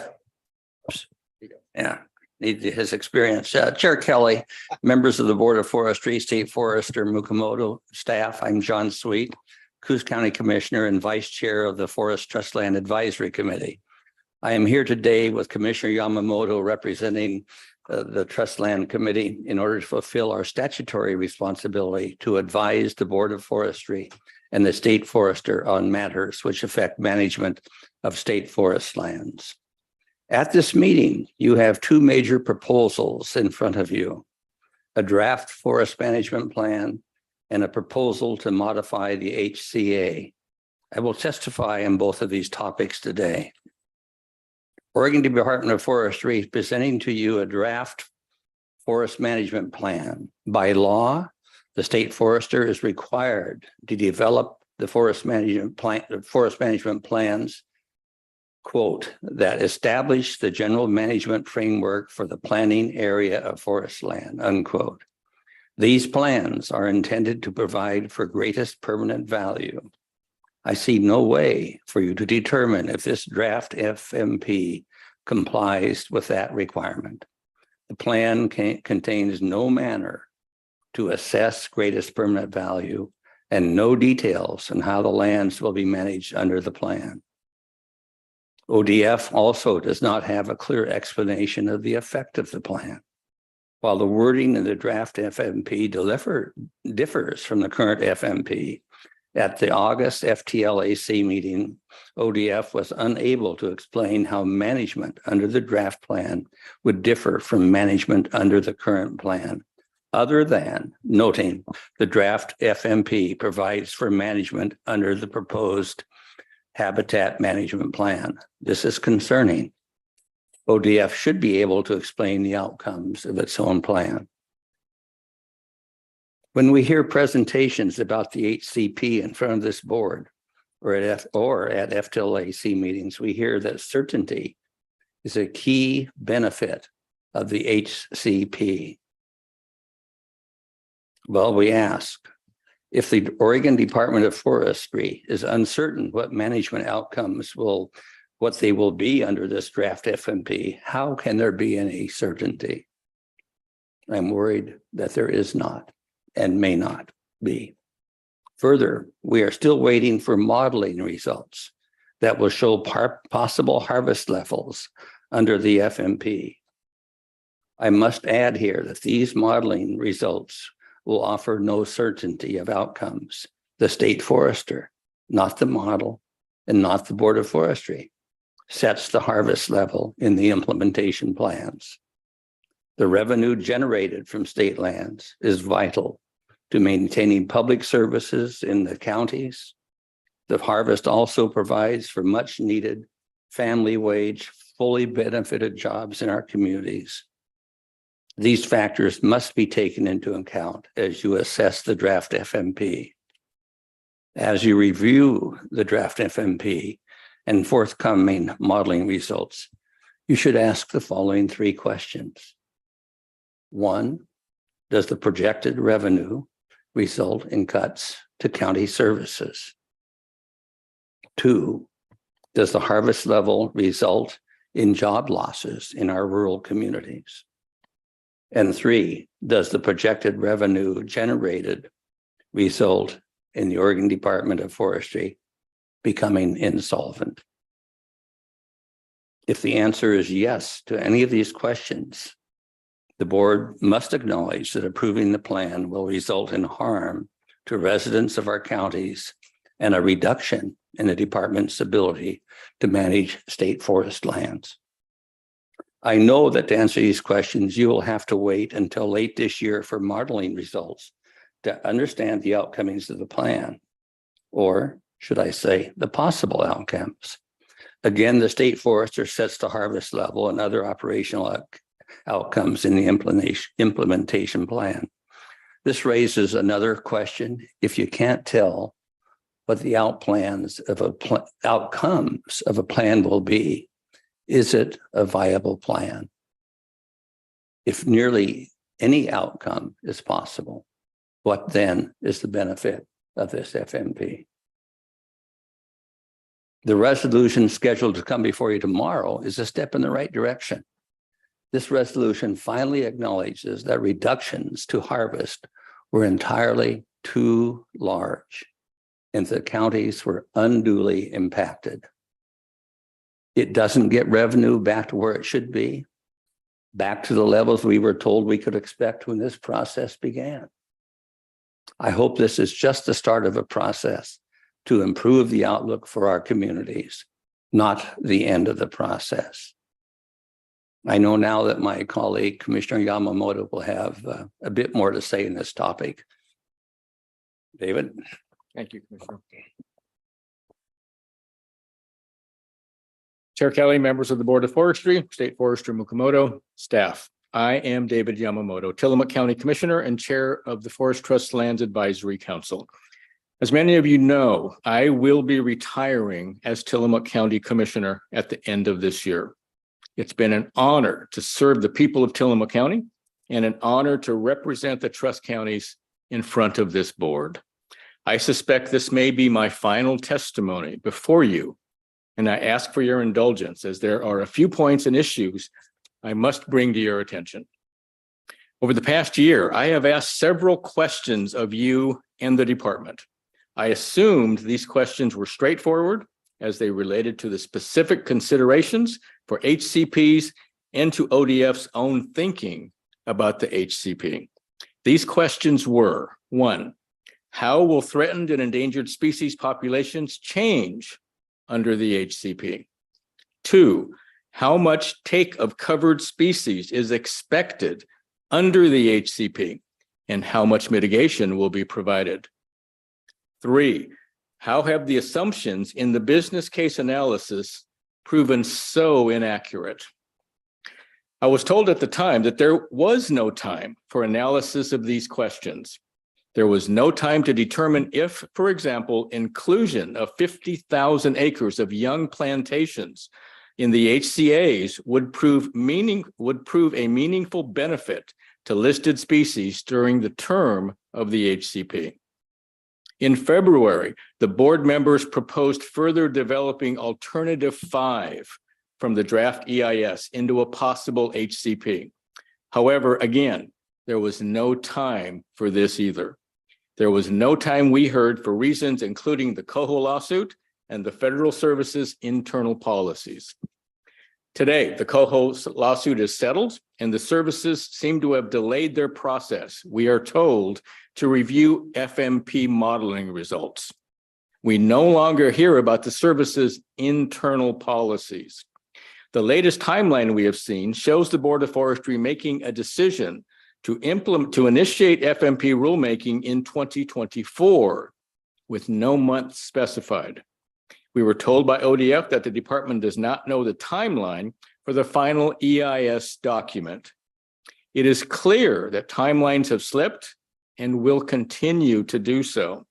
It is also clear that ODF has the time and capacity to prepare a lengthy draft forest management plan, but is unwilling or unable to state what impacts the draft FMP will have or how the HCP complies with or exceeds the issuance criteria for an incidental take permit, all to the detriment of our counties. The chair's proposed resolution in concept is very constructive. However, in conversations with department staff, I was told that the expected change in harvest would not exceed 5 million board feet annually.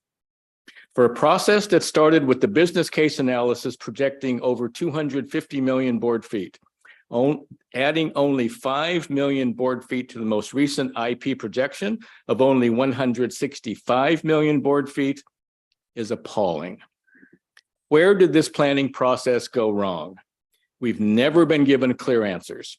Even the draft EIS by the services expected a harvest level of 225 million board feet.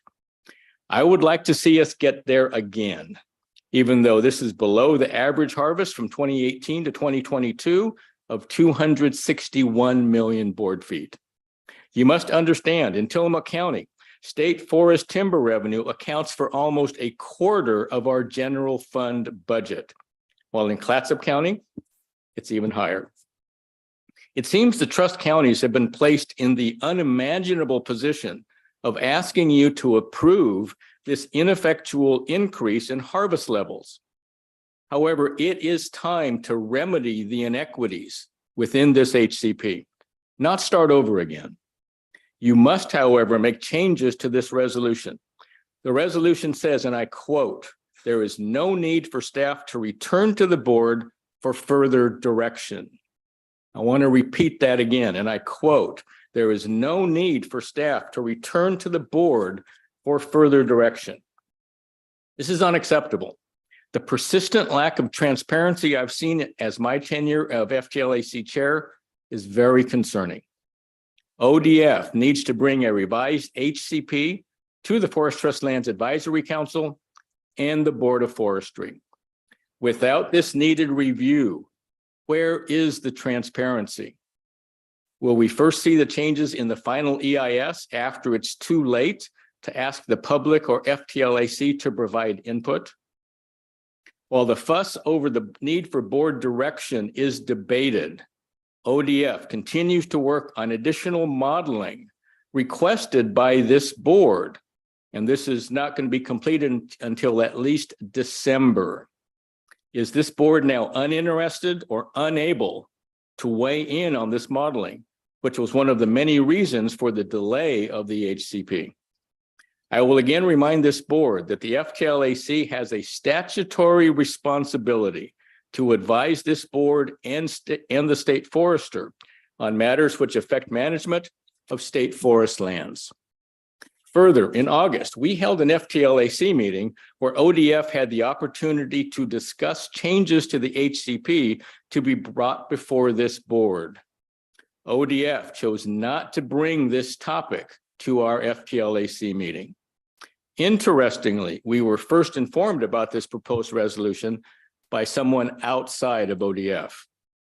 FTLAC meetings and agendas are the responsibility of ODF to inform us of issues to be brought before this board so we may develop our testimony to this board. It is unacceptable for us to hear of Board of Forestry agenda items at the same time as the public and have to inquire of the department about where this proposal came from. This failing may even be a violation of ORS 526.156. Board, it is your responsibility to oversee management of state forests. To do that,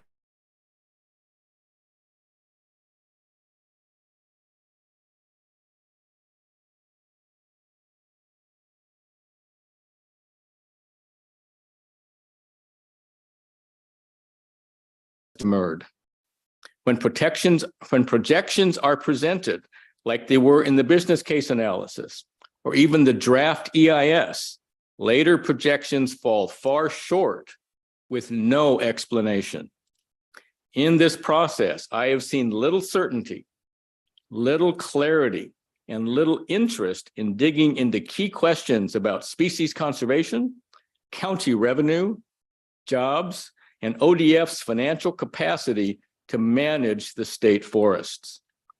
Consistent with FTLAC's responsibility to advise the board, I think you must explore these impacts and answer the questions I have asked today before approving the draft FMP and the proposed habitat conservation plan. You must also review any modifications ODF makes to the proposed HCP. This is your responsibility under law and your responsibility to our trust communities. If the board continues down its present path, you must at some point take responsibility for the financial havoc unleashed upon the trust counties, our special districts, and the Oregon Department of Forestry itself. I have spoken to you before about a tipping point, and I feel we are fast approaching that time and place. I would have never imagined that this testimony that I'm giving you today might be how I address this board for the very last time. While I profess a degree of heartache over this testimony before you today, I know that one of the main reasons for your past decisions is to get away from the incessant lawsuits against timber sales put up by ODF. My final plea to you is to have some consideration for the good, hardworking people of our trust counties. I want to thank you for this opportunity to address you today, probably for the last time, and I'm more than willing to answer any questions you might have. I'll try to keep it short because this has, and pretty much everything today has run over. So a comment and a question. In the last financial update presentation on the state budget, our budget is down 14% versus a biennium ago.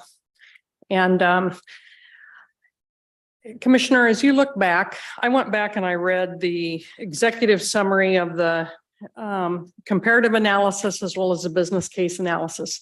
Those are completely different documents versus what we're discussing today. How, in your view, did we get this off track? And specifically, what is your recommendation? I would want to be sure you share that. So I think to me, the problems have been going past. FTLAC continues to ask questions and requesting answers, not from this board, but from ODF itself.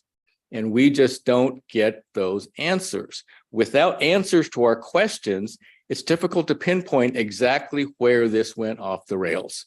It is. It's just so difficult. And so you ask where I would like to see this be today. It was the services themselves that said in their EIS that we should be able to harvest 225 million board feet annually with this HCP. Today, the IPs are showing 165 to 172.5 million board feet. Again, when Tillamook County, 25% of our general fund budget comes from timber revenue, that something has to give.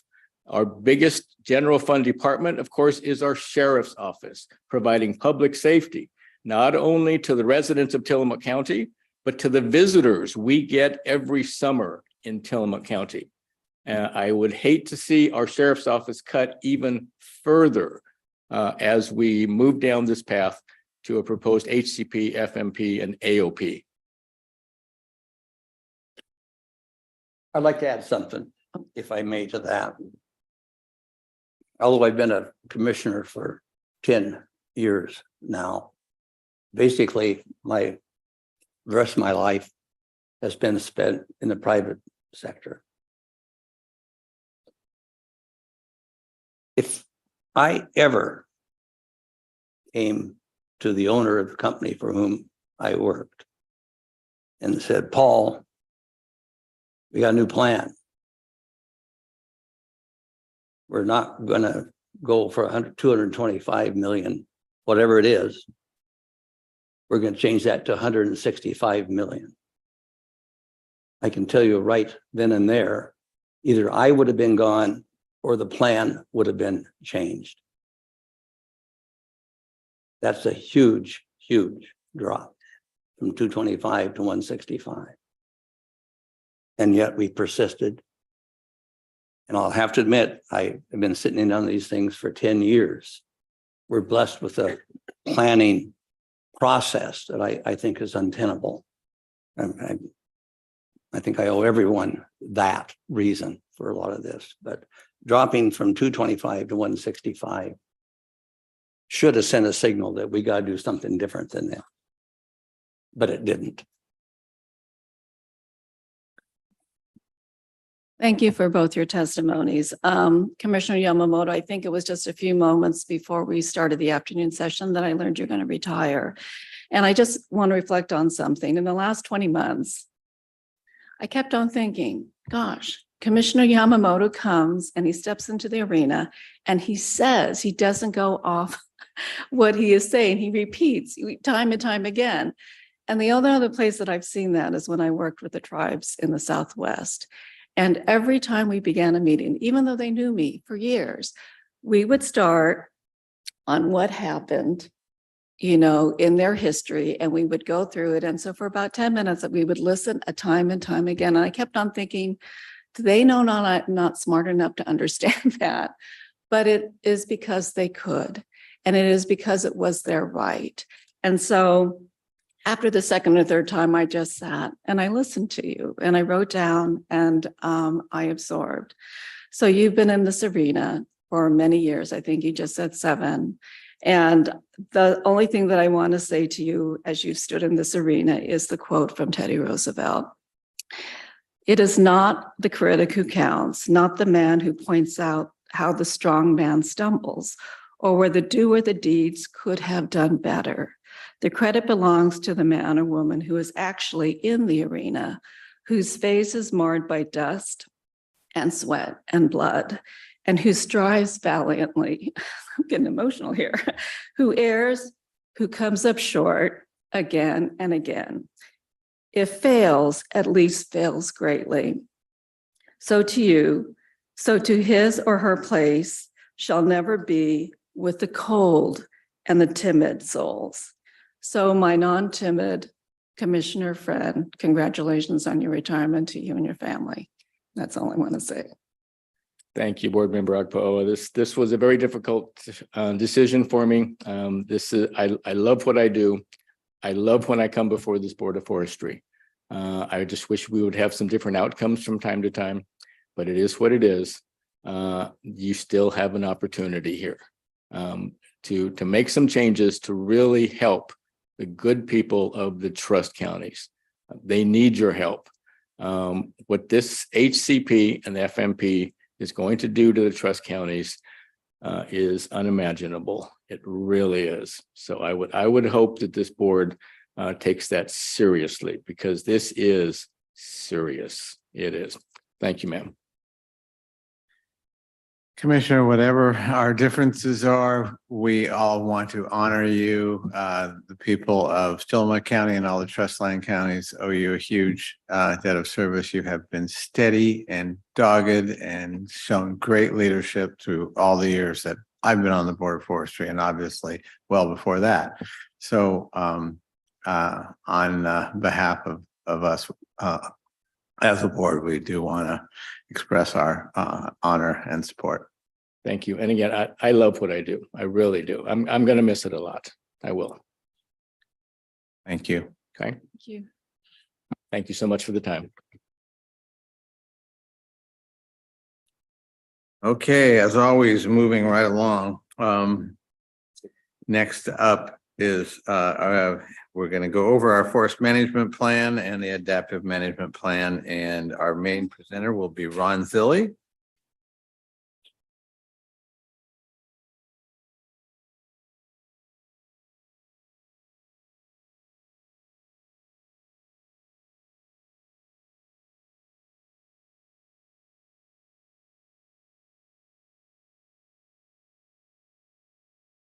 And before we go, I just want to kind of check in with the board because I don't want us to rehash what's not necessary. These are big documents. Has everybody had a chance to read both documents? I'm talking to you, board members. Is there anybody not shaking there?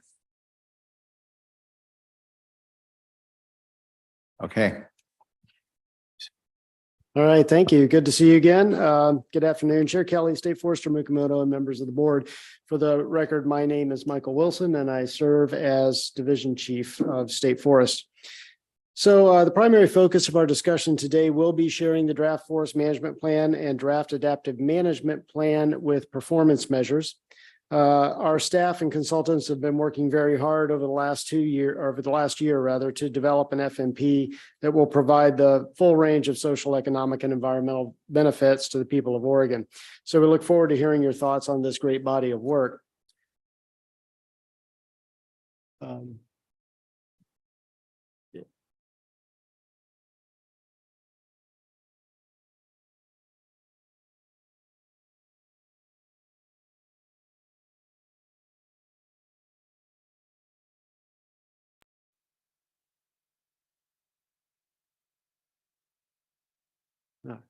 Thank you. So first, just go over the agenda here, and we're going to try and run through it all at once and have all questions at the end, if that's possible, for the sake of time. So first, we'll talk about the forest management plan context and development process, the draft forest management plan itself, the draft adaptive management plan and performance measures, and the summary and next steps of where we're headed. So before we get into the details of the draft forest management plan, I would like to provide some framing and context for its development. So as I know we're all aware from a lot of the testimony and other discussion today, the reason that we need to draft a new forest management plan is our current one does not work with an HCP. We've been using it under take avoidance for the last 23 years. Which obviously, for the reasons listed here, costly annual surveys that are very inefficient and a lot of uncertainty over additional species listings and restrictions and lawsuits and so forth. So in order for us to really provide greatest permanent value, we need to be able to do it in a more planful way. And so an incidental take permit available through a habitat conservation plan would allow us to do that through deliberate planned conservation that allows for, instead of chasing species with surveys, will allow us to do specific focused monitoring and provides the specific measures to avoid, minimize, and mitigate impacts to those 17 species that we'll be getting ESA coverage for. And this will provide that operational certainty for those 17 covered species for 70 years. So a little bit on the geographic and policy context. So state forest land, the geographic context is state forest lands that are managed by the division in Western Oregon. So that's west of the crest of the Cascades. That's 614,000 acres of Board of Forestry lands and 26,000 acres of common school forest lands. The policy, and that takes the place of what is currently the Northwest Oregon and Southwest Oregon State Forest Management Plans, and also the remainder of what would be the Elliott State Forest Management Plan if that entity existed anymore. So the policy context for the development of the FMP includes the Oregon Revised Statutes. Oregon ORS Chapter 530 describes the state forester's management of both Board of Forestry and common school forest lands, and Oregon Administrative Rules. OAR 629 Division 35 further defines the social, economic, and environmental benefits that constitute greatest permanent value, and the planning process to achieve them. So we'll provide further detail on how the FMP addresses GPV later on in the presentation, and how ODF is using the forest land management classification, which is another aspect of our planning rules, to describe our management of the forest. So this slide presents a simplified, high-level way of visualizing the scope and scale of ODF's various planning levels. ODF's planning framework includes 3 levels. The FMP and HCP establish policy sideboards for more detailed plans, including the implementation plans and operations plans. Together, these plans detail how ODF will achieve greatest permanent value. So starting with the HCP, it represents, again, the ESA compliance for 17 covered species, and board adoption of the HCP and incidental take permits are their policy for State Forest and Endangered Species Act compliance specifically. While the HCP provides direction for the 17 species it covers, the FMP sets goals for many other forest resources and constitutes Board of Forestry policy for the management of state forests to provide greatest permanent value. It's important to note that the HCP requirements set certain sideboards for management, that while they do, the FMP is actually the umbrella within which the HCP fits. The FMP goals are distilled into more specific objectives through implementation plans that are geographically discrete and time-bound. While the FMP is expected to be broad enough to function for many decades, implementation plans usually set objectives for a single decade. Each new implementation plan represents an opportunity to review previous performance and make adjustments. Finally, operations plans detail specific upcoming operations and projects that fulfill implementation plan objectives. Currently, we produce annual operations plans for each fiscal year. All of these planning levels are subject to their own public comment periods. However, we still strive to provide additional engagement opportunities for each of them. Our forest management plan engagement to date consists of tribal coordination, and that's really important as the indigenous people of this land have applied their management practices and adapted to change on the landscape that ODF currently manages since time immemorial. This results in a rich ecological knowledge that ODF values and seeks to incorporate in between humans and the forest, and nothing reflects that more than the relationship of tribes to the land. To date, we conducted 6 tribal work group meetings with the 9 federally recognized tribes of Oregon to develop the FMP cultural resources, goals, and strategies. Collaboration is ongoing and will continue as we implement the FMP over time. With the Forest Trust Land Advisory Committee, we have had ongoing meetings, with the most recent meeting being August 11th. We've kept them abreast of forest management plan development and collected their input, and you've heard their input along the way. Forest management meetings, plan meetings open to the public. We've conducted 5 of those between May 21 and February of 23, with an average of 50 to 70 attendees per meeting. Additionally, we've had joint stakeholder meetings, 3 of them between August and December of 2021, with an average of 20 to 40 attendees per meeting. We did ask for feedback on the strategies. And received 3,000 comments and received over 300 emails providing comments on draft FMP strategies. We continue to meet with our FMP state partners and agencies to review and discuss components of the FMP. And finally, our Board of Forestry engagement. We have had ongoing meetings and updates with Board of Forestry members on FMP components, including the goals and strategies and management approach. Specifically on Board of Forestry engagement, we have engaged with you throughout the FMP process, and you have shared feedback on the following. With guiding principles, they were approved for the previous draft FMP in July 2018 and were lightly edited in this FMP. We consulted with you on the draft management approach, draft goals and strategies, and draft guidelines in one-on-one conversations. The draft FMP and draft adaptive management plan and draft performance measures will be shared with the board with you later on in this presentation. All right, and with that, I'm going to turn it over to Nick Palazzotto to provide you with the actual FMP components. Thanks, Mike. Good afternoon, Chair Kelly, State Forester Mukomoto, members of the board.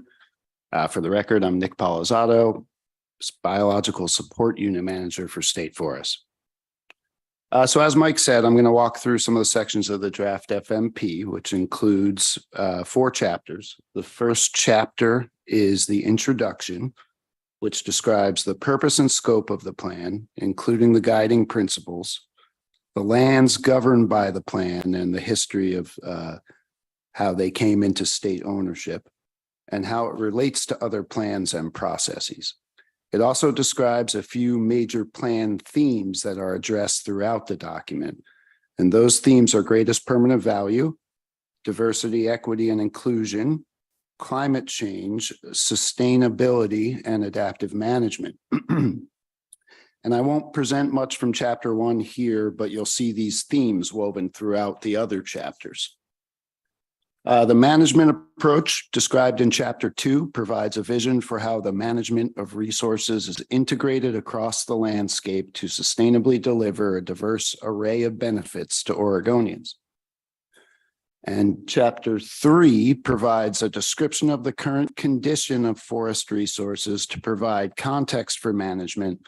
It also includes the FMP's goals and strategies for each resource in the planning area.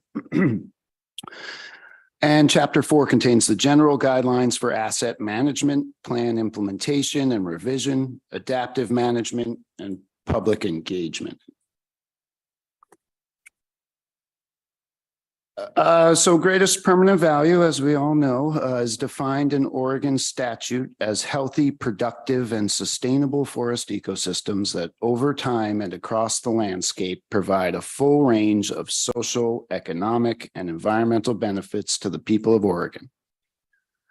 The phrase healthy, productive, and sustainable forest ecosystems places emphasis on functional systems and sustainability, which today includes consideration of climate change effects on health and productivity.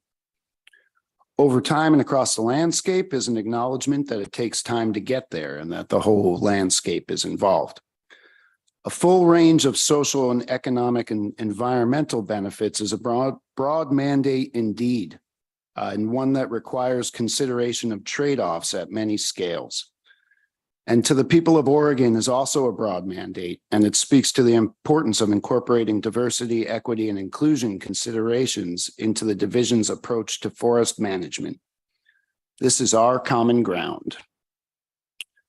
And the board's adoption of the plan represents the board's finding that the FMP meets GPV. So moving to Chapter 2, in the next few slides, I'll give a brief primer on ODF's proposed management approach under the FMP. The management approach is intended to provide a vision for what management will look like across the forest during implementation and what the public will see on the landscape when visiting the forest over time. It's a relatively high level vision for management across the forest to achieve greatest permanent value and address the other major FMP themes of sustainability, which includes providing a sustainable and predictable flow of timber and revenue to the state, counties, and local taxing districts. Climate change with an emphasis on promoting resilient forests for the future. DEI with an emphasis on underserved communities. And adaptive management, which is our pathway for testing new ideas and adjusting to changing conditions. I went too quick. The management approach is not intended to provide instructions for implementation in the field. Those reside in the goals and strategies themselves, or in policies and in the implementation plans. It does provide a landscape context to address how different areas are managed for different objectives and how the forest as a whole provides for GPV. So one way to think about ecosystem function and the related social and economic and environmental benefits to the people is in terms of ecosystem services. And here we use the term as it's described in the Millennium Ecosystem Assessment, which is a UN-led global analysis that began in the early 2000s. These ecosystem services can be categorized into 4 groups. The first is provisioning services. These are resources that forest ecosystems provide and include goods such as food, fuel, timber. Timber is indeed an ecosystem service. Other forest products and mineral resources, and also services such as clean air and water and revenue for the county, for the state and our county partners. It's also important to note that in this framework, timber and economic benefits to local communities aren't incompatible with other values or benefits. They are part of the many services that the forest provides. There are also regulating services. These are forests help regulate many resources, including water, climate, and carbon. There are supporting services. Forest ecosystems support the function of many important systems and processes, including nutrient cycling and soil formation, primary productivity and biodiversity. And finally, cultural services. Forests provide for recreational, aesthetic, spiritual, and scientific benefits and values as numerous and diverse as the people that use them. Thus, ecosystem services include all the social, economic, and environmental benefits that are required under GPV or otherwise desired by the public, such as carbon storage and drinking water. And many of these services are recognized and embedded in greatest permanent value and reflected in the guiding principles for management plans, past and present. And managing for ecosystem services provides for community well-being at local and state levels.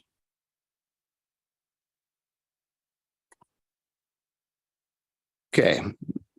In addition to identifying many important outcomes that contribute to community well-being, the concept of ecosystem services creates a framework that recognizes how social and economic needs are supported by healthy ecosystems and how society provides those services, those ecosystems, by supporting their function.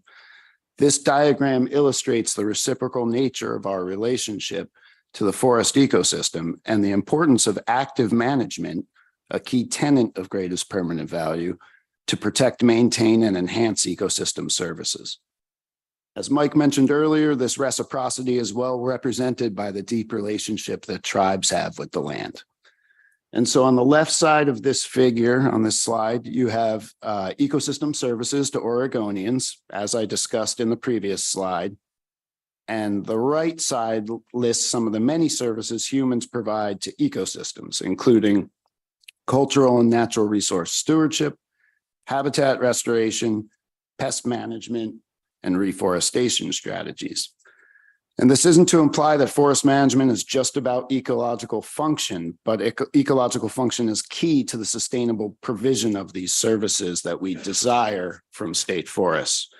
And this is particularly relevant within the context of climate change and promoting resilience in managed forests.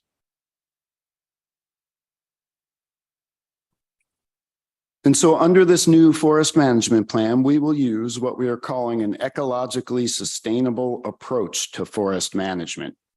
This term comes from existing literature, in particular a 2012 paper by an international team of scientists that frames retention forestry, which is a subcomponent of how we manage our forests in this context. The table presented here is adapted from their work and then modified to reflect state forest considerations. Actually, it's a figure, not a table. An ecologically sustainable approach to forest management is about ecosystem services and about promoting resilience to address uncertainty and risk. This approach is to sustain and support the ecological integrity and productivity of the forest, and thereby improve resilience and capacity to adapt to change over time. Key to this approach is active management for multiple values at multiple scales. And this figure is intended to illustrate how ecologically sustainable forest management can be used to promote healthy, resilient, productive, and sustainable forest ecosystems by managing at multiple scales.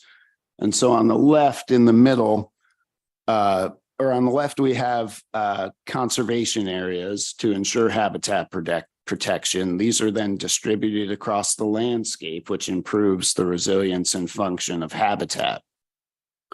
In the middle, we have some of the other considerations for landscape management, including compositional and structural diversity, both of which are important components of resilient forests, habitat connectivity, and the location of harvest units and roads.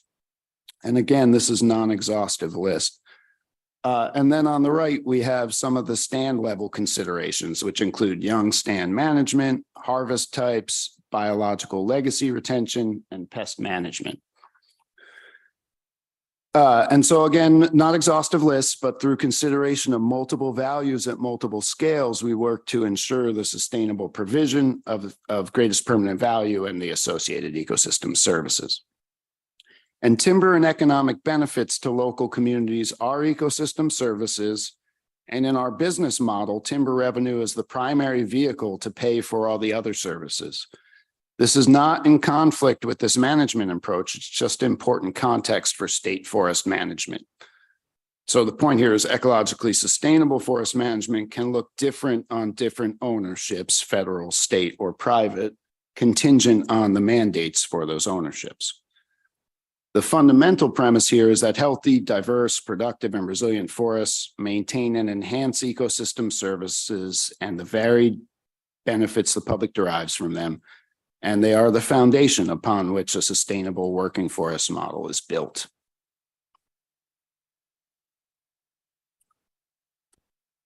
Specific management strategies to increase resilience and climate change or other disturbances, and the increased resilience to climate change and other disturbances, and the trade-offs considered will vary across the landscape depending on the specific emphasis of particular areas as designated by the plan, the Habitat Conservation Plan, our Forest Land Management Classification System, and other laws and policies. The management approach in Chapter 2 describes how strategies to improve resilience and adaptive capacity vary according to emphasis by framing it within the context of our Forest Land Management Classification System. This management classification system is defined in OAR and is a method of describing the management emphasis of parcels of state land and the appropriate range of management activities that will apply to a particular area of the land base. It also identifies when a particular forest resource may need a more focused approach in its management, or possibly an exclusive priority as designated by this FMP and the HCP or other laws or commitments. And this information is then used in development of IPs and during operational planning. As I said, on state forest land, timber revenue funds the majority of management activities, and these funds are also the primary vehicle for providing economic benefits to rural communities across the state. Emphasis on production-oriented goals and related silvicultural strategies will therefore take priority on a significant portion of the landscape through time. Production of timber will be the primary objective on general stewardship lands, with consideration for long-term sustainability of the timber resource. However, it's important to note that general stewardship lands actively managed for timber also provide for other ecosystem services such as clean water, carbon sequestration, and storage, and wildlife habitat. On focused stewardship lands, specific resources require heightened or focused awareness, and management strategies are designed to maintain and protect these resources. Examples include cultural resource and recreation sites. High-value conservation areas are intended to be managed for a specific conservation value. Habitat conservation areas and riparian conservation areas designated under the HCP are examples of HVCAs. And finally, special use areas are managed for a specific use, and management activities are limited to those that are compatible. The Tillamook Forest Center and utility rights of way are examples of special use areas. And the Recreation, Education, and Interpretation program is interwoven throughout the landscape and all of these emphasis areas. The difference among emphasis areas provides for diverse recreational activities and experiences, as well as opportunities to educate the public about sustainable working forests and functional forest ecosystems. In this framework, the types and proportions of services that any given acre contributes will depend on landscape context, but the forest as a whole provides for the full suite of services the public demands from state forests. And in this manner, the entire forest is a working forest, both in the traditional sense and within the context of greatest permanent value. Okay, so this conceptual map is intended to provide a hypothetical example of how emphasis areas might look on the landscape. The figure on the left shows the riparian conservation areas in blue and habitat conservation area shaded yellow in the upper left corner. Unshaded areas represent mostly general ground managed with a timber production emphasis. The little circles on the map highlight different types of harvest units on the landscape, including regen harvest and thinning inside and outside of, habitat conservation areas. The goals for harvest vary by emphasis area type.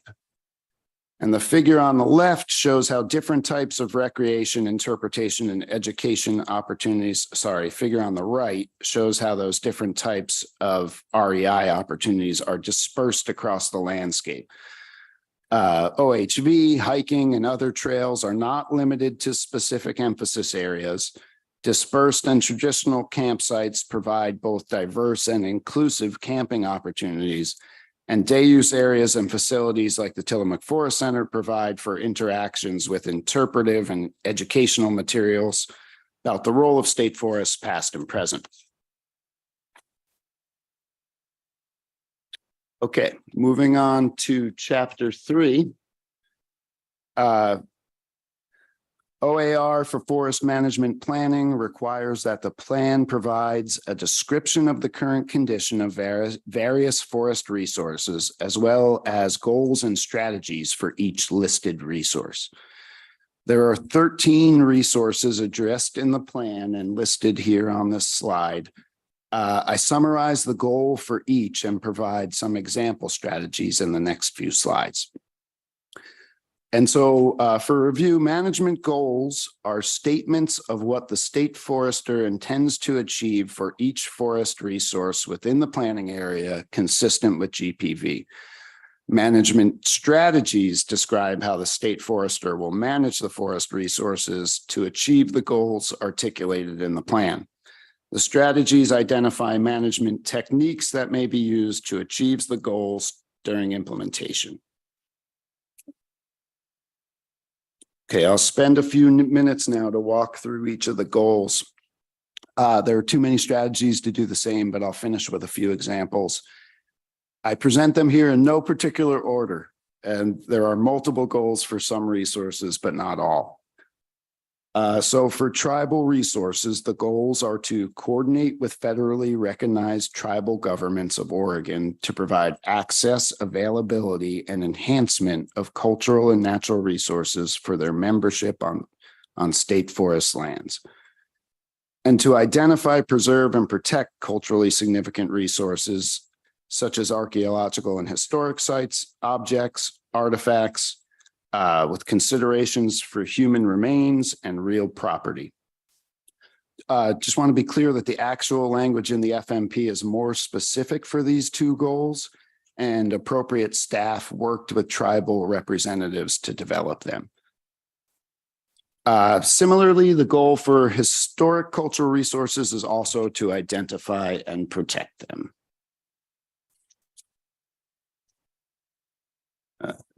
Okay. The goal for recreation, education, and interpretation is to provide forest recreation, education, and interpretation opportunities to create meaningful and enjoyable experiences that foster appreciation and understanding of state forest lands and contribute to community health, sustainable working forests, and economic well-being.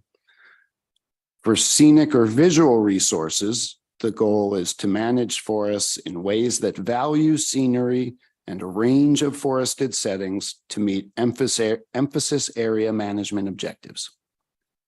And for special products, which include things like ornamentals, edibles, and other non-timber forest products, the goal is to provide opportunities for sustainable harvest of special forest products for recreational, personal, and commercial use.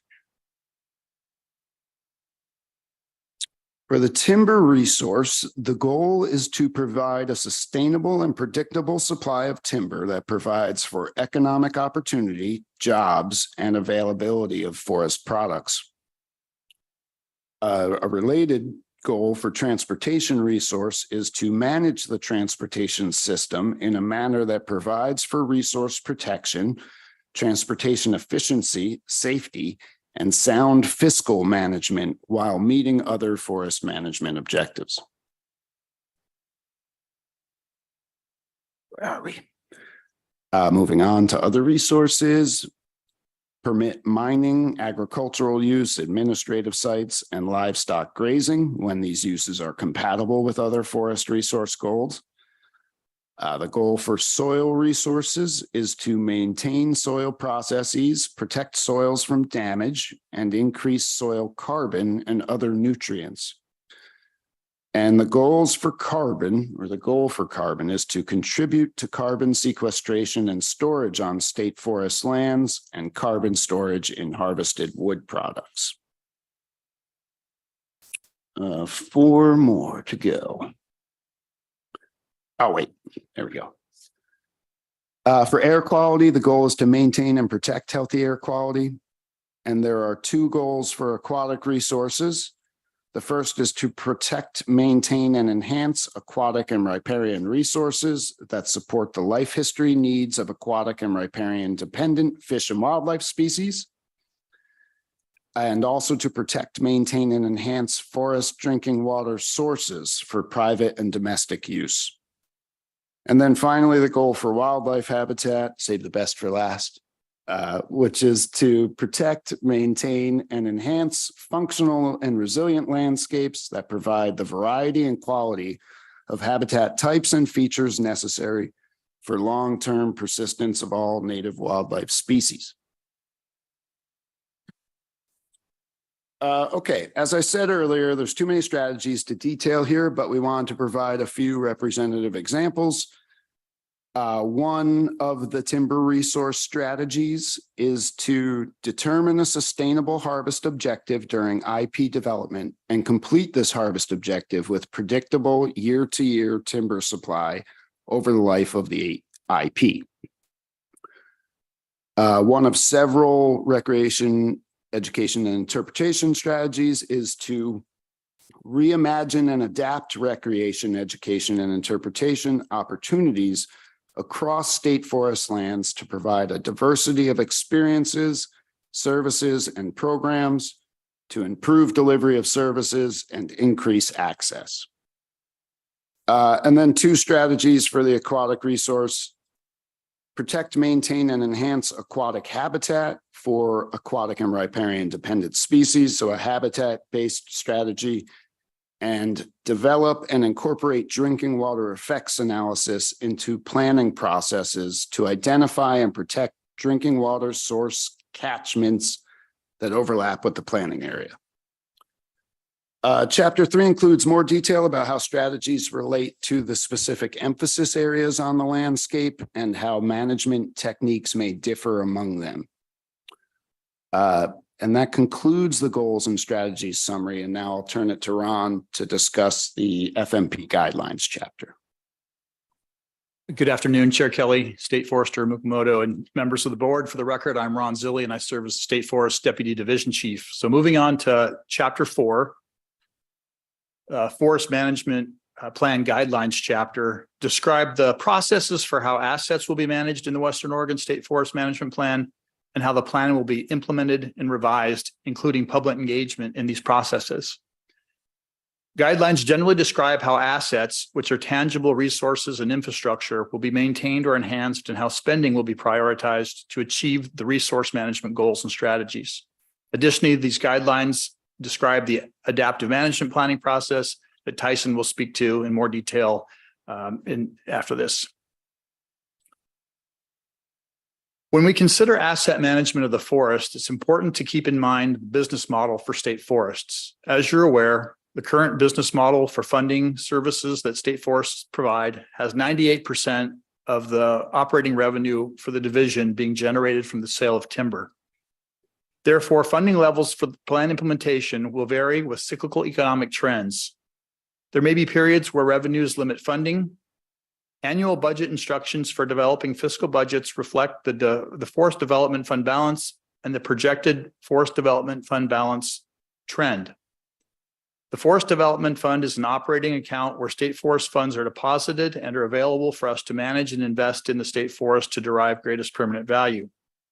This table illustrates that the highest level of plan implementation is when the Forest Development Fund balance exceeds 12 months of operating expenses and the balance is forecasted to increase And the lowest level occurs when the Forest Development Fund balance has less than 6 months of operating expenses and the balance is forecasted to decrease.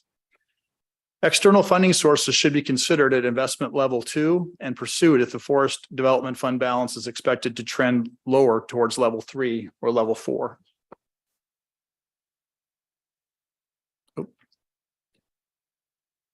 The implementation guidelines section of this chapter also details where the public has opportunities to provide input on plan implementation and the adaptive management plan. These include the development and review of the forest management plan itself, as well as other planning levels such as our implementation plans, operating plans, and the adaptive management plan. So chapter 4, pretty short. So I'm going to go ahead and turn it over to Tyson now, who's going to discuss the draft adaptive management plan and performance measures. I didn't see another slide there. Okay, great. Thanks, Ron. Good afternoon, Chair Kelly, State Forester Mukomoto, and members of the board. For the record, I'm Tyson Weprick, the Adaptive Management Specialist in State Forests. I will provide an overview of 2 draft initiatives that support the Forest Management Plan, an Adaptive Management Plan that expands upon the FMP guidelines, and performance measures set by the board to assess outcomes from the FMP. These documents are provided in the board packet. The FMP is required to have general guidelines for implementation, monitoring, research, and adaptive management. Like the other aspects of the plan's guidelines that Ron described, adaptive management and monitoring projects would have public engagement opportunities and a process for revision and prioritization based on the division's resources. In rule, as you can see here, adaptive management is a process by which we improve our management through monitoring the outcomes of the FMP in a scientific manner. Adaptive management is also included in the GPV rules broader management context, stating that new management practices and techniques should be incorporated as new scientific information and the results of monitoring become available. From this foundation, we developed a process that could work across the levels of our plans and policies. One change in these guidelines compared to the current FMP is that we describe adaptive management as a tool within the broader scope of structured decision-making, where a decision is broken down into component steps, as you see here. Structured decision-making is a predominant process in natural resource management for making complex, multi-objective decisions that emphasize group deliberation, estimating outcomes of alternative actions, and clarifying choices upon which the decision maker can act. The chart shows the steps of the process, which could be scaled for use by a small group making an internal decision, or a dozen or 2 people, including outside participation, for contentious or high impact management decisions. Structured decision-making addresses a broader variety of decisions than adaptive management can. Adaptive management is most appropriate when monitoring of management alternatives or experiments can reduce scientific uncertainty to improve future decisions. During the SDM process, a group may decide that adaptive management is needed, but that wouldn't always be required. Structured decision-making acknowledges different values in its analysis of trade-offs, which is important because our management decisions are not solely scientific exercises. Participants can express their values and concerns within the decision-making process for consideration. I want to clarify that the make decision bubble is not my job. The SDM process is meant to present the decision maker, whoever they may be, with the alternatives, consequences, trade-offs, and uncertainties to inform their actions. And as you can see in this figure from the guidelines, decision makers span this diversity of plans and policies in state forests, and many of them could benefit from a deliberate framework for decision making. And this figure shows the links between the plans and policies. These components were presented earlier, but this figure represents the relationships between the moving parts and the need for an adaptive management plan to coordinate. I want to note that this represents how the plans would be arranged post HCP adoption. At the top of this graphic, above the dashed line, we have policy level pieces that are under the direction of the Board of Forestry. So right now the HCP is above that line. After adoption, it would be part of FMP implementation by the state forester and ODF staff below this dotted line. So on this figure, first is the forest management plan at the top that we are presenting today. To the right of the FMP box is performance measures. The board will use performance measures to track key outcomes as the forest management plan is implemented, and I'll talk more about that in a few minutes. Below the dashed line, where we have implementation by ODF staff and the state forester, we have supporting policies and plans. On the far left, we have the habitat conservation plan, intended to serve as a landscape scale approach to achieving FMP goals while protecting federally listed threatened and endangered species. Closer to the center, we have the Forestland management classification system that Nick described, showing the appropriate range of management activities for each land area. To the right of that, we have policy standards covering a range of administrative and operational activities, including best management practices. And in the center and towards the bottom are the implementation plans, operation plans, and funding level that Nick and Ron presented. Between the IPs and the OPs, there's a bubble that's hard to read. It shows how monitoring and effectiveness are reviewed and adjustments to targets and metrics are evaluated. And those are the two links to the adaptive management plan. This is a new plan accompanying the FMP to aid its implementation. It informs the board and receives feedback from the board on performance measures. The adaptive management plan would serve as a hub of monitoring, reporting, and decision support across plans, as shown by these many arrows. It isn't the only way the board would stay informed about FMP implementation, but it's meant to condense the range of monitoring and reporting we do for all these plans for better communication with you all and the public. In the FMP, we described the adaptive management plan briefly. It would be a process for implementing these bulleted actions. We decided to have a plan outside of the FMP because the process of decision-making and adaptive management would look different depending on the plan or policy context. It needs to be a living document that is continuously updated as new monitoring projects are started and as new results and new science are reported. Please note that this plan is not part of the Private Forest Accord's new Adaptive Management Program Committee, although we communicate with them and we will use the research that they are developing to test the effectiveness of the new Forest Practices Act rules. In this diagram from the guidelines chapter, we show the adaptive management plan workflow with its three main roles. At first, we anticipate that the three inputs on the left would drive the work that we would do. These would be decision support with examples in the bubble on the left, the board performance measures, and HCP monitoring requirements. We'll be producing monitoring plans and reports based on this work, with monitoring performed internally or through contractors. And this information can feed back to the SDM process when appropriate and provide information for decision makers. These decisions could be at various planning levels, as listed in the bubble on the right, for which I'll provide some examples next. Decision-making and adaptive management would be different depending on the scope and scale of the decision and who the decision makers are. In this slide from earlier in the presentation, we showed how different policy documents work at different planning levels. Work coordinated by the adaptive management plan would be structured similarly to support implementation of these plans and share information between them. Monitoring across levels might look like this, where at the highest level, the performance measures are for the board and the public to assess outcomes from the FMP. For the HCP, monitoring commitments would be reported to the services issuing the incidental take permit. At the next level, strategic monitoring programs would be set during the implementation planning process. And at that stage, with its public engagement and modeling to set targets, we'd expect to be the best place for the public to engage with our monitoring plans in the future. An example for this is the implementation plan revision after the Labor Day fires in 2020, when the Santiam State Forest reassessed management objectives and established new priorities for post-fire monitoring that were not included in the original IP.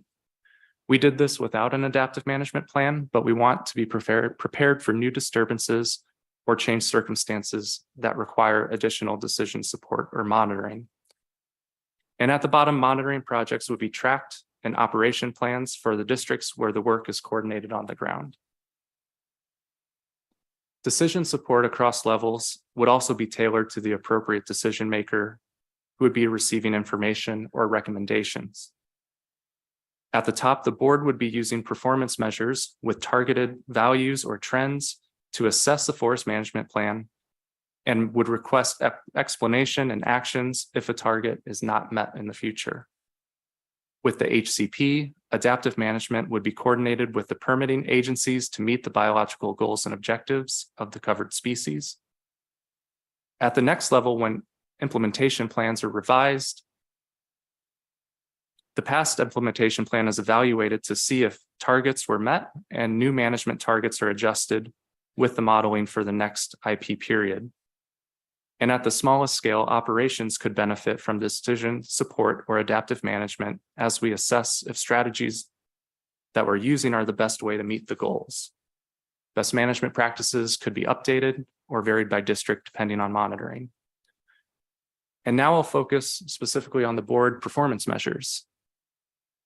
These are a select set of metrics that the board will use to evaluate outcomes of the FMP. The 10 performance measures listed below in alphabetical order have specific components that will be monitored and reported with targets, acceptable ranges, or trends designated by the board.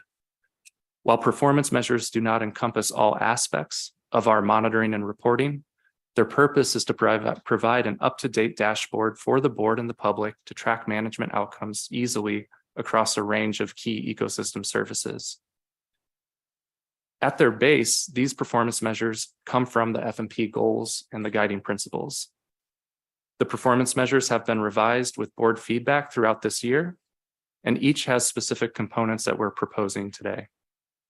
Targets have not been set by the board yet. We'd expect the FMP modeling outcomes and a socioeconomic report we present to you to provide a starting point for you to quantify targets. In some cases, targets are clear, such if a metric is based on HCP compliance by meeting a habitat growth goal. In other cases, such as recreation opportunities, we may not have an optimal target. Targets might be ranges of acceptable values or trends rather than a specific number, especially for measures where we do not have good baseline data yet.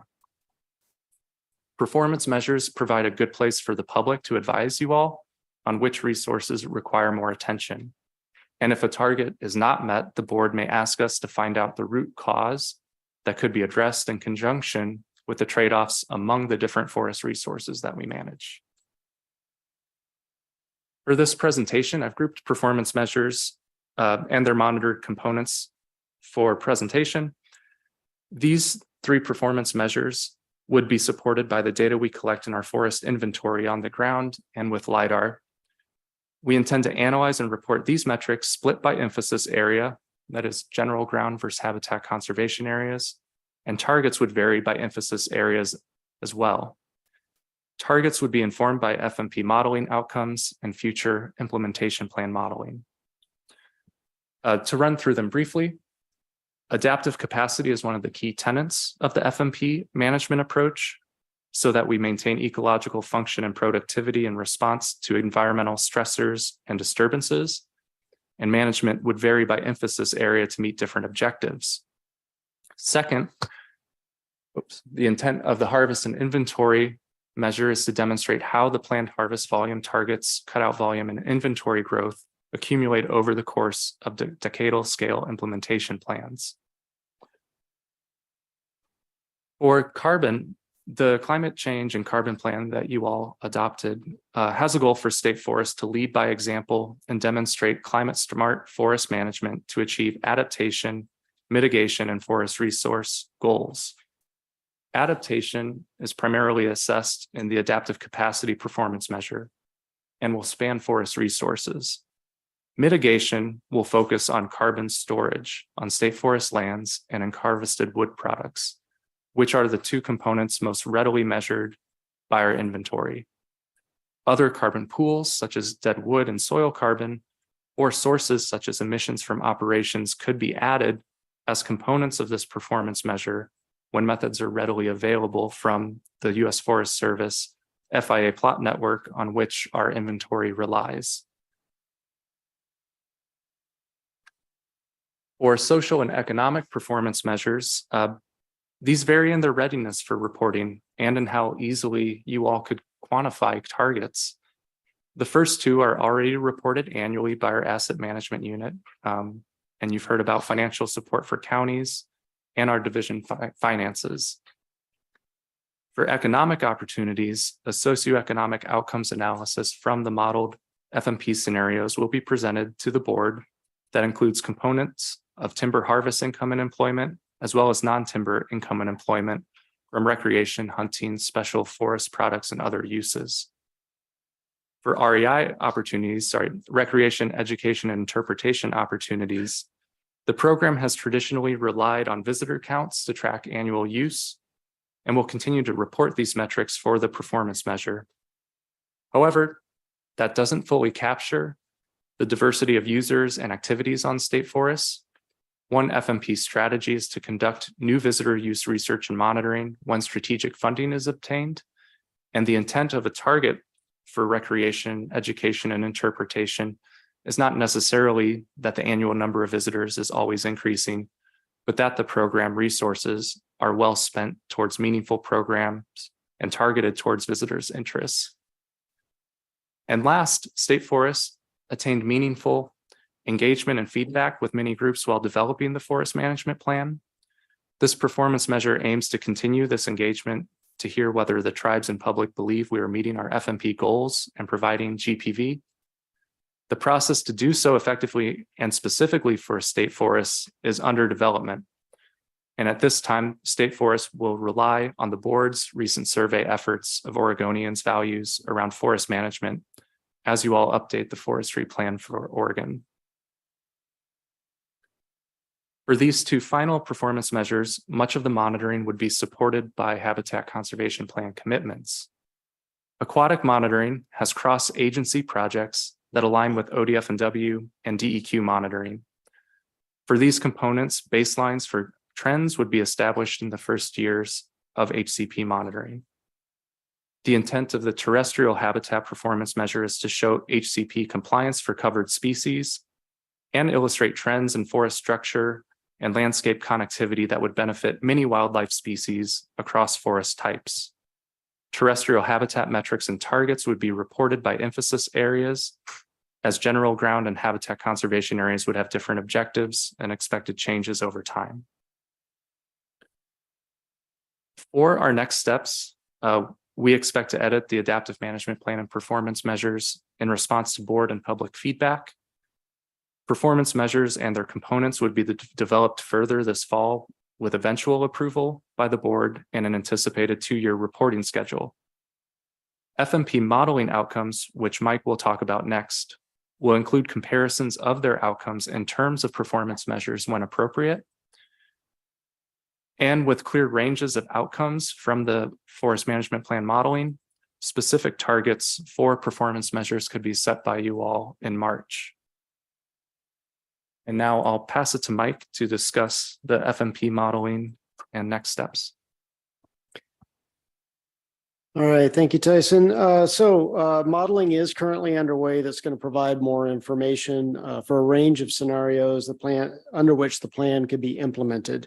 This information will be useful to establish performance measure targets and trends. It's going to give you sort of the idea of the possible there. So over the last several months, we've done a lot of work updating our growth and yield information for the modeling, and we will be running our model over the next couple of months to assess plan implementation options and outputs. The modeling scenarios being developed include 4 different timber harvest scenarios at 2 different geographic scales. So the first scenario is establishing the maximum non-declining even flow of timber that can be sustained over time. And so this can be done at the administrative district scale, as well as the HCP subgeographic scale that groups the lands on the North Coast together. So that's the Clatsop and Tillamook State Forests, the forests in the central Willamette Valley, including the Sandy Am State Forest, and the lands managed under our West Oregon District in Philomath. And lastly, the Southern Oregon forest lands managed by the Western Lane District. Although the goal is even flow, the model allows for some variation of plus or minus 15% per 5-year model to help smooth out the volume over time. So the second scenario would be similar to number 1, but we'll have somewhat longer rotations to grow stands longer, to develop larger trees for carbon storage and high quality timber supply. So for example, if an average rotation of age 70 years was an outcome of scenario number 1, scenario number 2 would extend the rotation age out to approximately 80 to 90 years for the longer rotations. And the third scenario focuses on generating the highest net present value with an even flow of timber, which maximizes discounted cash flows, not volume. So the expected result is younger rotations than scenarios 1 and 2. And the model is also driven by even flow while allowing for variations of plus or minus 15% per 5-year model period to help smooth that out over time. Finally, the fourth scenario is similar to scenario number 3, but it allows from departures from even flow of timber volume and variations greater than 15% per 5-year model period to produce the highest discounted cash flows of any of these scenarios. And so time permitting, we'll be running all those 4 scenarios at both geographic scales. However, we will have to make choices. I appreciate the fact that we are already, clearly behind in our modeling efforts. I apologize for that. We are constrained, by a number of things, but we are still focusing on bringing you information in December that will still give you sort of the frame of these, even if we don't run all of them at both geographic scales. Okay, if that makes sense. And we are fully committed in December to bringing the fourth one, the maximum net present value. That will be most similar to the modeling that has been done so far for the comparative analysis, which was used in the draft EIS. So that'll be the most common point to date for long-term outcome for the FMP with the HCP as an underpinning there. Also, I'll say a word about the socioeconomic analysis piece. That will probably develop more over time. Initially, we are focused on bringing the volumes, the impacts in the traditional timber sector and those jobs out. There's more to it than that. We recognize that. I don't want to diminish that fact, but we will, we'll bring you what we can as we can. So it may not all be there in December, but I think a lot of the things that are sort of the focal points of a lot of the debates now will be brought to you. So for next steps, so today we presented you with these draft documents, and that's basically an information for you to consider and give us feedback on. And then in December, as I said, we'll be bringing you these modeled outcomes from the scenarios. And then it's still to be decided in 2024 when we want to have a meeting to really decide to move the FMP towards final approval. I think there's a lot wrapped up in that we need to work with the board chair on in terms of when we bring that forward. We'll have constant engagement with you all in our one-on-ones, just to let you know how things are going during that time frame. But I think there's a lot to be considered in terms of how much feedback you want to give us on this draft plan, draft adaptive management plan and performance measures as they exist now, and then also your comfort level with outcomes from the modeling and so forth. That'll really dictate when the appropriate time is in 2024 to move this plan forward into rulemaking and adoption. So with that, I'll open it up for any questions. Thank you. Oh, Mike, can you go back to your modeling slide, just one slide? Yeah. How are you Number one, your different harvest scenarios. Are you planning to set a constrain the model on a age on number one? How do you give me some more color about 1 and 2? I mean, you said that was just kind of you're painting some very broad ranges there that I don't really understand. Sure. So number one is what we have traditionally done at a district level for our implementation plans, which is to model a non-declining even flow of volume over time. And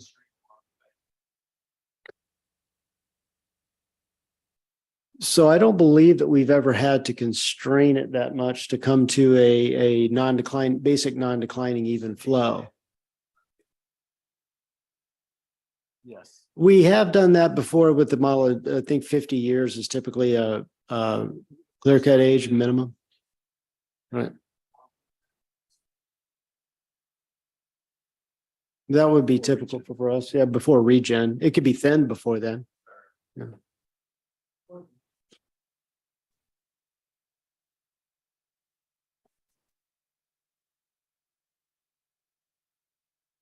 Begins to further, when we begin to talk about longer rotations, right? You said, you said, well, if it's 70, then we may go 80 or 90, but the 70 is very important. How are we constraining the model on that front end, on that scenario one? That'd be very important for me to understand how we're constraining, because that's a constraint within a model you're placing there, I would assume. Yeah.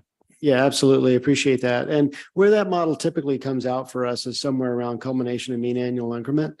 That's really kind of the target, trying to capture that growth curve there. And so when we talk about the longer rotations, we're really talking about it relative to CMAI. We do have model rules that constrain the model behavior somewhat because it will do, things that perhaps we wouldn't do traditionally. But some of these models scenarios you're going to see, especially with the MPV, might change that from what we've seen traditionally. Yeah, but wouldn't, sorry to keep hammering on this, wouldn't beginning to hit culmination mean annual increment begin to maximize carbon potential? So it's almost 1 and 2.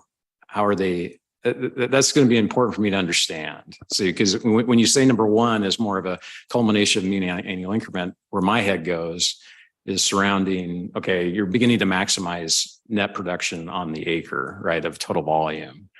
And so then if you're adding to that, for an example of longer rotation, that's beyond culmination of mean annual increment. So it's going to be very important for me to understand what you're specifically the goals of that model, I guess. Right. And we'll be able to describe that, I think, pretty well once we have those carbon outcomes, and to see what that extra growth, if you will, buys you or not in terms of that. And it's also balanced with the harvested wood products that comes off of it, right?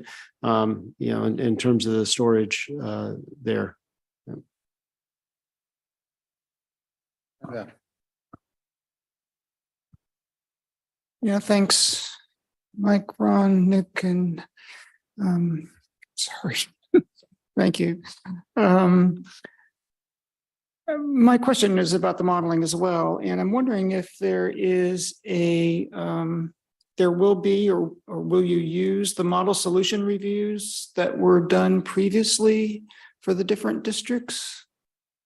So these models will be subjected to their own model solution review as well. One key difference between this and the model solution reviews that we did, say, for the IPs, are that we've done a lot of, and one of the reasons we're behind is we've done a lot of extra work on the yield tables.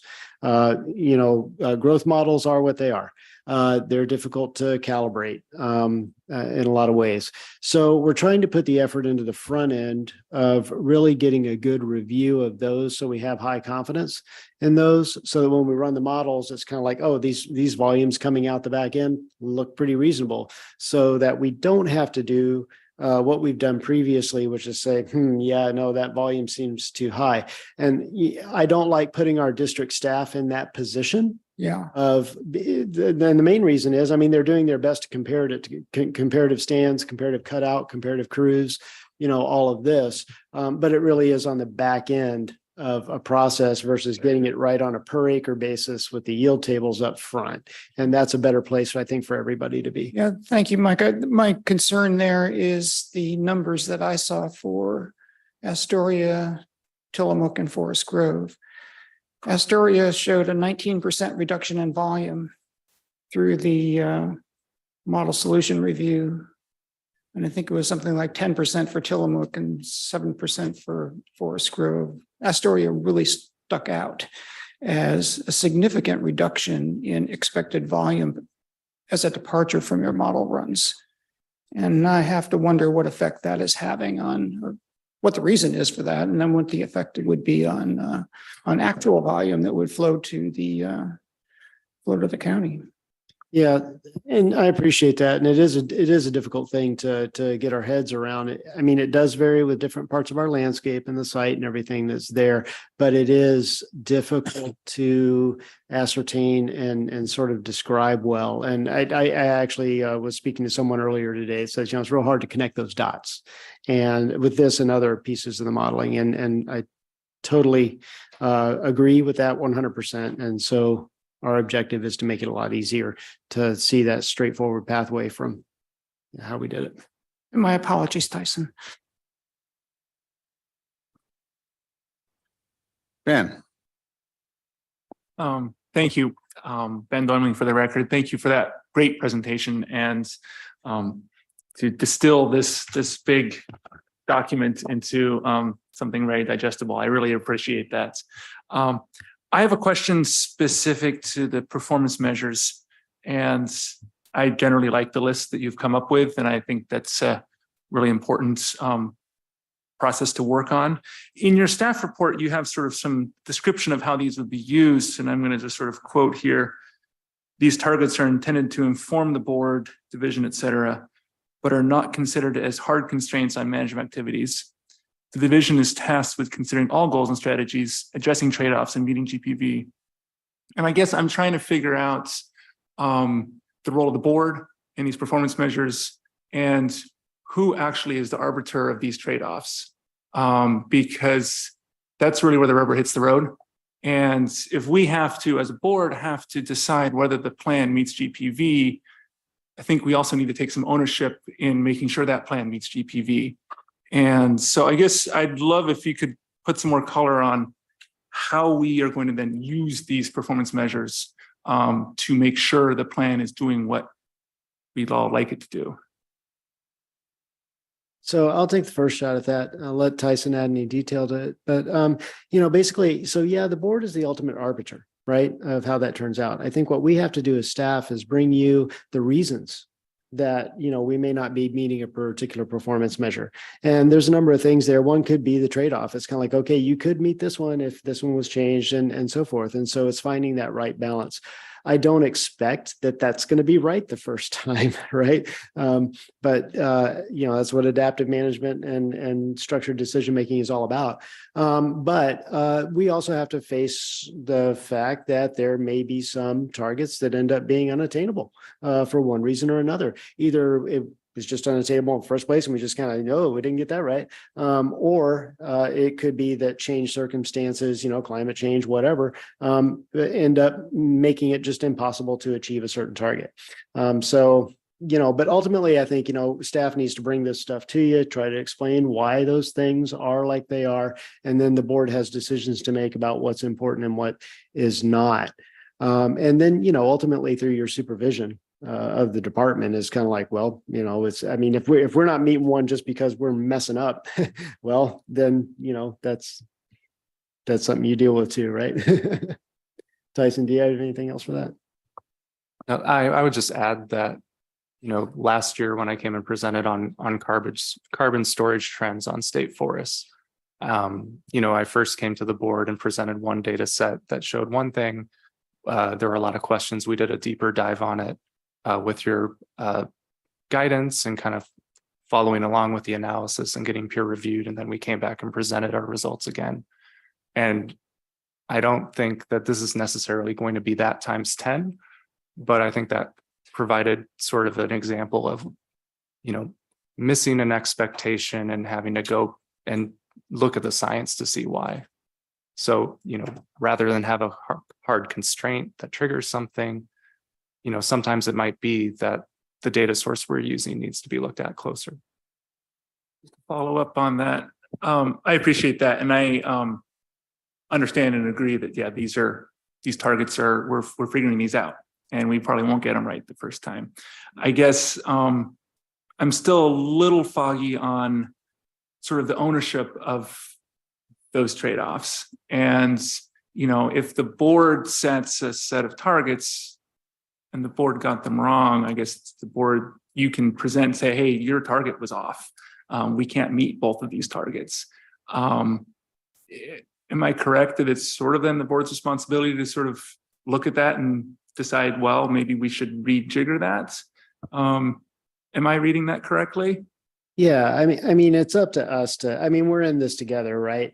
So it is up to us to fully understand any given performance measure and the trade-offs and to make sure that we all understand the different caveats and interrelationships associated with them.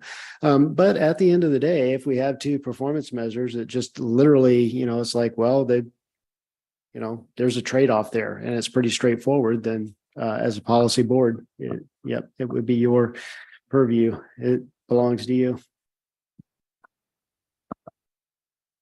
So I've got a couple comments just about, and you don't have to answer this. They're really about the communication and the style here. For the main plan here for a draft, it's well written. It's pretty polished. It's great.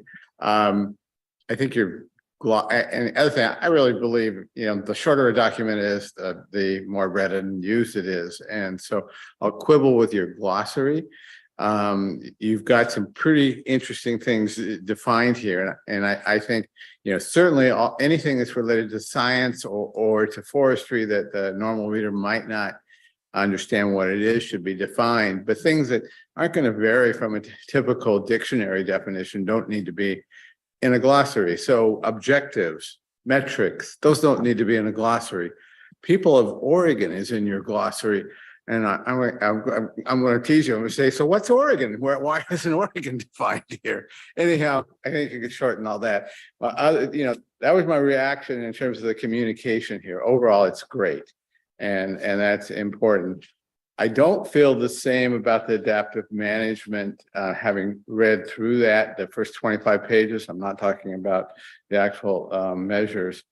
I just felt that I was in some sort of maze trying to read it. It felt like I don't know what was being assumed about the reader. It seemed like it was making an assumption that the reader had no context, no common sense, whatever. I think it could be a lot shorter, and I think it needs a lot of work. Would be my my comment on that, and that's enough. I think. We are essentially out of time, but any other questions? Chandra, go ahead. Yeah, sorry, I'll make this quick. And thank you for the presentation and all the work.